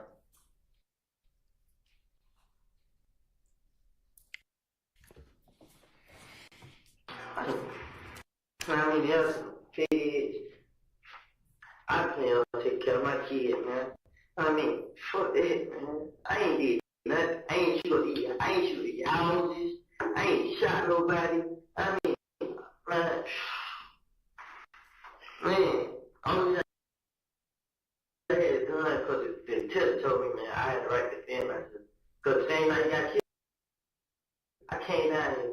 I was going to tell them, but guess what I was just thinking, like, man, these niggas throw it out like power, man. Even right now, I'm still thinking about it. Like, shit, man, I just fucked myself up, man. Just worse and worse.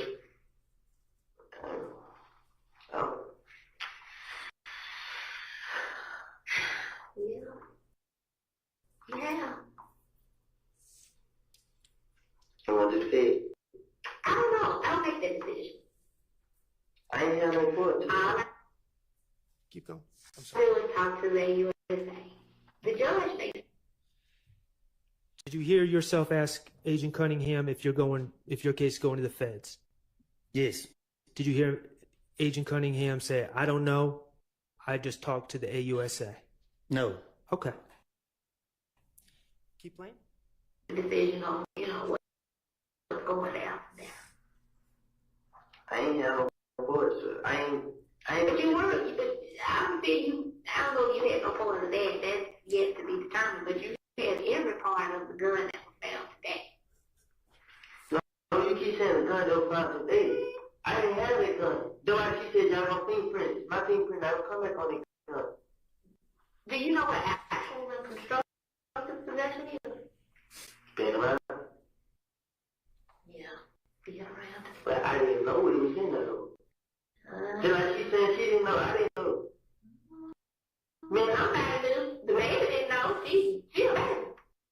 basically what I'm saying is, me and her just, you know what I mean, we were there.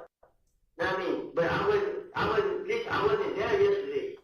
But you were there this morning when they found it, sweetheart. You know how I got there this morning? You know how But that's irrelevant. You were there. When they came and brought you up, it was there, you were there. That's all I need. That's on you. So what you need me to do? I did something. I mean, that's on you. It's on me. It ain't no way I can get out of it. Help yourself. I'm trying. Help myself you. That's you talking. That's where you start.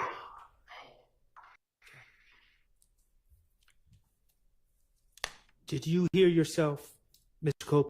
Copeland, ask Agent Cunningham, what do you need me to do? I'm just trying to get out of jail. Yes. Okay. And did you hear Agent Cunningham respond, you help yourself? You help yourself? Yes. Help us help you? Yes. You're talking, that's a start? I said yes. Okay. Help us help you.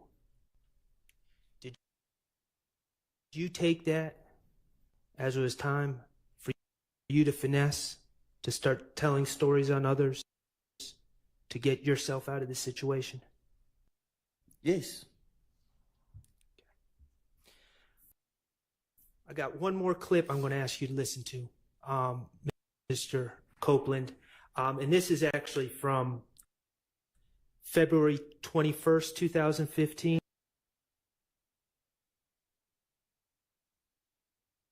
Kokomo, I'm going to ask you to publish what's already DS24A, which is already, it's a clip from States Exhibit 378 Yankee Delta from 433.33 to 436.11. And again, that's from the February 21st, 2015 interview with Investigator Gaither and Detective Thorpe, okay?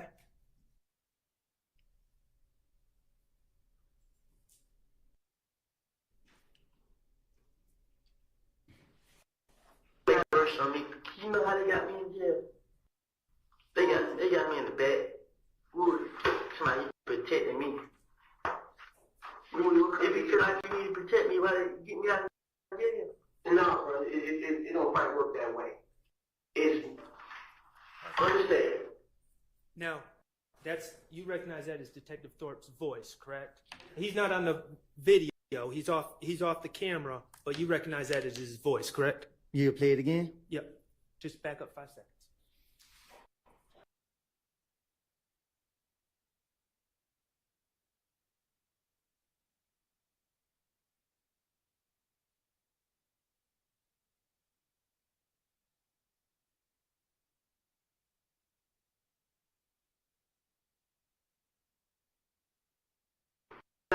It don't quite work that way. It's understand. It is not Burger King. You know.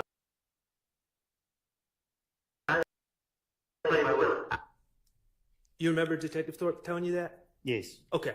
All right. Well, I'm going to ask you to listen to what he tells you. I just wanted to make sure we're on the same page with Detective Thorpe, okay? I haven't done no. Hear me out, because you need to hear somebody who's going to talk real shit to you. I ain't gonna fuck around with you. I'm not gonna talk. I'm not gonna hold your hand. I'm not gonna help you cross the street. None of that. Hear me. You locked up for probation violation. Whatever happened between you and the parole board and the probation unit, that's on y'all. That's on y'all. Now, myself and Detective Gator, we're gonna take time out of our off day to get you out of jail, talk to you, to see whatever information you give. What you gotta give in order to get.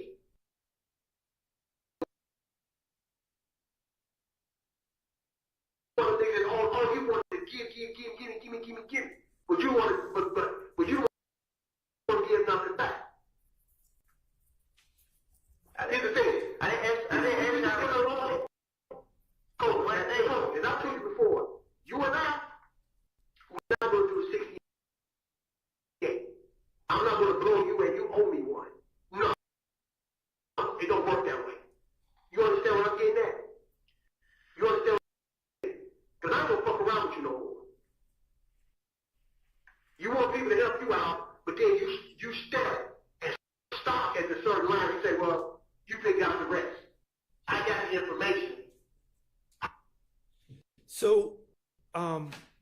Mr. Copeland, that was on February 21st, 2015.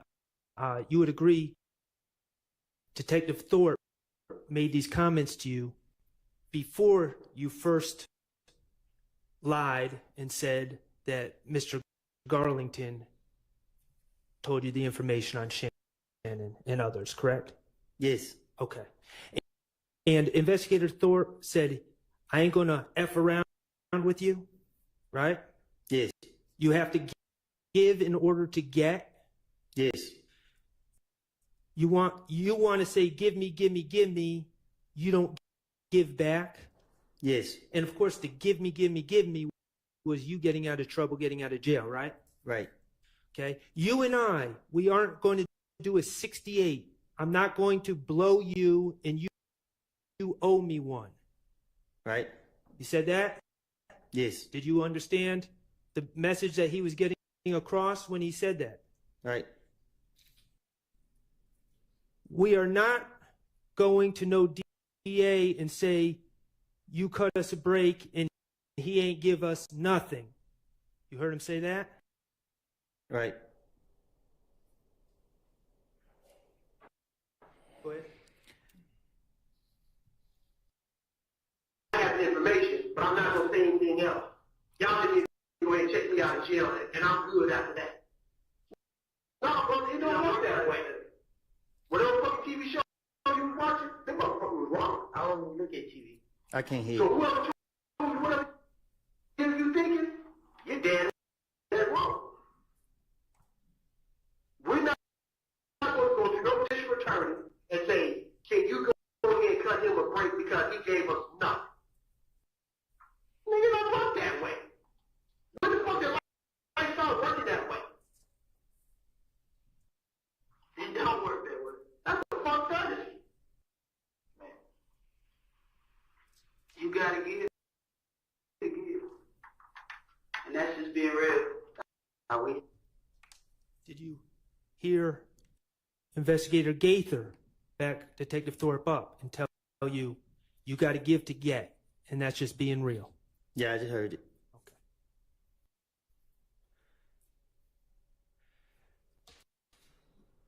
Ms. Copeland, these are just some examples. The reality is the detectives in this case had been encouraging you to tell stories on others to get yourself out of trouble, correct?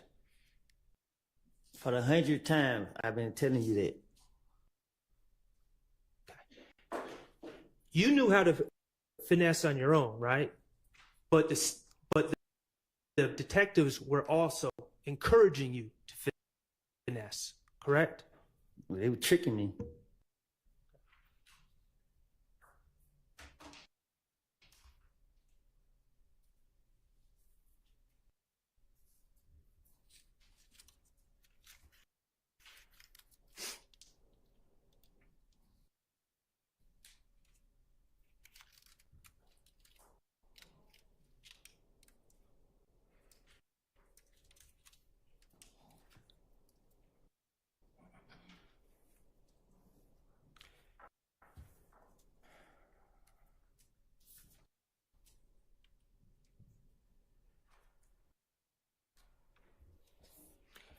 Okay.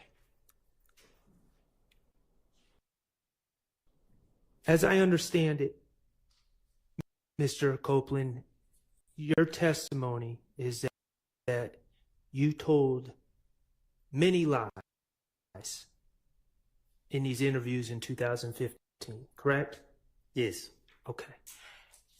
I would like to just review with you some of the lies that you told, okay? All right. All right, thank you. First of all, I want to talk to you about the gray infinity. Okay? I'm listening. All right.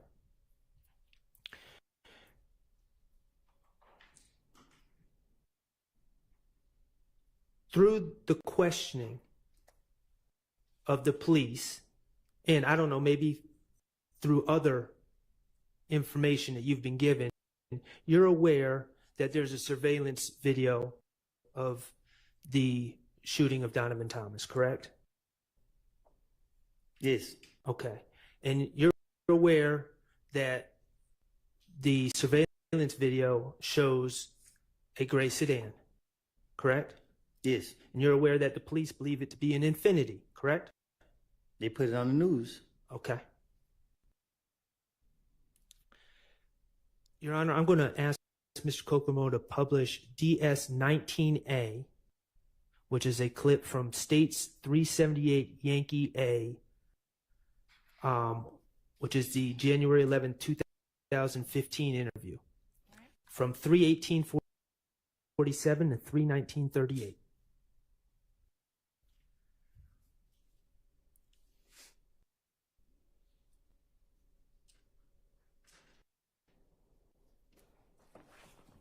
Who's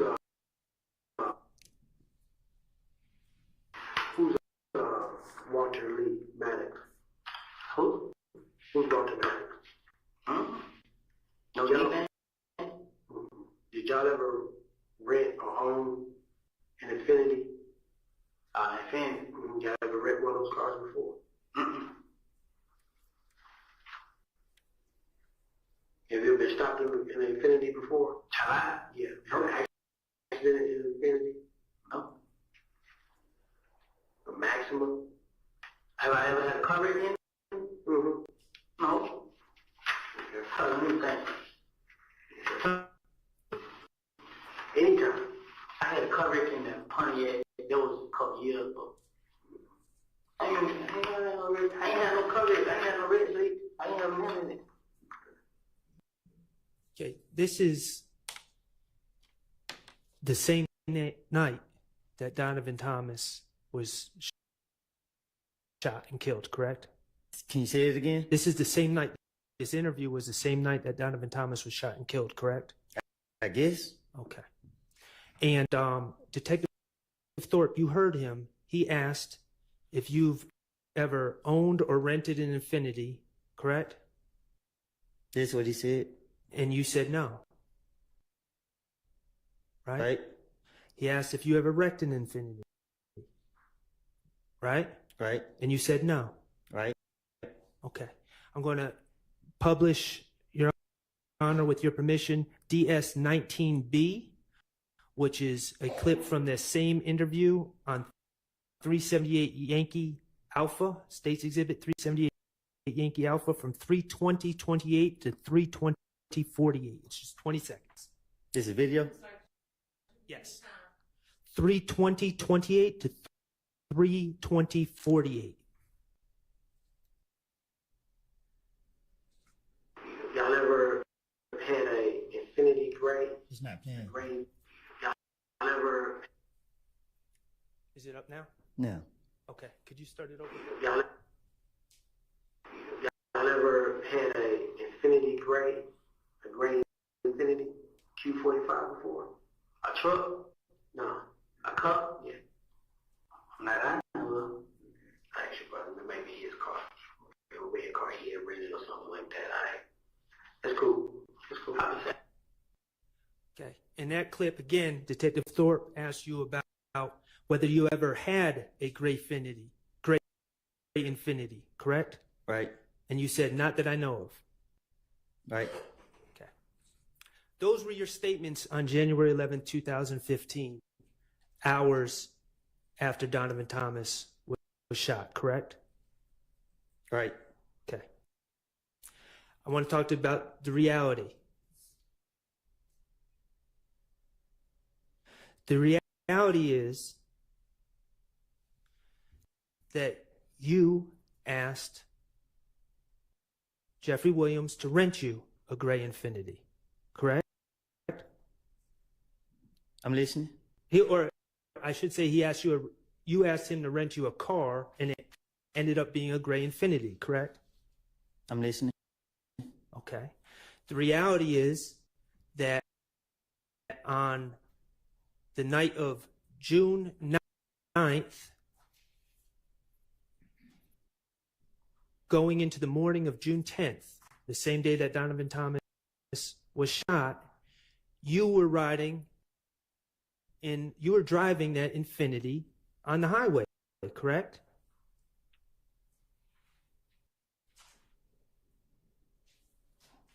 I don't know. I can't remember. I can't remember when I was driving it. We just saw your testimony from earlier in this trial. Yeah, but you being specific about the time. I don't know. Okay. The reality is, I don't know when I read on the expressway. That's what I'm saying. okay. Do you agree that it was, I'm not asking for a time, do you agree that it was on the evening of January 9th? It was nighttime that you wrecked. It was correct? nighttime. You were speeding on the highway and you hit some cones. I lost control, yeah. And that was, I believe in your testimony, you said you wrecked the car.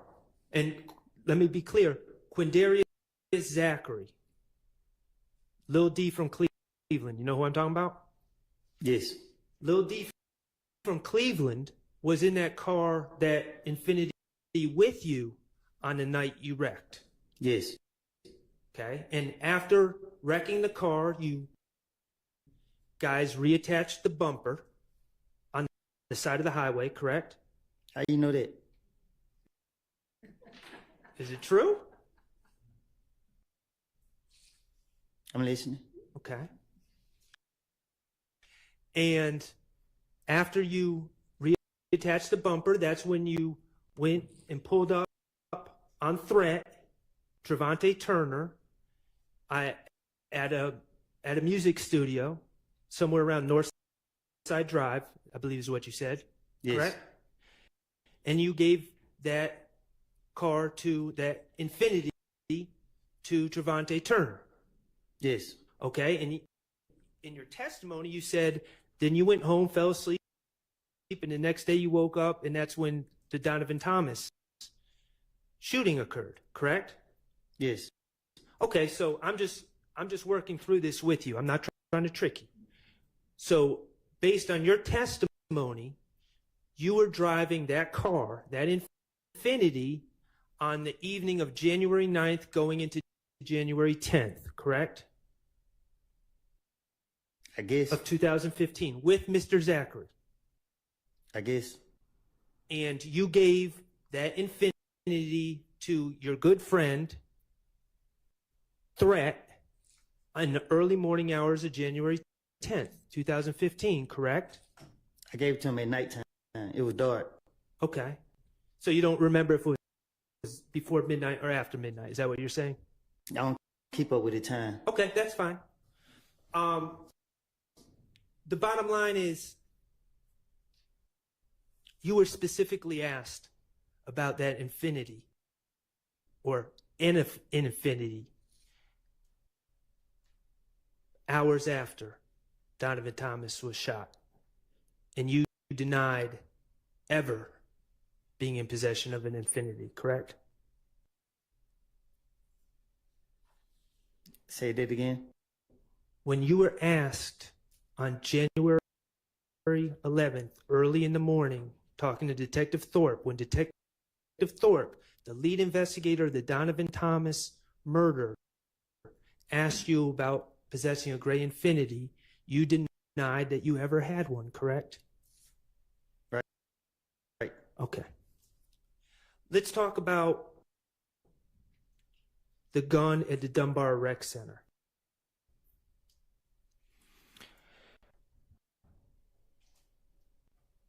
As I understand your testimony, or as I understand your statements, let me back up. I'm sorry. At the Dunbar Rec Center, we're talking about a Diamondback .223 assault rifle, correct? Mm-hmm. Yes. Okay, so we're not talking about a handgun. We're talking about a semi-automatic machine gun? Is that a fair assessment? A chopper. A chopper. Okay. And in your statements back in 2015, you repeatedly denied possession of that gun, didn't you? They put it on me. Okay. And your testimony actually here today is that You were just there playing basketball and they put it on you. That's what the video would show. Okay. You specifically said in your statements when you were trying to get out of jail, I ain't do nothing, right? Right. Okay. The reality is that you pled to that case in federal court, correct? Yes. Okay. In federal court, you acknowledged possessing that gun. Yes. Okay. And you were sentenced. Yes. Okay. And and to be fair to you, you served your sentence, right? Yes. Okay. Let's talk about the stolen IDs in the rental car and the laptop in the apartment on June 10, 2015, okay? And that's the day that the federal agents kicked into Sean's door and locked you up. And that's also the same day that you made up the story and lied and said Demekion Garlington told you that Shannon and others were responsible for killing Donovan Thomas, right? Yes. Okay. Can you play DS23I for me, Mr. Kokomo? And that's States Exhibit 378 Yankee Echo from June 10th, 2015 from 11:25:01 to 11:26:20. Like I said, you didn't say that. You said, I tell you, bitch, that shit. Yeah. Okay. So you want to know now? Need the history, little Mike. Pause. Can you play it again? Yes, we can. Like I said, you didn't say that. You said, I tell you, bitch, that shit. Yeah. Okay. So you want to know now? Need the history, little Mike.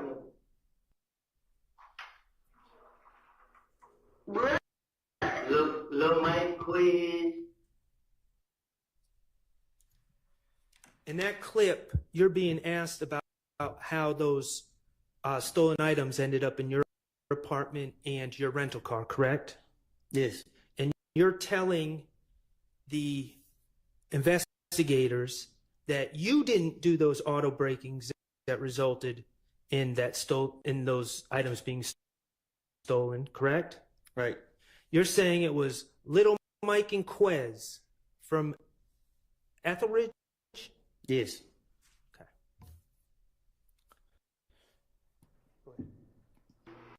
You never heard of them? You never heard of them? They wild him. Whatever they call it about them. Put it this way, you pull out the other day by 5 o'clock, y'all, and nothing. There's gonna be a lot of motherfuckers out there. How am I gonna know what to do?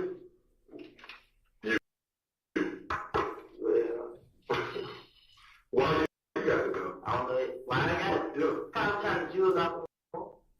What that mean? Make me some money off of them. What, sell somebody out there? Nah, just like, I mean, just like, What the fuck is that? make money off of them. How? How What's the jewel?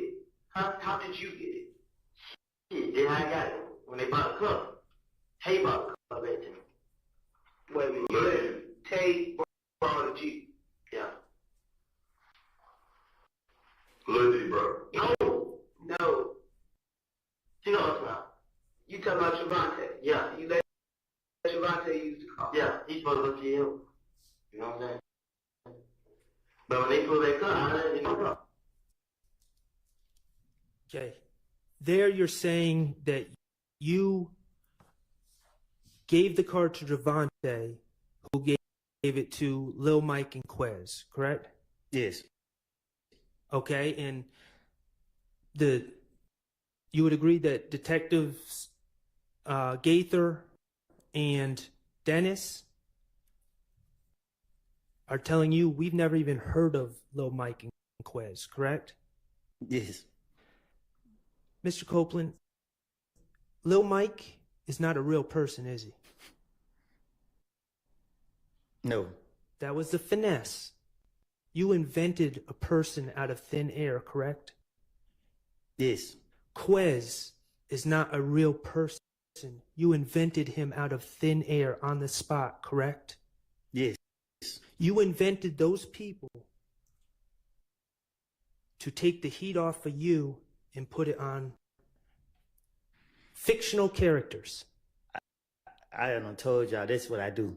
That's your finesse, right? The reality is that that stolen merchandise was found in your apartment and in your rental car, and you invented fictional characters to take the heat off yourself, right? I know you're going to say, I told you that's what I do. I guess. But I got to ask the questions. You understand? Okay. Yes. Okay. October 27, 2021. Okay.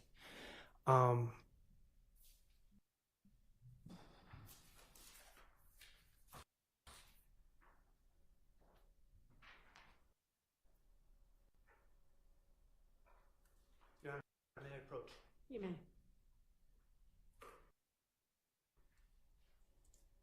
Mr. Copeland, I'm handing you what's been marked DS25C. Do you recognize the people in that photograph? Yes. Okay, and who are those people? Me and the police. Okay, and do you know either of the police officers' names? Miss V, and I think that the white man named Kelly, something like that. Okay, could the Caucasian gentleman be known as Investigator Kettle?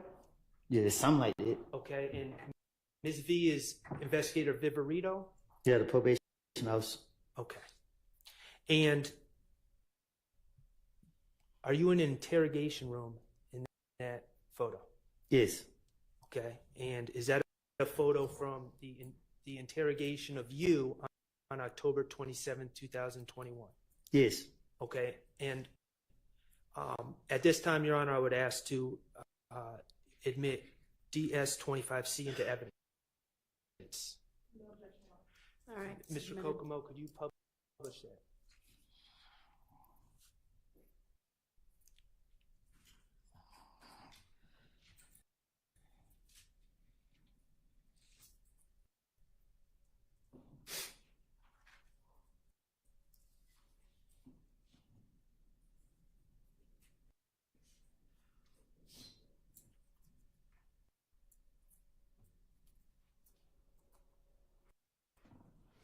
Okay, and like I asked you about the photo from June 10, 2015, I'm going to ask about this photo as well. You don't appear to be wearing a Fulton County blue uniform, are you? No. Okay, and I can't tell if were your arms shackled together during that interview? My leg. All right, and we see you're wearing Timberland boots, and we see a chain right next to the boot, correct? It's on my leg. Right, and that's shackling you to the ground. Yes. You are under arrest in this photo. Yes. Okay, and you know that you are soon to be wearing a Fulton County blue uniform, correct? That's what they told me. Okay. And the allegations of that case were you were pulled over at Atlantic Station in Atlanta, correct? No. Where were you? Walking. Okay, you were walking. All right. According to the police, they searched a car that they were saying was yours, right? Yes.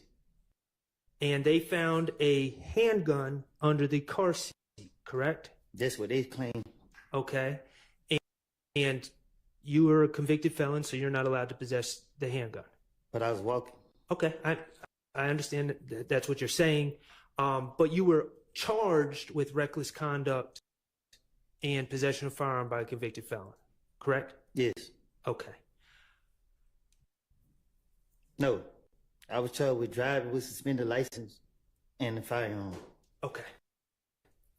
Thank you for that correction. When you say firearm, you're talking about possession of firearm by a convicted felon. Yes. Okay. And there's a little complication with that explanation. You were in fact searched after you were arrested, correct? I was tased and everything. Okay. And when the police searched your clothing, correct? Yes. And they actually found a magazine in your pocket, and bullets in your pocket, correct? That's what they say. In the pocket of the pants you were wearing, correct? That's what they say. Okay. And when I say a magazine, that's a component of a gun that holds the bullets, correct? I guess. Okay.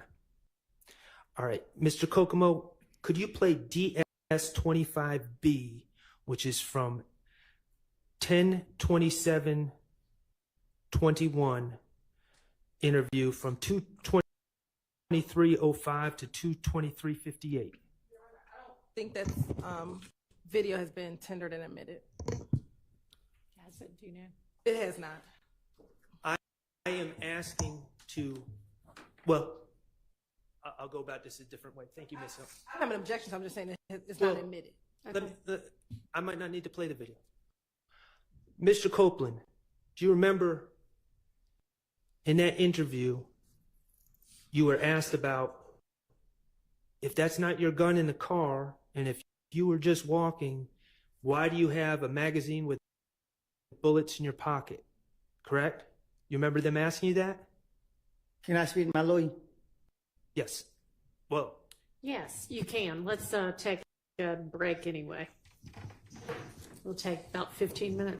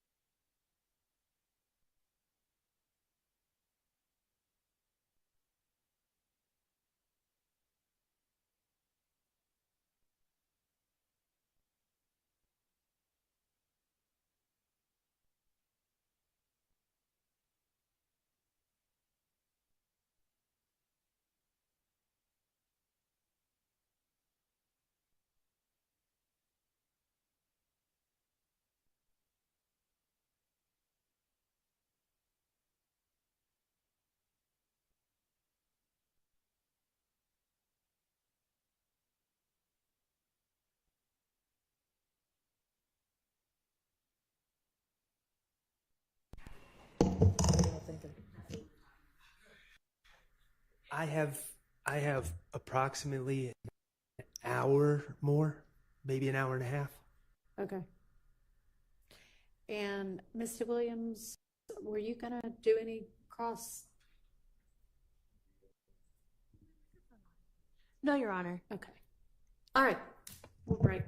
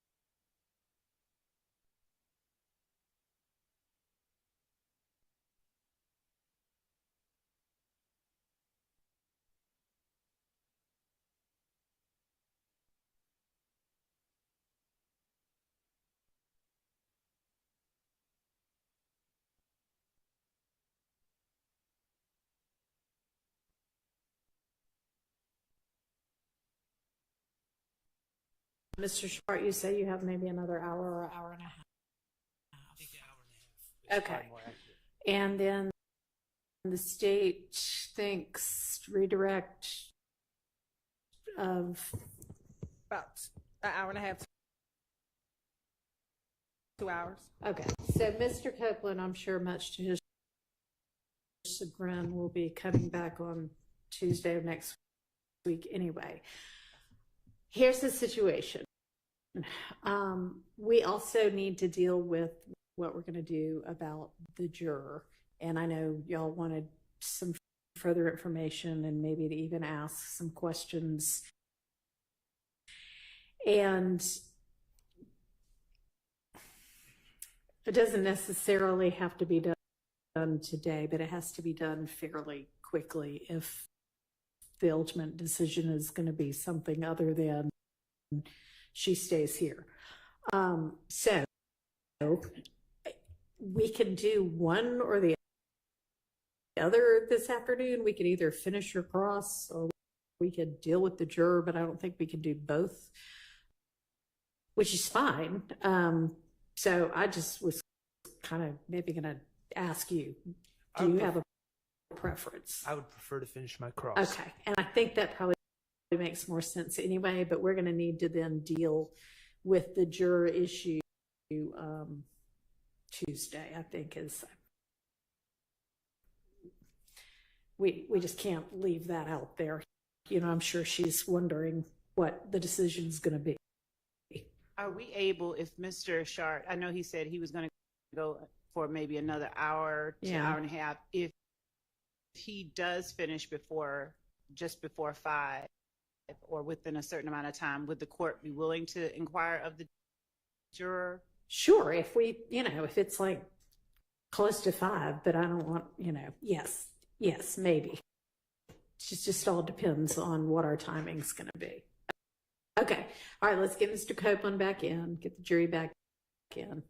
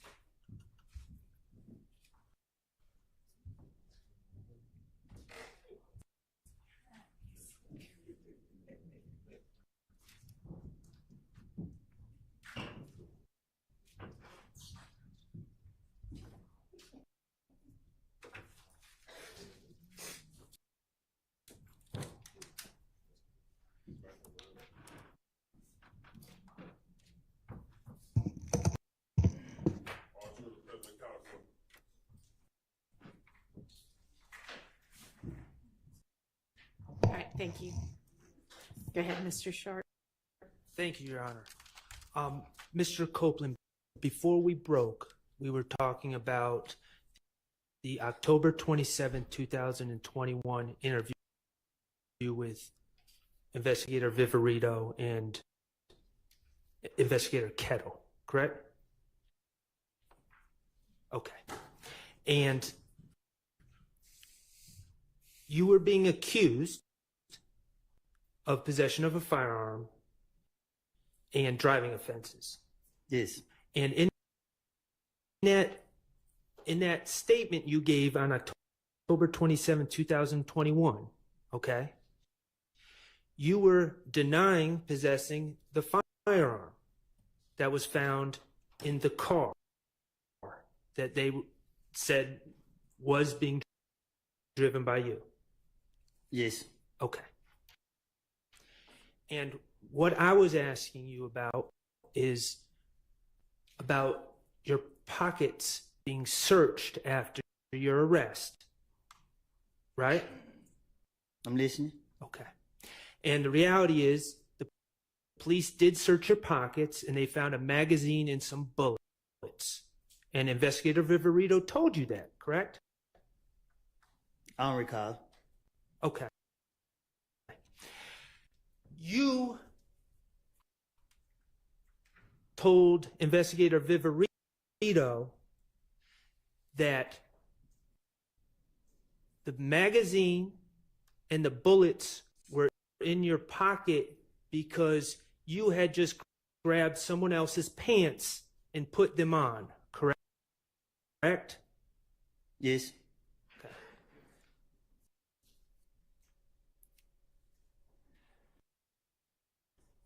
The reality, Mr. Copeland, is that those were your pants. Prove it. Okay. Let me ask you this. Did you plead guilty to possessing a firearm in case 22 SC 182134 on June 28, 2023? I pled NOLO. Okay. And that was involving this incident, correct? Yes. Okay. Fair enough. Going to ask you about the shooting of Rich Homie Kwan's father's barbershop. Okay? Is that okay? No. Okay, well, I got to do it. You're aware that Rich Homie Kwan's father does own a barbershop in Atlanta, correct? I guess. Okay. 2014, someone shot up Rich Homie Kwan's father's barbershop, correct? I guess. Okay. And this was a big deal. Rich Homie Kwan, at least at that time, was a well-known rapper.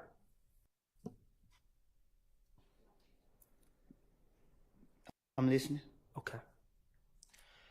And Rich Homie Kwan was trying to find answers to who shot up his father's barbershop, correct? Yes, I mean, he came to you for answers. All right. You knew Rich Homie Kwan, right? Something like that. Okay. And he came to you for answers, and he told you that he thought Trevante Turner threat shot up his father's barbershop. Right. And you took it upon yourself to convince Rich Homie Kwan that it was not threat. Right. And you did that, at least partially, because you knew that Rich Homie Kwan was thinking about putting money on Threat's head, correct? I'm listening. And when I say money on Threat's head, taking out a contract to have Rich Homie, to have Trevante Turner, Threat, killed. I'm listening. 25,000, right? I'm listening. Okay. On January 28th, 2015, you were asked by Investigator Dennis about the shooting of Rich Homie Kwan's father's barbershop, correct? You said when? January 28th, 2015, during the interviews that we've been talking about. All right. Okay. The interviews that you've said you lied in, right? Uh-huh. Okay. Your Honor, I'm going to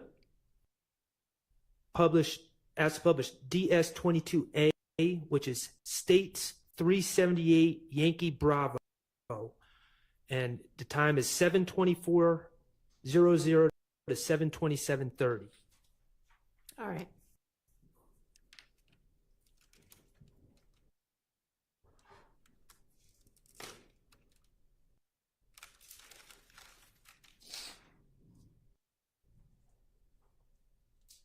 Okay, and on the screen, that's you, Investigator Dennis, and Investigator Gaither, correct? Yes. Okay, thank you. Then reach on the corner like you got 25,000 have take killed. It's Take from the picture you just showed me? Nah, tell you who just got shot last night. Oh, in the car over Yeah. there. Okay. He had 25,000 have. We're going to get to Rich Homie Kwan's father's barbershop in a second. Trevante Turner is now sadly deceased, correct? All right. When you were talking about him being shot back in 2015, he was also shot in 2015, correct? Yes. Okay. And that was Shell Kel who shot? I'm not for sure who shot him. Okay. Take killed. Who did? Just reach on the corner shit. Cause he was telling me. So I'm telling Rich on the corner like, but you got these niggas in your house. These same niggas that shut up my house, bro. Right. Rich on the corner like, he like, bro, they just look like that, bro. Like we the same shit. I'm like, but still, bro, you out here hating these niggas this and that. So Rich on the corner like, bro, it ain't dead. We the same shit. I just can't turn my back on. Like, it ain't dead, bro. You supporting these niggas, bro. So the more you support them, the more they gonna come out and do that. If you leave them alone. And in there, we still haven't gotten to the barbershop part, but in there, you're talking about conversations with Rich Homie Kwan and his problems being linked to the Bloods, correct? I guess. Okay, and Rich Homie Kwan not really being built like that. For sure. Okay. And the fact that he was scared to leave the Bloods, but in your opinion, they wanted to use Rich Homie Kwan for his money. I'm talking to the police. Okay.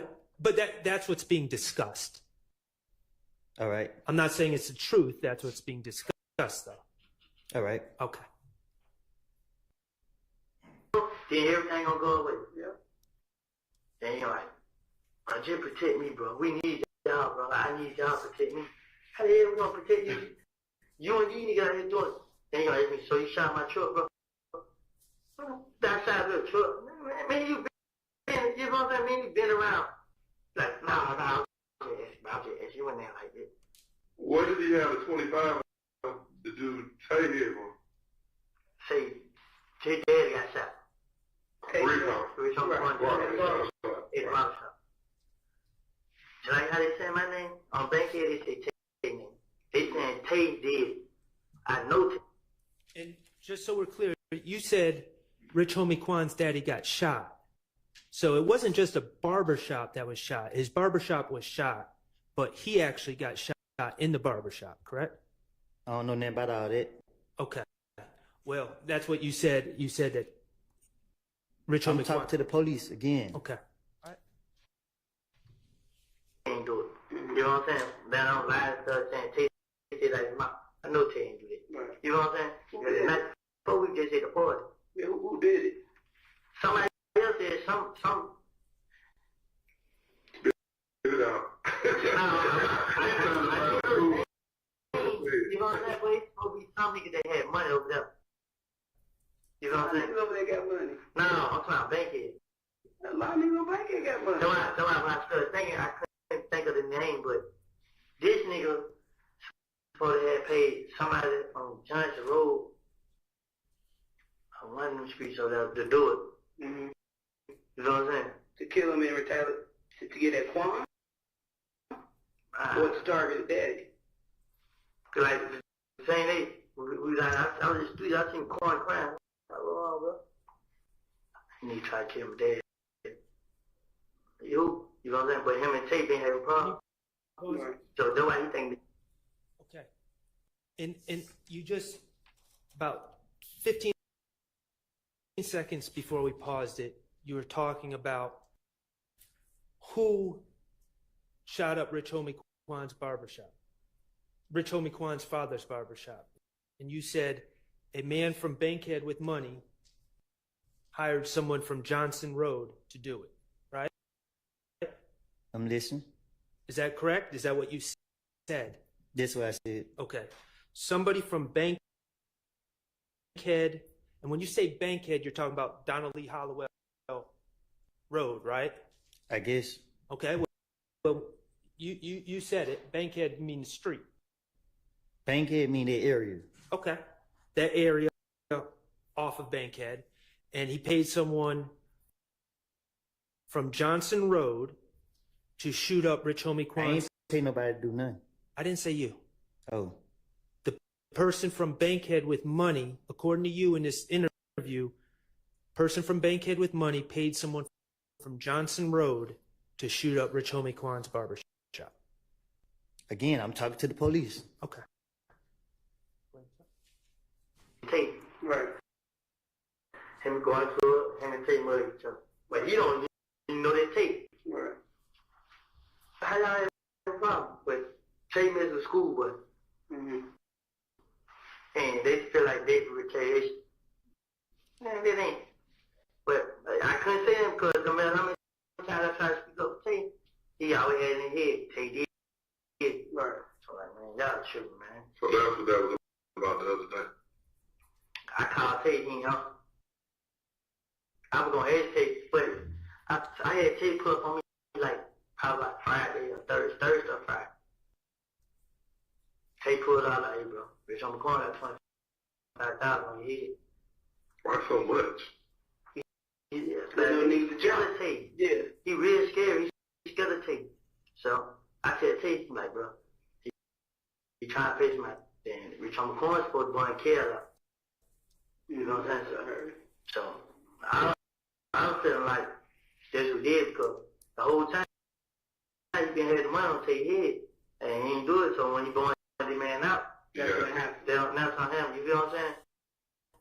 But I ain't talked to Tate. So I don't know how it happened. I don't know what happened. But I knew Tate wasn't messing with nobody. Tate started doing whatever he was doing. He just riding and he trying to be around. Okay. So, let's unravel. And I'm not saying, Mr. Copeland, please understand, I'm not saying that's the truth. I'm just talking about what you told the police. I told you, I told the police anything. I understand that, okay? But I'm just want to talk about what you said. I'm not saying it's the truth. In that story that you gave the police, you were saying that Rich Homie Kwan was convinced that Trevante Turner, Tay, shot up his father's barbershop. What I'm saying is, you think I'm letting somebody hurt my partner? So if I'm having a conversation with Rich Homie and he trying to put some money on my friend, you think I'm gonna really have that conversation with him? It don't make any sense. Okay, but can I finish my question? So what you told the police, not saying it's the truth, what you told the police is that you talked to Rich Homie Kwan and tried to convince him that Tay did not shoot up his father's barbershop because Rich Homie Kwan had $25,000 on his head, right? That's what you told the police. Never put the police on what's going on. Mislead the police. That's always the mindset. I got you. All right, you keep talking about what I told them. I understand. I think we're all on the same page. We can't be. Okay. Let me ask you another question. Okay, let's play the next clip. DS-24B, which is 378 Yankee Delta. It's from February 21st, 2015, from 4/12/10 to 416.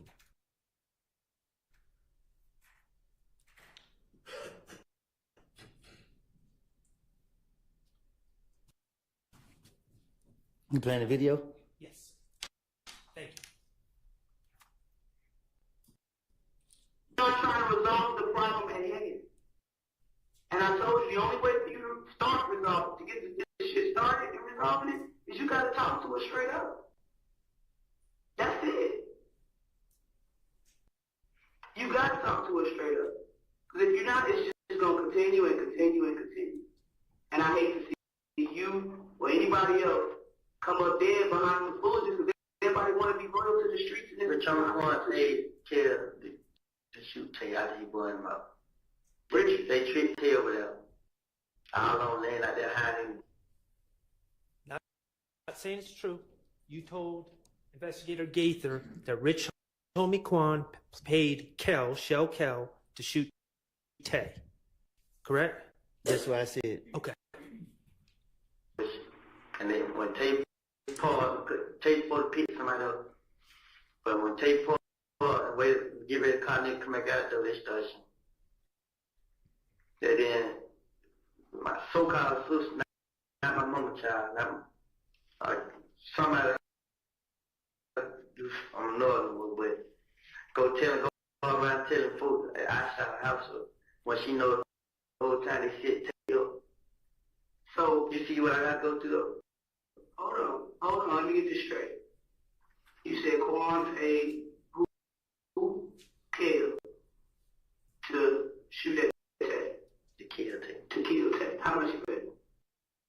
It's supposed to be $25,000. Did he get it? I told Tay before it happened. I told Tay come pull up on me. Tay pull up on me. I said, bro, look, bro. I love you there, bro. But you gotta wait, bro. Bitch, on the corner, goddamn, he wants you dead, bro. Why? Cause somebody shot Rich on the corner dead at the box shop. Right. They think it was Tay. Right. Yeah, they think it was Tay. I'm just on the corner. It wasn't Tay, bro. Who was it? I don't know. Then the crazy thing about it, they, like, as I was listening, they were speaking on it like, it's supposed to be somehow Bankhead with some money. I don't know who this nigga was, who he is. I never heard. I heard him say name, but I can't think what it is. But I know if I was to hear it, I know. But he's supposed to have paid somebody to do it. But I'm telling Rich on the corner, like, I know Tay ain't do that. You feel me? That ain't Tay. Tay not just gonna walk up and shoot nobody. So he like, what I'm telling you, it was Tay. I'm like, no, it went. He like, man, I'm like, I know it went, but I'm not gonna lie. All right. So in that interview on a different day, you're again talking about the shooting of the Rich Homie Quan's father's barbershop and of Rich Homie Quan's father, correct? I'm listening. Okay. And again, what you just said on that tape was someone from Bankhead with some money paid someone to do it. Right? Right. Okay. So in two separate interviews, you told detectives that someone from Bankhead with some money hired someone from Johnson Road to shoot up Rich Homie Quan's barbershop. Rich Homie Quan's father's barbershop, correct? I'm listening. Is that correct? You said that in two different interviews. Okay. Now, the reality, Mr. Copeland, is once you are given immunity as a witness in this case, you testified in court earlier when Ms. Hilton was asking questions that it was in fact you and Trevante Turner who shot up Rich Homie Kwan's barbershop, didn't you? How many times we gonna go over this? You and Trevante Turner, in fact, shot up Rich Homie Kwan's barbershop. Correct? I'm listening. The reality, Mr. Copeland, is the $25K on someone's head was completely made up by you. Correct? Right.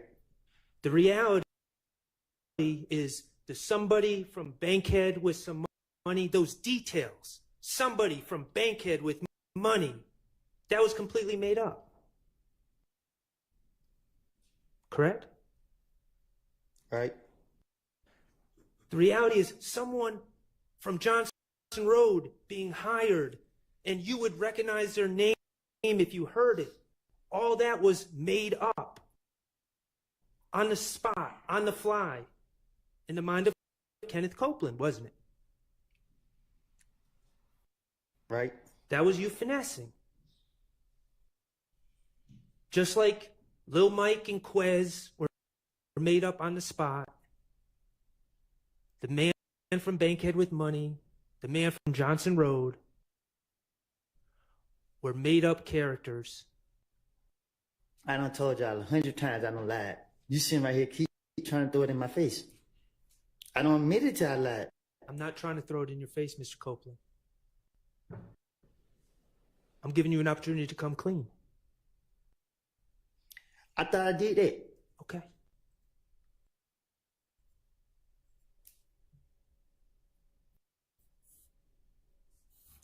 Are these the type of details? You remember when you talked about details make your lies more believable to the police?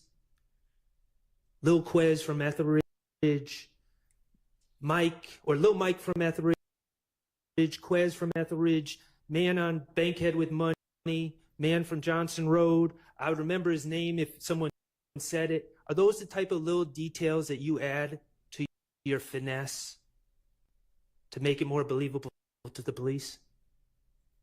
Sound like that.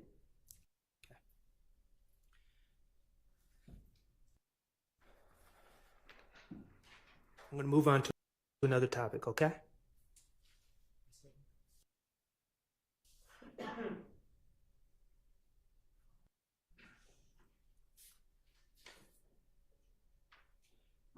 Your Honor, may I approach the witness with DS-30?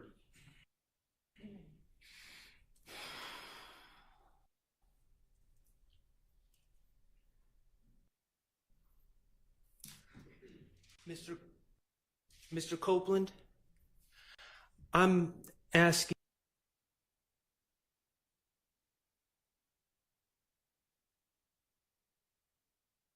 as the person on the right of that photograph. On who? Right. On your right.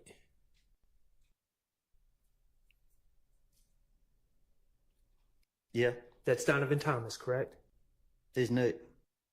Okay. You call him not. And in that photograph, is that a fair and accurate representation of Donovan Thomas? That's a picture of him, right? Yeah. Okay. And is he wearing a chain in that photograph? Look like it. And that chain is in fact a peanut chain, correct? I can't tell. Well, okay. You're familiar with his chain, correct? It's a peanut chain. Thank you. Your Honor, I would move to admit DS-30 into evidence. Admitted. Mr. Kokomo, if you could publish that picture, please.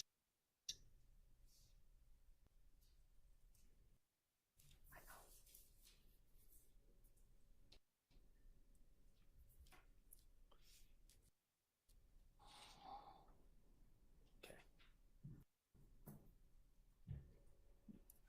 Hanging from Mr. Thomas's neck is essentially what the Planters Peanut Man. It's a chain of the Planters Peanut Man. And that is Donovan Thomas's chain, and that is a chain that he owned in 2015, correct? I guess. And he owned it in 2014 as well, correct? Shit, I guess. Okay.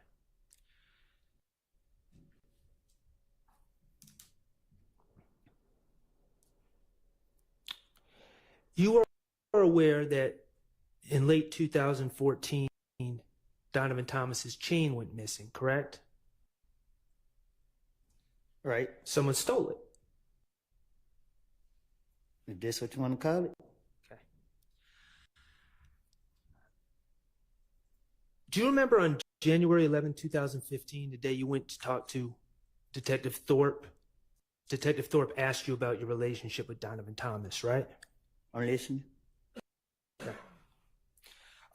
Mr. Kokomo, could you publish DS 18A, which is States 378 Yankee Alpha, which is January 11, 2015, 3:14:23 to 3:14:36. It's just 13 seconds. If you could listen.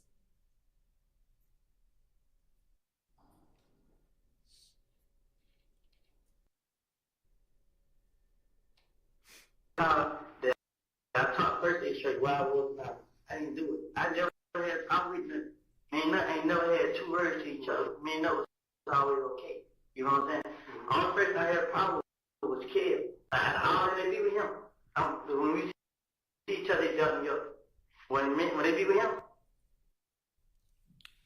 Okay, Mr. Kokomo, could you now publish DS 18B, which is from January 11th, 2015, 3:20:50 to 3:21:04 a.m. So, we never had a problem with that. Never in life. Okay. Never cool. Okay. We just had a problem with Brother Kato. Yes. Describe Kato to me. Show you a picture. Mr.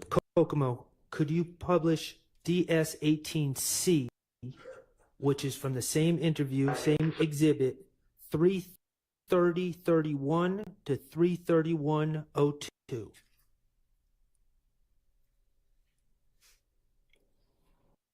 I switched up on them, so I got you. Yeah, so they got the ass with you. But I know they saying like, I just know it ain't gonna be over. I did something. I know it ain't, you know what I'm saying? I ain't trying to go to jail, I ain't trying to be dead, I ain't trying to go to nobody's funeral, none of this. Me and nothing ain't never had a problem. You know what I'm saying? Somebody, I put a show to you. A person come on my Instagram page and say, you gonna die tonight. They come on my picture and say, over your Instagram? Yes. You gonna die. And finally, Mr. Kokomo, could you play DS 18D, which is from the same interview, 3:41:50 to 3:42:45 a.m.? I don't know what to do, but I didn't do it. Like, I'm lost. Like right now, man, I really am, man. I'm scared. I'm lost. I always say, all at once, I can't even think, man. Like, I don't know what to do, man. I don't, man. Cause my name come back and everything. I'll be saying with, but now somebody's dead, and I didn't know. I know how it feels to lose one. You know what I'm saying? I was my closest friend. You know what I'm saying? And now they showing up people's mama house and stuff like that, bro. Like, and it ain't even dead. It ain't. It's a game. It's the whole clip. You know what I'm saying? They deep. You know what I'm saying? That's the only thing that fit in my heart. Cause now I gotta watch out for everywhere I go. I have to watch out, and it ain't nothing I can do about it, man. I didn't have nothing to do with this. I didn't kill him. I didn't have him killed. I ain't never tried to fight him. I ain't never tried to rob him. I ain't never done nothing to nothing. In that January 11th interview, you stated to Detective Thorpe on 4 different occasions that you never had any problem with Nut, that you and Nut were okay. Correct? I'm listening. Okay. You specifically said, I've never tried to fight him. I've never tried to rob him. I've never tried to do nothing to Nut. Right? Okay.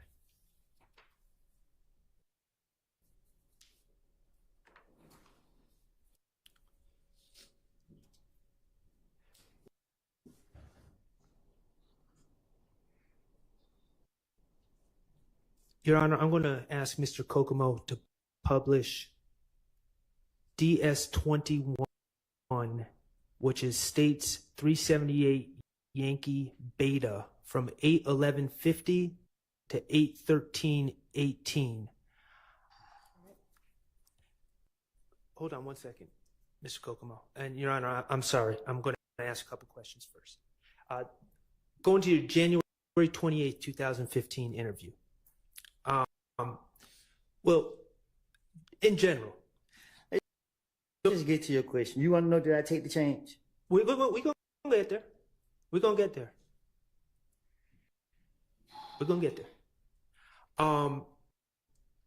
But in 2014, Donovan Thomas's chain went missing, was stolen out of his car, correct? Right. All right. To people in hip hop, a chain is a very personal thing, correct? I don't know. You don't know that? Okay. Mr. Kokomo, if you could publish DS-21.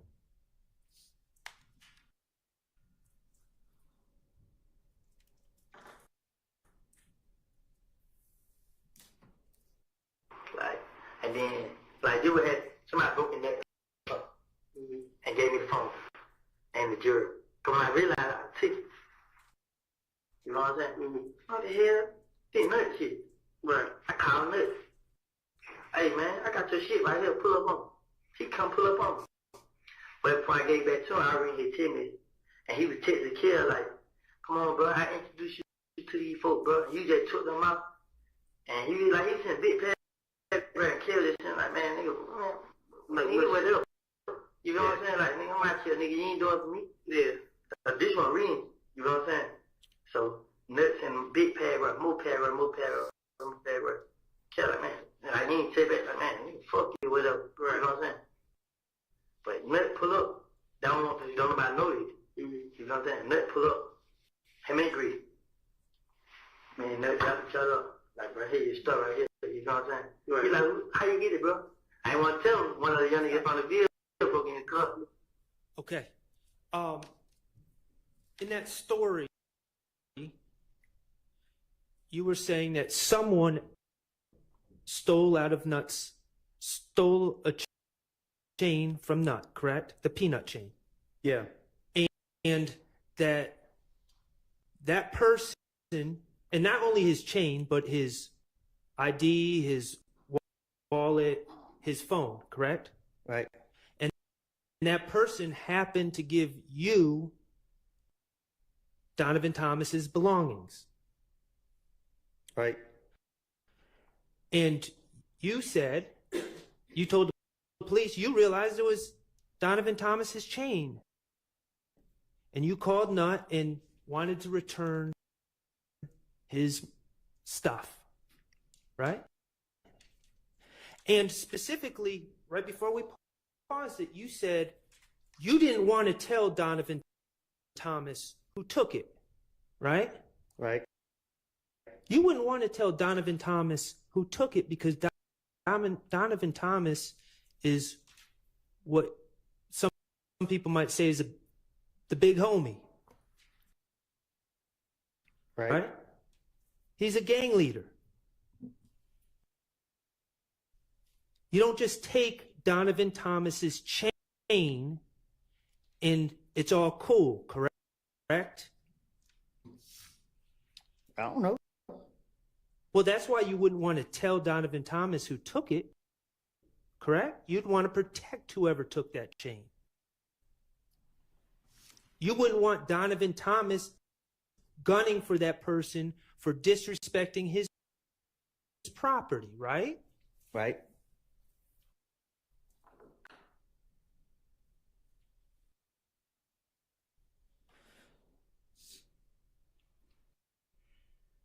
Mr. Kokomo, could you play DS24D, which is states 378 Yankee Delta, which is from February 21st, 2015. And this is from 5:37:44 to 5:40:26.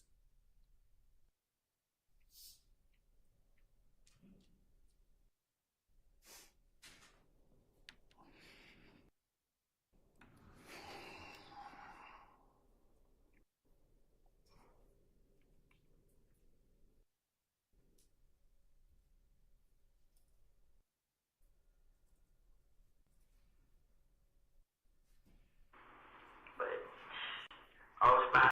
I know nothing yet in Canada at night. It's not playing. So I'm pull up there one day. Is it popped up now? No. You started again, Mr. Kokomo. There you go. Thank you. I was fine. I know nothing yet in Canada at night. He told me to pull up there one day. Somebody had one of my little partner broke in the car. Stole his chain, his phone, his ID, not his driver's license. And I gave it back to him. Like, you know, when I got it, man, it's nut shit, nigga. Yeah. But I really thought he was going to give me some back for it. I called him, like, hey, man, I got the shit, bro. Like, for real, bro? Like, yeah. Like, where you at? I'm like, right here in Canada. I'm on my way to Canada. He like, all right, call me when you get out there. So he called me back. I'm like, shit, I'm here, they waiting now. He's like, all right. So when I get out there, I call him. He's like, I pull up at 90 spot. Like, shit, I ain't got no ride now. I got dropped out like about 4. So I'm finna pull up. What about? I like to pull up. Like, I got a pop on the player. He pull up. Bag in, I mean, Vic. She get out the car. Vic was in the car. What's up? Like, what's up, bro? She nut came. Like, here you go, bro. You ready? Dap me up. I gave him a dap. Little shoulder thing. So when I gave him a dap, but I was spotting no nothing yet in Canada at night.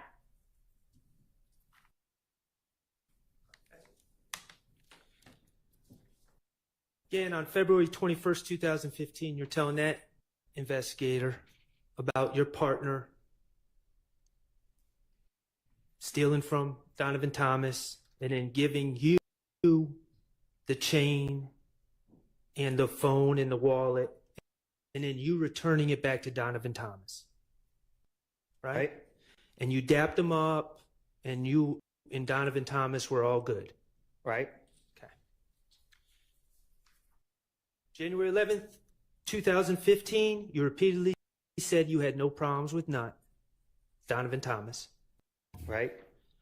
January 28th, you talked about the chain. There was someone else that took it. You returned it to Donovan Thomas, wouldn't tell him who took it, but y'all were all good. Right? February 21st, 2015, you again repeated that story about one of your partners taking the chain, it ending up in your hands. You returned it to Donovan Thomas. You dap him up. You're all good. Right? Mr. Copeland, the reality is, late in 2014, you broke into Donovan Thomas's truck. Isn't that correct? The door was open. The reality is, you knew that was Donovan Thomas's truck. You know what he drove. Right? You went into his truck and took his peanut chain. Right? You knew it was Donovan Thomas's peanut chain, but you didn't care. You wanted to disrespect Donovan Thomas. You wanted to take his stuff. Isn't that correct? It wasn't about disrespecting him.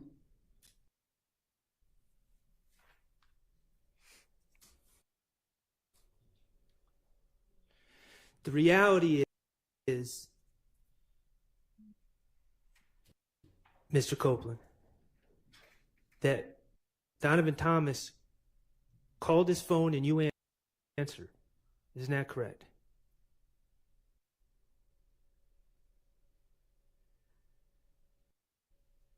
Yeah. The reality is you knew that Donovan Thomas knew that you stole his stuff. I ain't steal it. Objection. Speculation. Sustained. The reality is that you knew you bit off more than you could chew. What you mean by that? Donovan Thomas was coming after you. Objection. Speculation. Based on the evidence. Relevance. Sustained. The reality is you made up this whole story about returning his chain, about your partner breaking in, and all the rest to try to throw Donovan Thomas off of your scent. Correct? But Donovan Thomas knew. Objection. Speculation. Vague. Sustained. When you told Detective Thorpe on January 11th, 2015, that you ain't never have no problems with Donovan Thomas, that you and Nut were cool, you never brought up the chain, did you? For what? When you said you ain't never tried to rob him, you ain't done nothing to Donovan Thomas, you never brought up the chain, did you? That ain't robbery.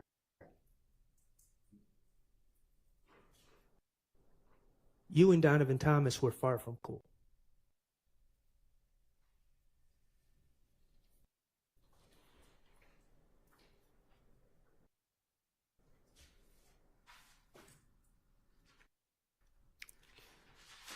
TIG stands for Think It's a Game, correct?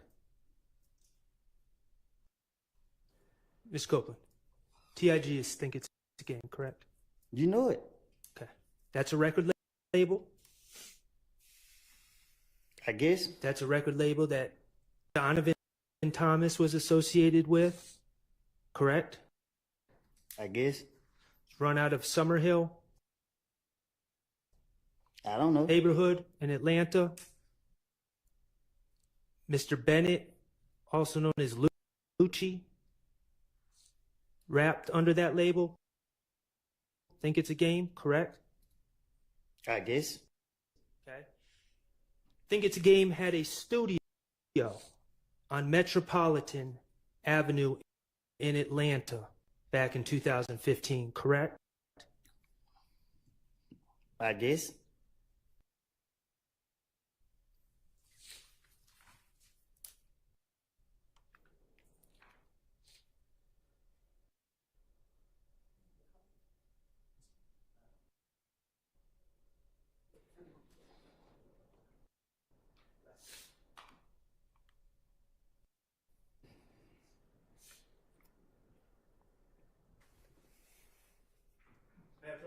You may.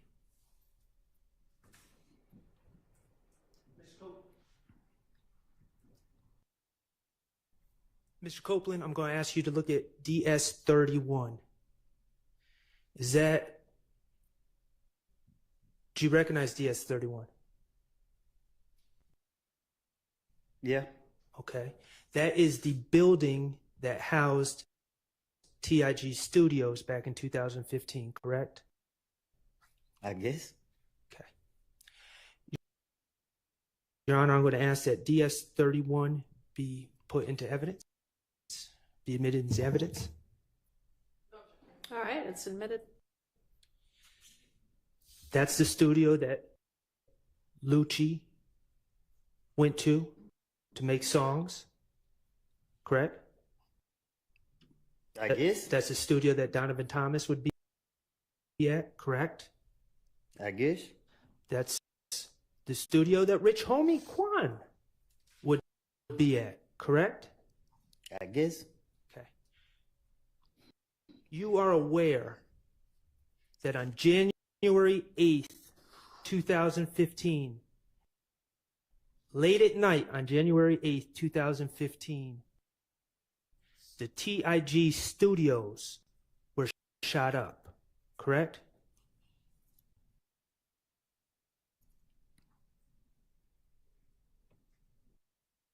You know that, right? I'm listening.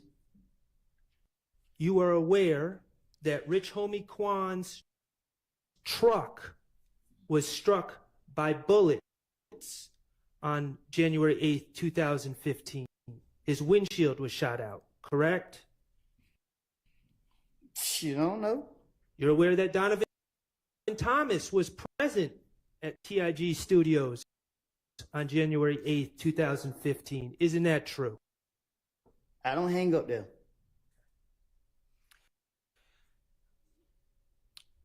DS22B, please, Mr. Kokomo. I would like to publish, Your Honor, DS22B, which is from January 28, 2015 interview, states Exhibit 378 Yankee Beta 72439 to 72506. All right.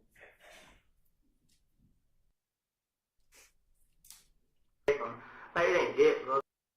You support these niggas, bro. So the more you support them, the more they gonna come out and do that. If you leave them alone, then everything gonna go away. Yeah. And you're like, just protect me, bro. We need y'all, bro. I need y'all to protect me. How the hell we gonna protect you? You and these niggas out here doing it. And you're like, so you shot my truck, bro. That side of the truck. Man, you been, you know what I'm saying? Man, you been You are talking to the police about Rich Homie Kwan asking you if you shot up his truck, correct? In that interview. That's what it just said. Okay. I'm going to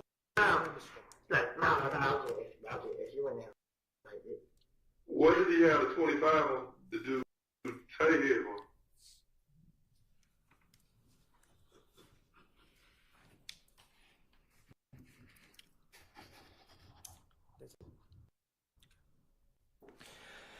So, Rich Homie Kwan questioned you about whether you were the person that was outside the TIG studio shooting up in that studio on January 8, 2015. Isn't that correct?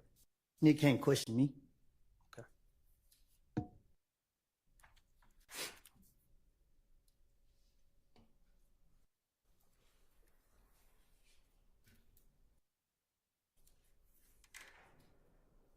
Beg the court's indulgence.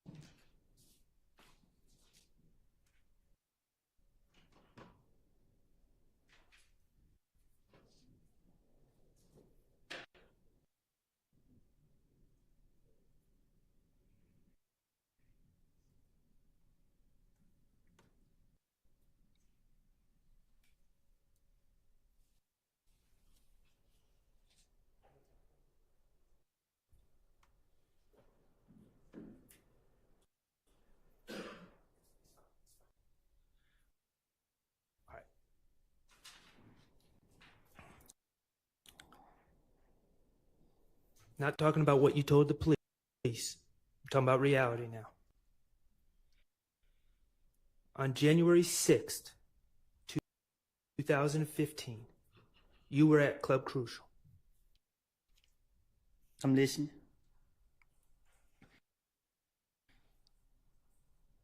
You were in possession of a large amount of money and you were showing off in front of a bunch of people that knew you, in front of a bunch of girls, correct? I'm listening. In front of all these people at this club, Kelvin Watts, Shell Kell, Donovan Thomas's brother, jumped you, correct? I'm listening. He tested you. He started punching you. He tried to take your stuff. He gave you a black eye. He punched me in the back. He didn't hit me he didn't face me off. Okay. Well, you had a swollen face. Because another nigga hit me. Okay. Who was with Shell Cal? What's up, bro? He was with Shell Cal, the other person that hit you? Obviously, he went with me. These men, Shell Cal and his friends, tested you publicly in front of a bunch of people, in front of a bunch of girls, correct? They tried to run your pockets, right? I'm listening. Pardon my language, it pissed you off. Just like you is. Okay. 2 days later, on January 8th, 2015, you found out that Nut and Rich Homie Quan were outside the TIG studios on Metropolitan Avenue, didn't you? I don't know what you're talking about. You got in that rented Infiniti and drove up to that studio, didn't you? Your Honor, objection assuming facts not in the evidence. I'll allow it. You took your gun with you. You stood outside the fence and you shot at TIG Studios. And you put a bullet in Rich Homie Quan's truck. Did you not? You got proof?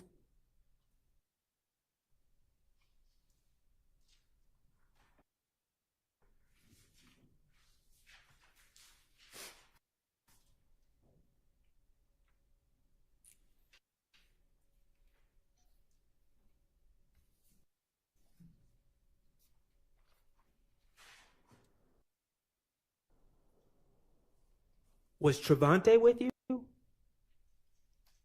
when you went to the TIG Studios? Yeah, you got proof?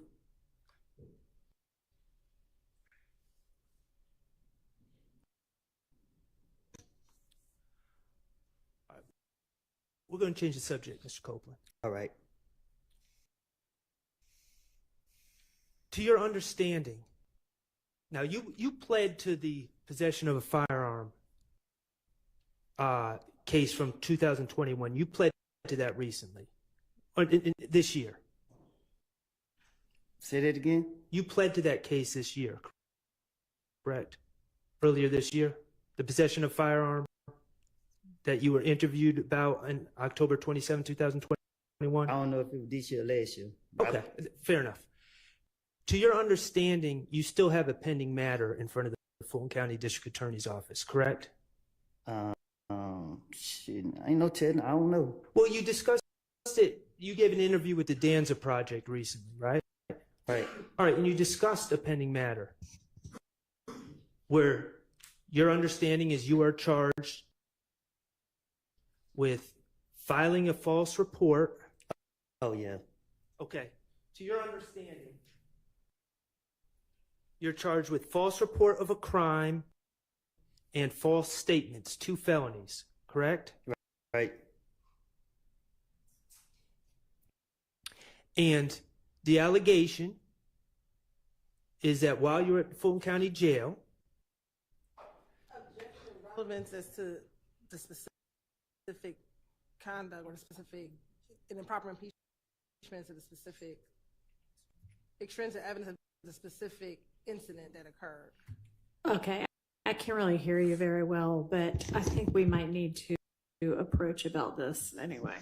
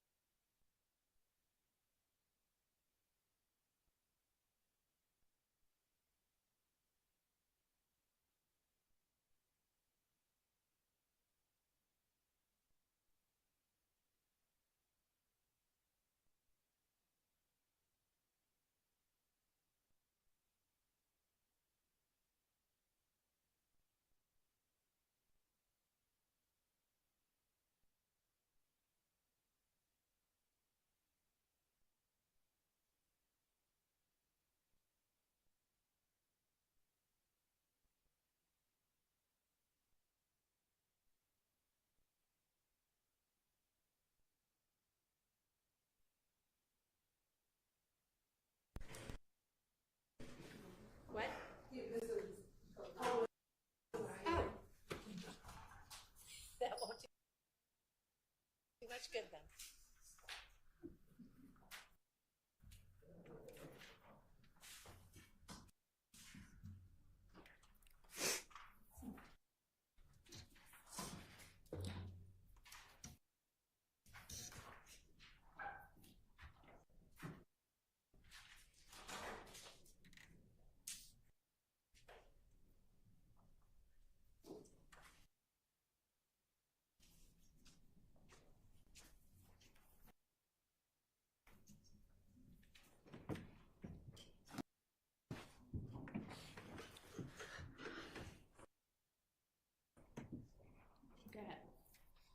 Your Honor, may I approach You may. DS27A and DS27B?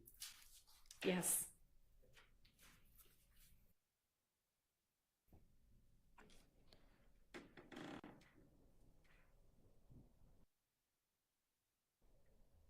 Mr. Copeland, could you just look at those two documents? Do you recognize those documents?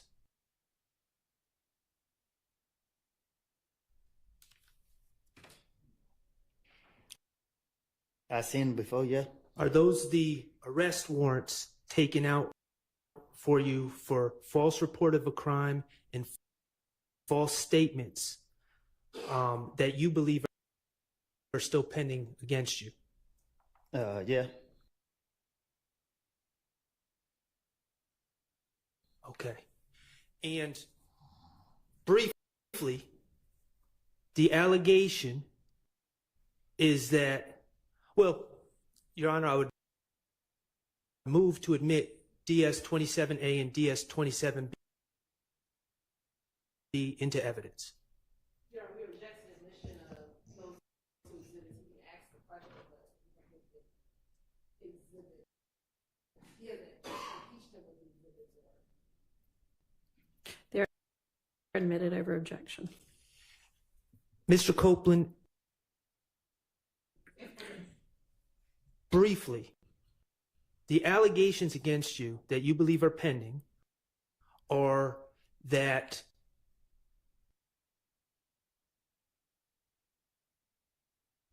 you accused a jail worker or a deputy of spraying with OC spray at the jail. Right. And the deputies, the supervisors, reviewed the videotape from the jail and determined that the jail worker did not have OC spray on her and did not spray you with any OC spray in the jail. Isn't that correct? Right.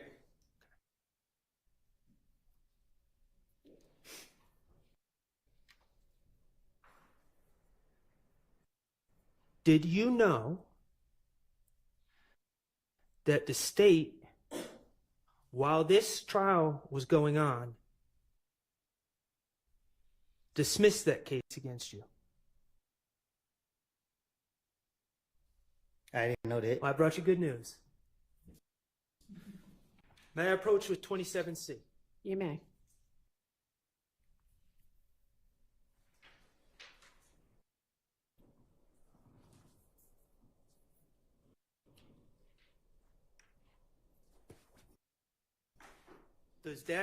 Does that document say State of Georgia versus Kenneth Copeland?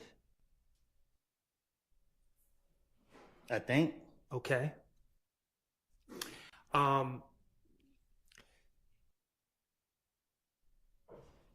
That document indicates. You may.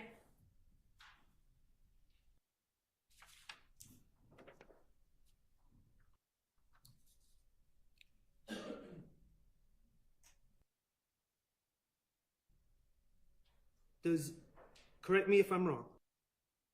Does this document say the facts of this case have been reviewed, and although it appears that probable cause existed for the defendant's arrest, the decision of the district attorney at this time is not to prosecute the above named defendant?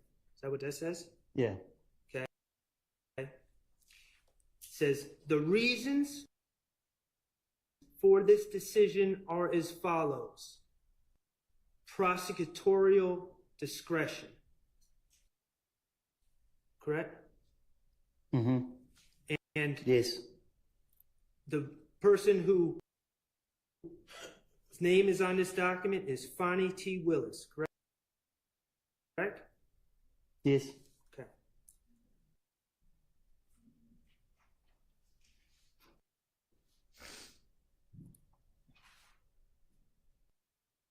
That document does not indicate that your pending charges for false report of a crime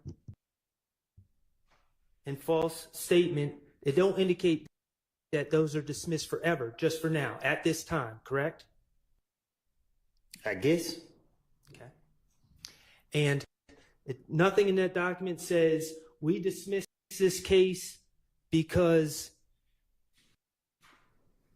we were wrong, Mr. Copeland's innocent. It said prosecutorial discretion. Correct? What they mean? Okay. It means they just made the decision to do it. All right, that we can strike that part. Ask your next question.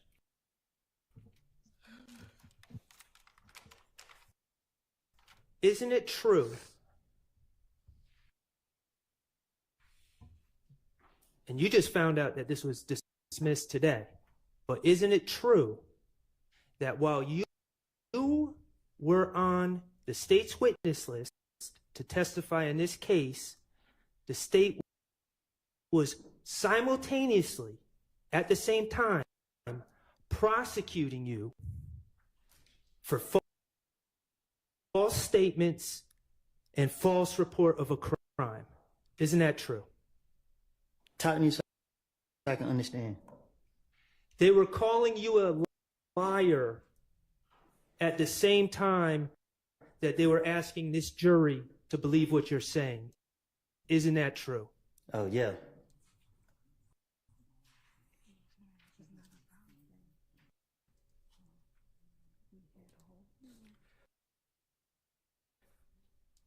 Let's talk about your immunity agreement with the state.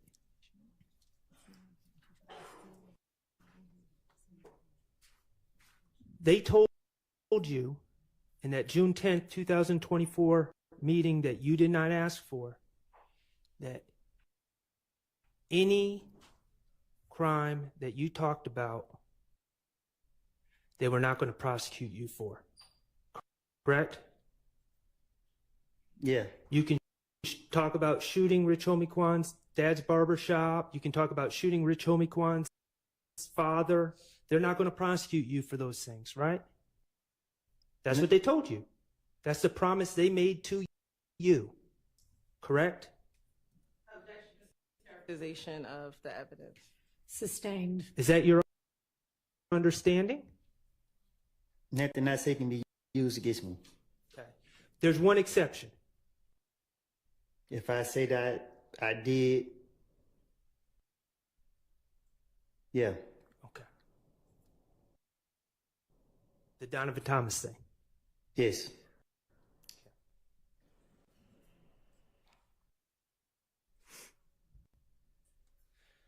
Mr. Copeland, you don't know any of these gentlemen back here to have a personal beef with Donovan Thomas, do you? What you mean? Back in 2015, you didn't know any of these gentlemen to have a personal beef with Donovan Thomas. I never said I did. Okay. The reality, Mr. Copeland, is you were the person who had a problem with Donovan Thomas. Isn't that correct? You were the one that broke into Donovan Thomas's car, correct? So in fact's not in evidence. Overruled. You've admitted to it. You're the one that stole Donovan Thomas's chain, correct? Ms. Copeland, you're the one that shot up Donovan Thomas's friend, Rich Homie Kwan's father's barbershop in 2014, correct? You're the one that was going back and forth with Donovan Thomas's brother, Kelvin Watts, correct? You've called his brother a waste of space in October 2021, didn't you? Mr. Copeland's not answering the question, so Yeah, he needs a apparently response. Mr. Shard doesn't care whether he answers or not, so it's fine with me. I mean, if he wants an answer, he can say that. You called Kelvin Watts a waste of space in October 2021, didn't you? And I don't think nobody walking earth would not agree with it. You said that people would cheer if he died. Correct? I will. Back in the days. You've shot at Donovan Thomas's brother, Kelvin Watts, correct?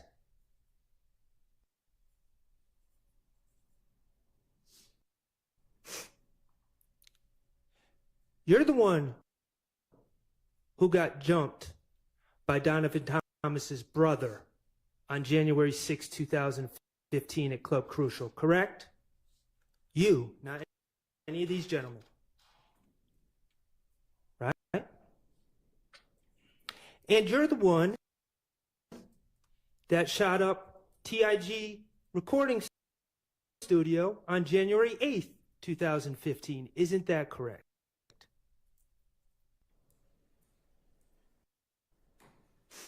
Let me ask you something, Mr. Copeland. You were asked about the green store by Attorney Steele, right? The green store, you're familiar? Yeah. That's actually called Mommy's Grocery in Delhi on Glen Street, correct? I guess. Okay. You estimated that the driving time is 5 minutes. The truth is, to get from the green store to where Donovan Thomas was gunned down, you have to drive a couple hundred feet on Glen Street and take a right onto McDaniel, correct? That's how you get there, right over the tracks. The truth is, it takes less than a minute to make that drive. Isn't that correct?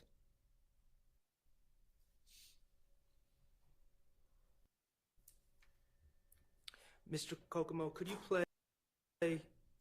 publish DS24F?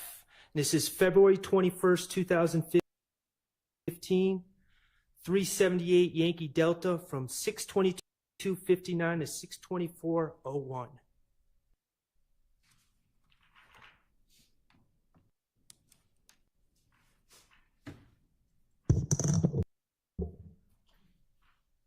I got somebody, I don't know his name. He was there. He ill and he called the night. Well, I forgot what they know got killed with. And we're going to start it over, Mr. Copeland, because I didn't provide any context.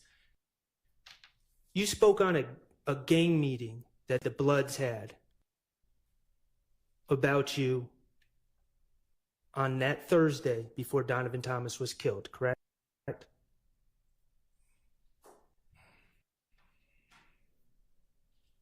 Mr. Kokomo, could you play DS24?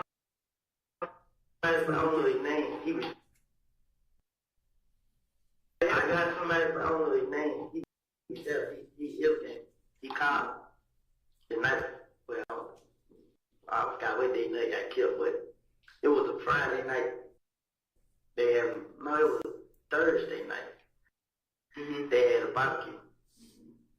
But the barbecue just about, it was a blood meeting. Everything ain't blood meeting. And the whole meeting was based upon me. They was all in there talking about this and this, talking about this and this. So the nigga Mo was on the phone. So Mo told everybody, all I need, every last one of y'all, whoever 90s scraps here, whoever that other nickname, supposed to kill me. They gave all them guns. The same night they gave every last one gun. Say treat me to a gas station and kill me. I forgot what else. But he called and told me everything, and he said, is this person a friend of yours?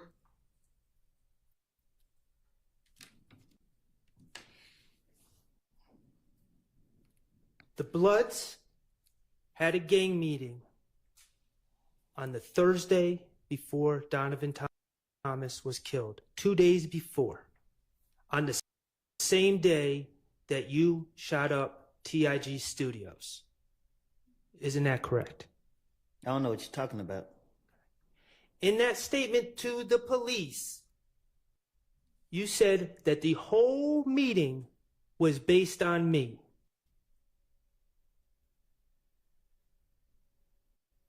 Not them, on you.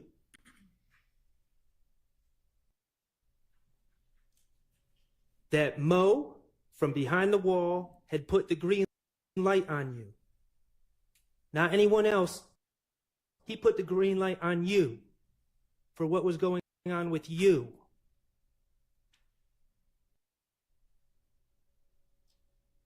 The guy who stole from Donovan Thomas. The guy who shot up the studio with Rich Homie Quan and Donovan Thomas in the studio that night.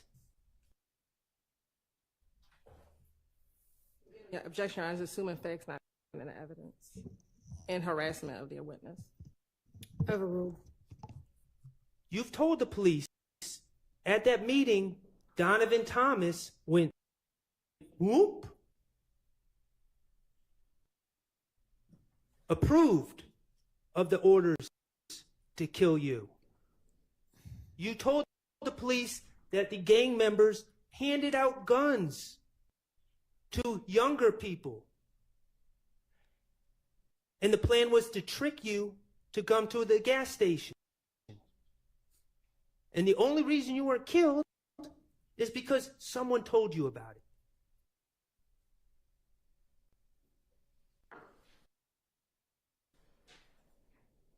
In January 2015, Donovan Thomas was coming after you. Objection, speculation, again, assuming facts not in evidence. Sustained. Mr. Copeland, you're not the type of guy to back down, are you?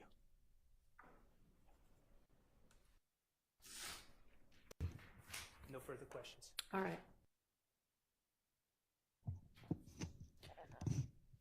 Okay, I know that the state is going to have redirect, but I think it's going to last longer than we've got for this evening. So we will come back on Tuesday of next week to finish up with Mr. Copeland. So Mr. Copeland, if you can be back here with us at 9 a.m. on Tuesday of next week. If you please. All right.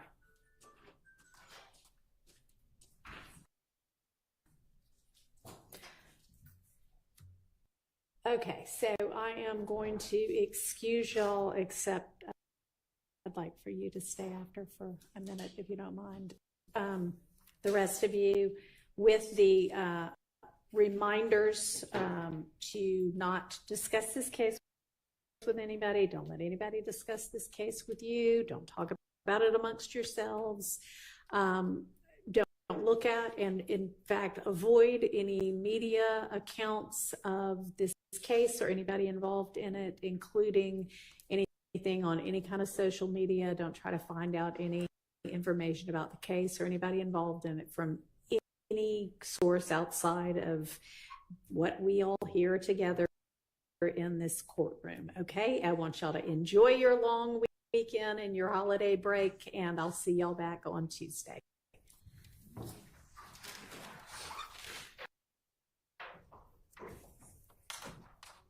All right, and again, for the media, what we're about to talk about, I'm going to need y'all to turn off all of the audio and video for. Thank you.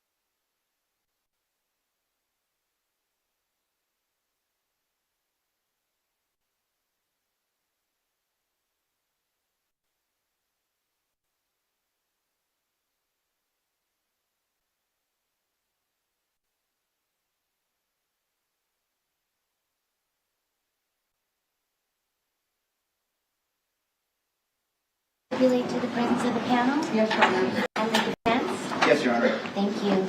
Okay, ladies and gentlemen, you have been provided with, Hawks, have you passed out the jury instructions? You will be provided with a copy of the jury instructions. There are 13 of them. I'm required to read them to you. As you know, you'll each have your own packet. You can follow along, and you'll be able to take them with you when you go back to deliberate. Number 1, is now my duty as judge to instruct you in the law that applies to this penalty hearing. It is your duty as jurors to follow these instructions and to apply the rules of law to the facts as you find them from the evidence. You must not be concerned with the wisdom of any rule of law stated in these instructions. Regardless of any opinion you may have as to what the law ought to be, it would be a violation of your oath to base a verdict upon any other view of the law than that given in the instructions of the court. Number 2, if in these instructions any rule, direction, idea is repeated or stated in different ways, no emphasis thereon is intended by me, and none may be inferred by you. For that reason, you are not to single out any certain sentence or any individual point or instruction, ignore the others, but you are to consider all the instructions as a whole and regard each in the light of all the others. Number 3, the trial jury shall fix the punishment for every person convicted of murder of the first degree. The jury shall fix the punishment at 1, life imprisonment without the possibility of parole, which means exactly what it says, that the defendant shall not be eligible for parole. Number 2, life imprisonment with the possibility of parole with eligibility for parole beginning when a minimum of 20 years has been served, or 3, a definite term of 50 years with eligibility for parole beginning when a minimum of 20 years has been served. Number 4, a prison term of 50 years with eligibility for parole beginning when a minimum of 20 years has been served does not mean that the defendant would be paroled after 20 years, but only that he or she would be eligible for parole after that period of time. Life imprisonment with the possibility of parole is a sentence to life imprisonment, provides that the defendant would be eligible for parole after a period of 20 years. This does not mean that he would be paroled after 20 years, but only that he would be eligible for parole after that period of time. Life imprisonment without the possibility of parole means exactly what it says, that the defendant shall not be eligible for parole. Number 5, in the penalty hearing, evidence may be presented concerning aggravating and mitigating circumstances relative to the offense and any other evidence that bears on the defendant's character. Hearsay is admissible in a penalty hearing. Number 6, a reasonable doubt is one based on reason. It is not mere possible doubt, but is such a doubt as would govern and control a person in the more weighty affairs of life. If the minds of the jurors, after the entire comparison and consideration of all of the evidence, are in such a condition that they can say they feel an abiding conviction of the truth of the charge, there is not a reasonable doubt. Not to be reasonable must be actual, not mere possibility or speculation. Number 7, the jury is instructed that in determining the appropriate penalty to be imposed in this case, and it may consider all evidence introduced and instructions given at both the penalty hearing phase of these proceedings and at the trial of this matter. Number 8, in your deliberation, you may not discuss or consider the subject of guilt or innocence of a defendant, as that issue has already been decided. Your duty is confined to determination of the punishment to be imposed. Number 9, the credibility or believability of a witness should be determined by his manner upon the stand, his relationship to the parties, his fears, motives, interests, or feelings, his opportunity to have observed the matter to which he testified, the reasonableness of his statements, and the strength or weakness of his recollections. If you believe that a witness has lied about any material fact in the case, you may disregard the entire testimony of that witness or any portion of his testimony which is not proved by other evidence. Number 10, although you are to consider only the evidence in the case and reach a verdict, you must bring to the consideration of the evidence your everyday common sense and judgment as reasonable men and women. Thus, you are not limited solely to what you see and hear as the witnesses testify. You may draw reasonable inferences from the evidence which you feel are justified in the light of common experience, keeping in mind that such inferences should not be based on speculation or guess. A verdict may never be influenced by sympathy, prejudice, or public opinion. Your decision should be the product of sincere judgment and sound discretion in accordance with these rules of law. Number 11, during your deliberation, you are not to communicate with anyone other than your fellow in the jury deliberation room in any manner regarding the facts and circumstances of this case or its merits, either by phone, email, text messaging, internet, or other means. You're admonished not to read, watch, or listen to any news or media accounts or commentary about the case. You are not permitted to do any independent research, such as consulting dictionaries, using the internet, or any other reference materials. You are further admonished to not conduct any investigation, test a theory of the case, recreate any aspect of the case, or in any other manner investigate or learn about the case on your own. Number 12, during your deliberation, you will have all the exhibits which were admitted into evidence, these written instructions and forms of verdict which have been prepared for your convenience. Your verdict must be unanimous. When you've agreed upon your verdicts, they should be signed and dated by your foreperson. Number 13, now you will listen to the arguments of counsel, who will endeavor to aid you to reach a proper verdict by refreshing in your minds the evidence and by showing the application thereof to the law. But whatever counsel may say, you will bear in mind that it is your duty to be governed in your deliberation by the evidence as you understand it, and remember it to be and by the laws given to you in these instructions, with the sole fixed and steadfast purpose of doing equal and exact justice between the defendant and the state of Nevada. The state may address the panel. Your Honor, the state's going to waive the first clause and reserve for rebuttal. Thank you, Mr. Draskovich. Thank you.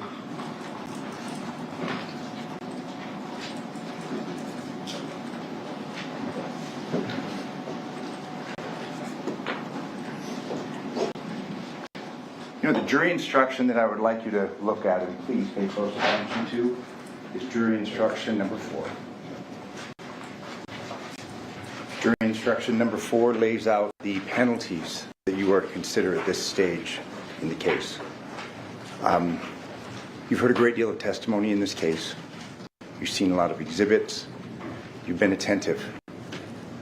We're basically rounding third base here, and you're headed home, and I'm going to ask you to, again, apply the same attentiveness, the same effort, and the same energy that you've expended up to this point. You know, when we pass judgment, it's an awesome responsibility because it takes two. It takes one to pass the judgment, and it takes one to receive it.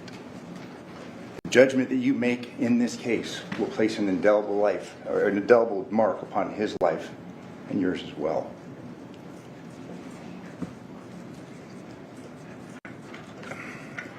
You've heard from the families, and in this case, we have 2 devastated families.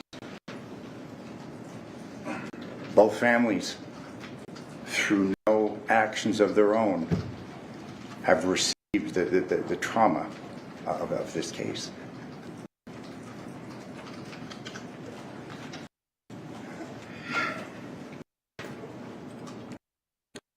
The question now that's been put at your feet and that you must determine and you must pass judgment on as being the sole determinant of the facts is what's the appropriate sentence. You know, there's generally 4 purposes of sentencing. First would be that of restitution. Well, in this case, it's a murder case. There's not going to be a return of Jeff Gehrman's life, but then the question becomes, what does that mean? No sentence whatsoever that could be imposed is ever going to change that.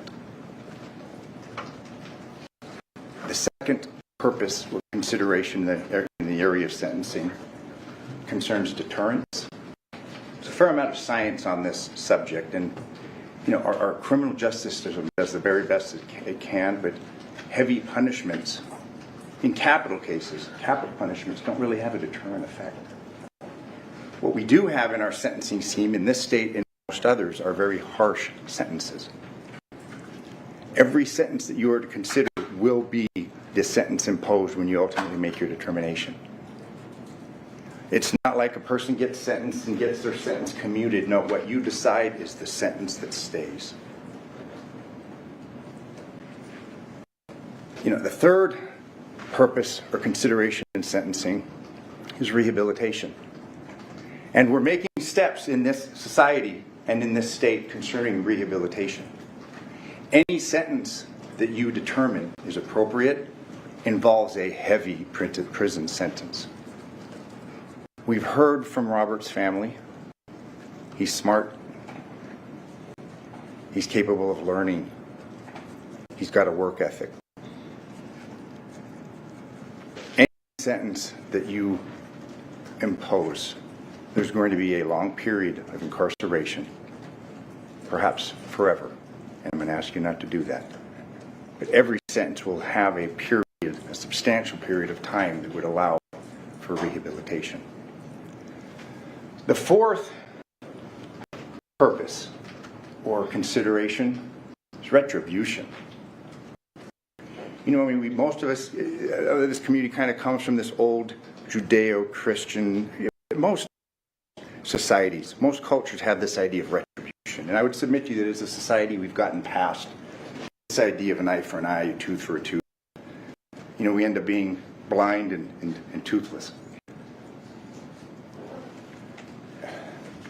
You know, oftentimes, though, in society, and I will submit to you now in this stage of this case, there's just tug of war, really, between retribution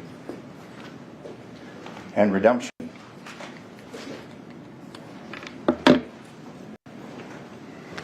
You know, in order for justice to be justice, there needs to be an element of mercy. You know, a person has to pay. There has to be this idea of punishment for a crime. But at the same time, there has to be this element of hope. You know, I'm not a religious person, but I know much of our society is religious in nature, and we have these ideas of atonement, you know, forgiveness. I would submit to you that we don't forgive to let an offender off. Forgiveness involves preserving ourselves. As a society, we have to have this element of mercy when it comes to justice. There has to be this element of forgiveness. Question then becomes, will there be this opportunity of redemption? What's going to happen in his life now? You've heard pretty compelling evidence, testimony from his family. You've seen the pictures. He's a loving dad to his natural children and those that aren't. He's got a work ethic. He's intelligent. He can learn. You know, the sentence that you decide, this connection that will leave this indelible mark on his life, how's it going to affect his family? His children? You've heard the evidence. We respect your verdict. What happens now?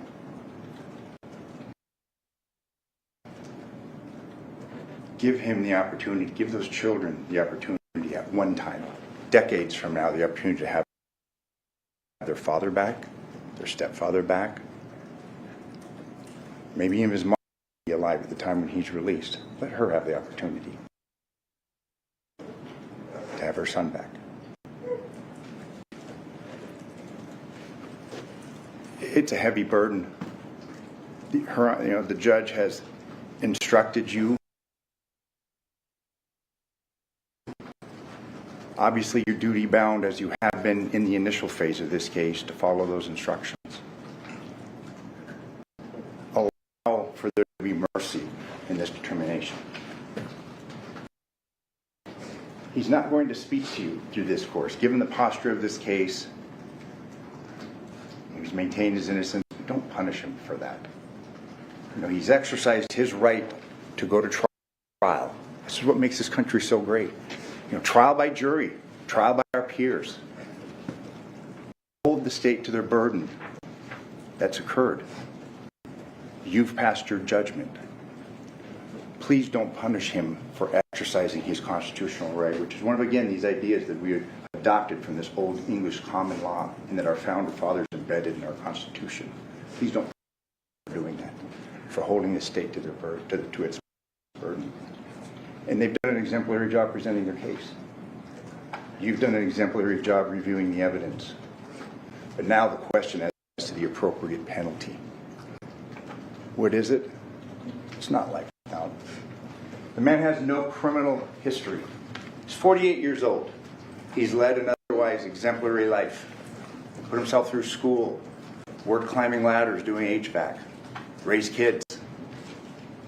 He's involved with his daughter's diabetes, He researches it. And even now as he sits in custody, he's been a hands-on father. You know, oftentimes we deal in the criminal justice system with these recidivists, people that commit crimes over and over again and they just don't learn. That's an appropriate sentence, life without. That's what you give a man that doesn't learn from his mistakes. That's what you give a man that continues to break the law, puts other people in danger. Given your decision, you have found that he's committed a crime, and now the question is, what's the appropriate punishment? I mean, I know firsthand, you apply to the bar, you have to give up every traffic ticket. If you're tardy and get expelled, they know about it. He was a licensed attorney. I'm not in any way saying that makes him a better person, but it shows that he had the wherewithal to put himself through school, to learn, and he had the background that allowed him to become a lawyer. That's gone. Give him a chance when he's an old man to maybe be around his grandkids or for them to be around him. He has a lot to give.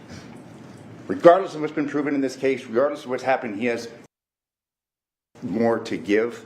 Locking him up, throwing away the key doesn't do him any good. It doesn't do his family any good. It doesn't do our society any good. Show him mercy, please. I'd submit to you that as a society, it's the appropriate thing to do.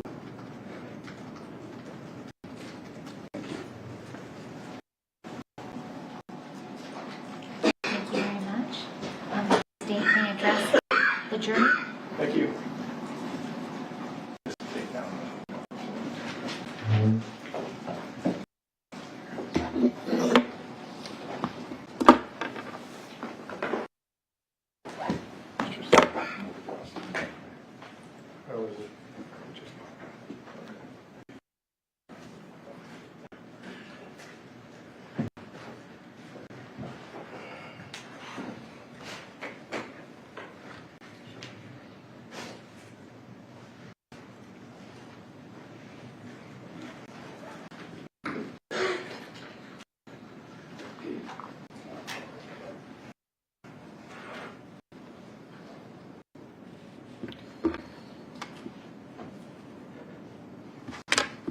Can I proceed? Thanks so much. I want to touch on a few things. I think what you've seen over the course of this trial, when you've listened to, at least in this phase, when crimes like this are committed, they have a ripple effect. No one wins when crimes like these are committed. But one of the things that has to be abundantly clear about this is we're only here because of the actions of one person and one person alone. And it's the defendant. It was the manner in which the defendant chose to handle the situation that has created this ripple effect on his family as well as Jeff's. One of the things, when you do this long enough in our line of work, you see a lot of people come through the system. And the state would submit to you, he is not similarly situated to a lot of people. He is highly educated. He comes from a good, loving family. I'm not saying everyone does, but his upbringing is pretty good. When you think about the situation that he was in, the world wasn't going to end. He had simply lost an election. And the way Tellis chose to handle this was devastating. And it was his choice and his choice alone. No one forced his hand.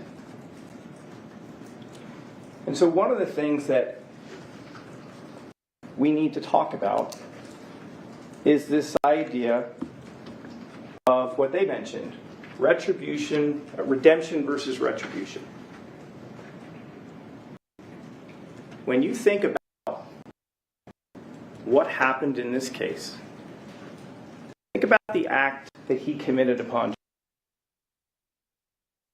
Jeff. What was that? It an act of retribution. Robert Tellis decided to be judge, jury, and literally the executioner of a man who was simply trying to do his job, to report the news. He executed him. He didn't have to do that. But that is how Mr. Tellis felt it was appropriate to deal with this situation. And he has taken this man away, essentially, at that time, the patriarch of his family away from his family. And why? Because he simply wasn't happy with what was being written. That is an extraordinarily serious thing to be considered when you evaluate what is the appropriate punishment. Because this is the way Mr. Tellis decides to handle things when he feels slighted. Another thing that the defense brought up was there needs to be a measure of atonement. We agree, atonement is appropriate in certain circumstances. But think about this. The defendant, when he got up and took the stand, was willing to sacrifice the reputations of a company like Compass Realty, the employees that work for Compass Realty, members of the Public Administration's Office, multiple members, specifically Detective Gaddis, Detective Jappy, Detective Mogg, members of the Las Vegas Metropolitan Department, their DNA lab, even the District Attorney's Office. Why? Save himself.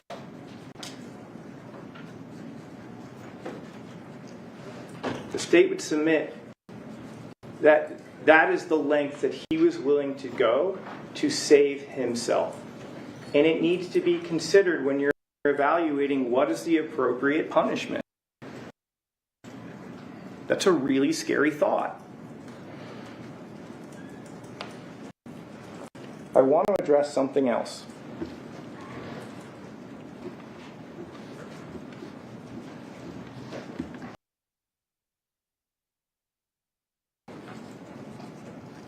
What is the appropriate punishment? The state would submit to you that life is an appropriate punishment. Whether it is an eligibility for parole after 20 years or life without the possibility of parole, I'm going to leave that to you. The state believes a life sentence is appropriate. One of the reasons is, what did we learn about this case? That Mr. Tellis decided to exact death upon someone who he felt slighted against. And he certainly has shared all the different people he feels slighted against. The beauty of a life sentence is even if he's eligible for parole, if he gets out, he'll always be monitored. Because there is a future of dangerousness going forward. If he truly believes that all of these people did something to him, then there is a risk that something like this could happen again. It should be considered. Another factor as to why we believe life is appropriate. I don't want to paint it in too broad strokes, but we cannot, or the state doesn't believe that we should ignore the fact that what happened here was literally a journalist wrote a story or a series of stories and lost their life over it. Because someone or a politician, outgoing politician, just did not like the consequences of the writing. That's a pretty serious thing. That doesn't happen very often, and it should be considered. Which is why we believe life is appropriate. At the end of the day, whether parole eligibility is something that you wish to grant, we'll leave that up to you. But at the end of the day, he was a highly intelligent person with a loving family, with a good background, who really did have his wasn't over. But he let his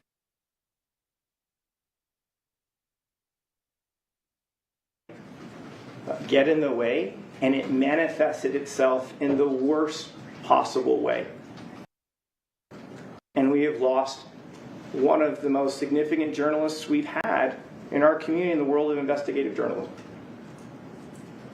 So we thank you for your patience and your time.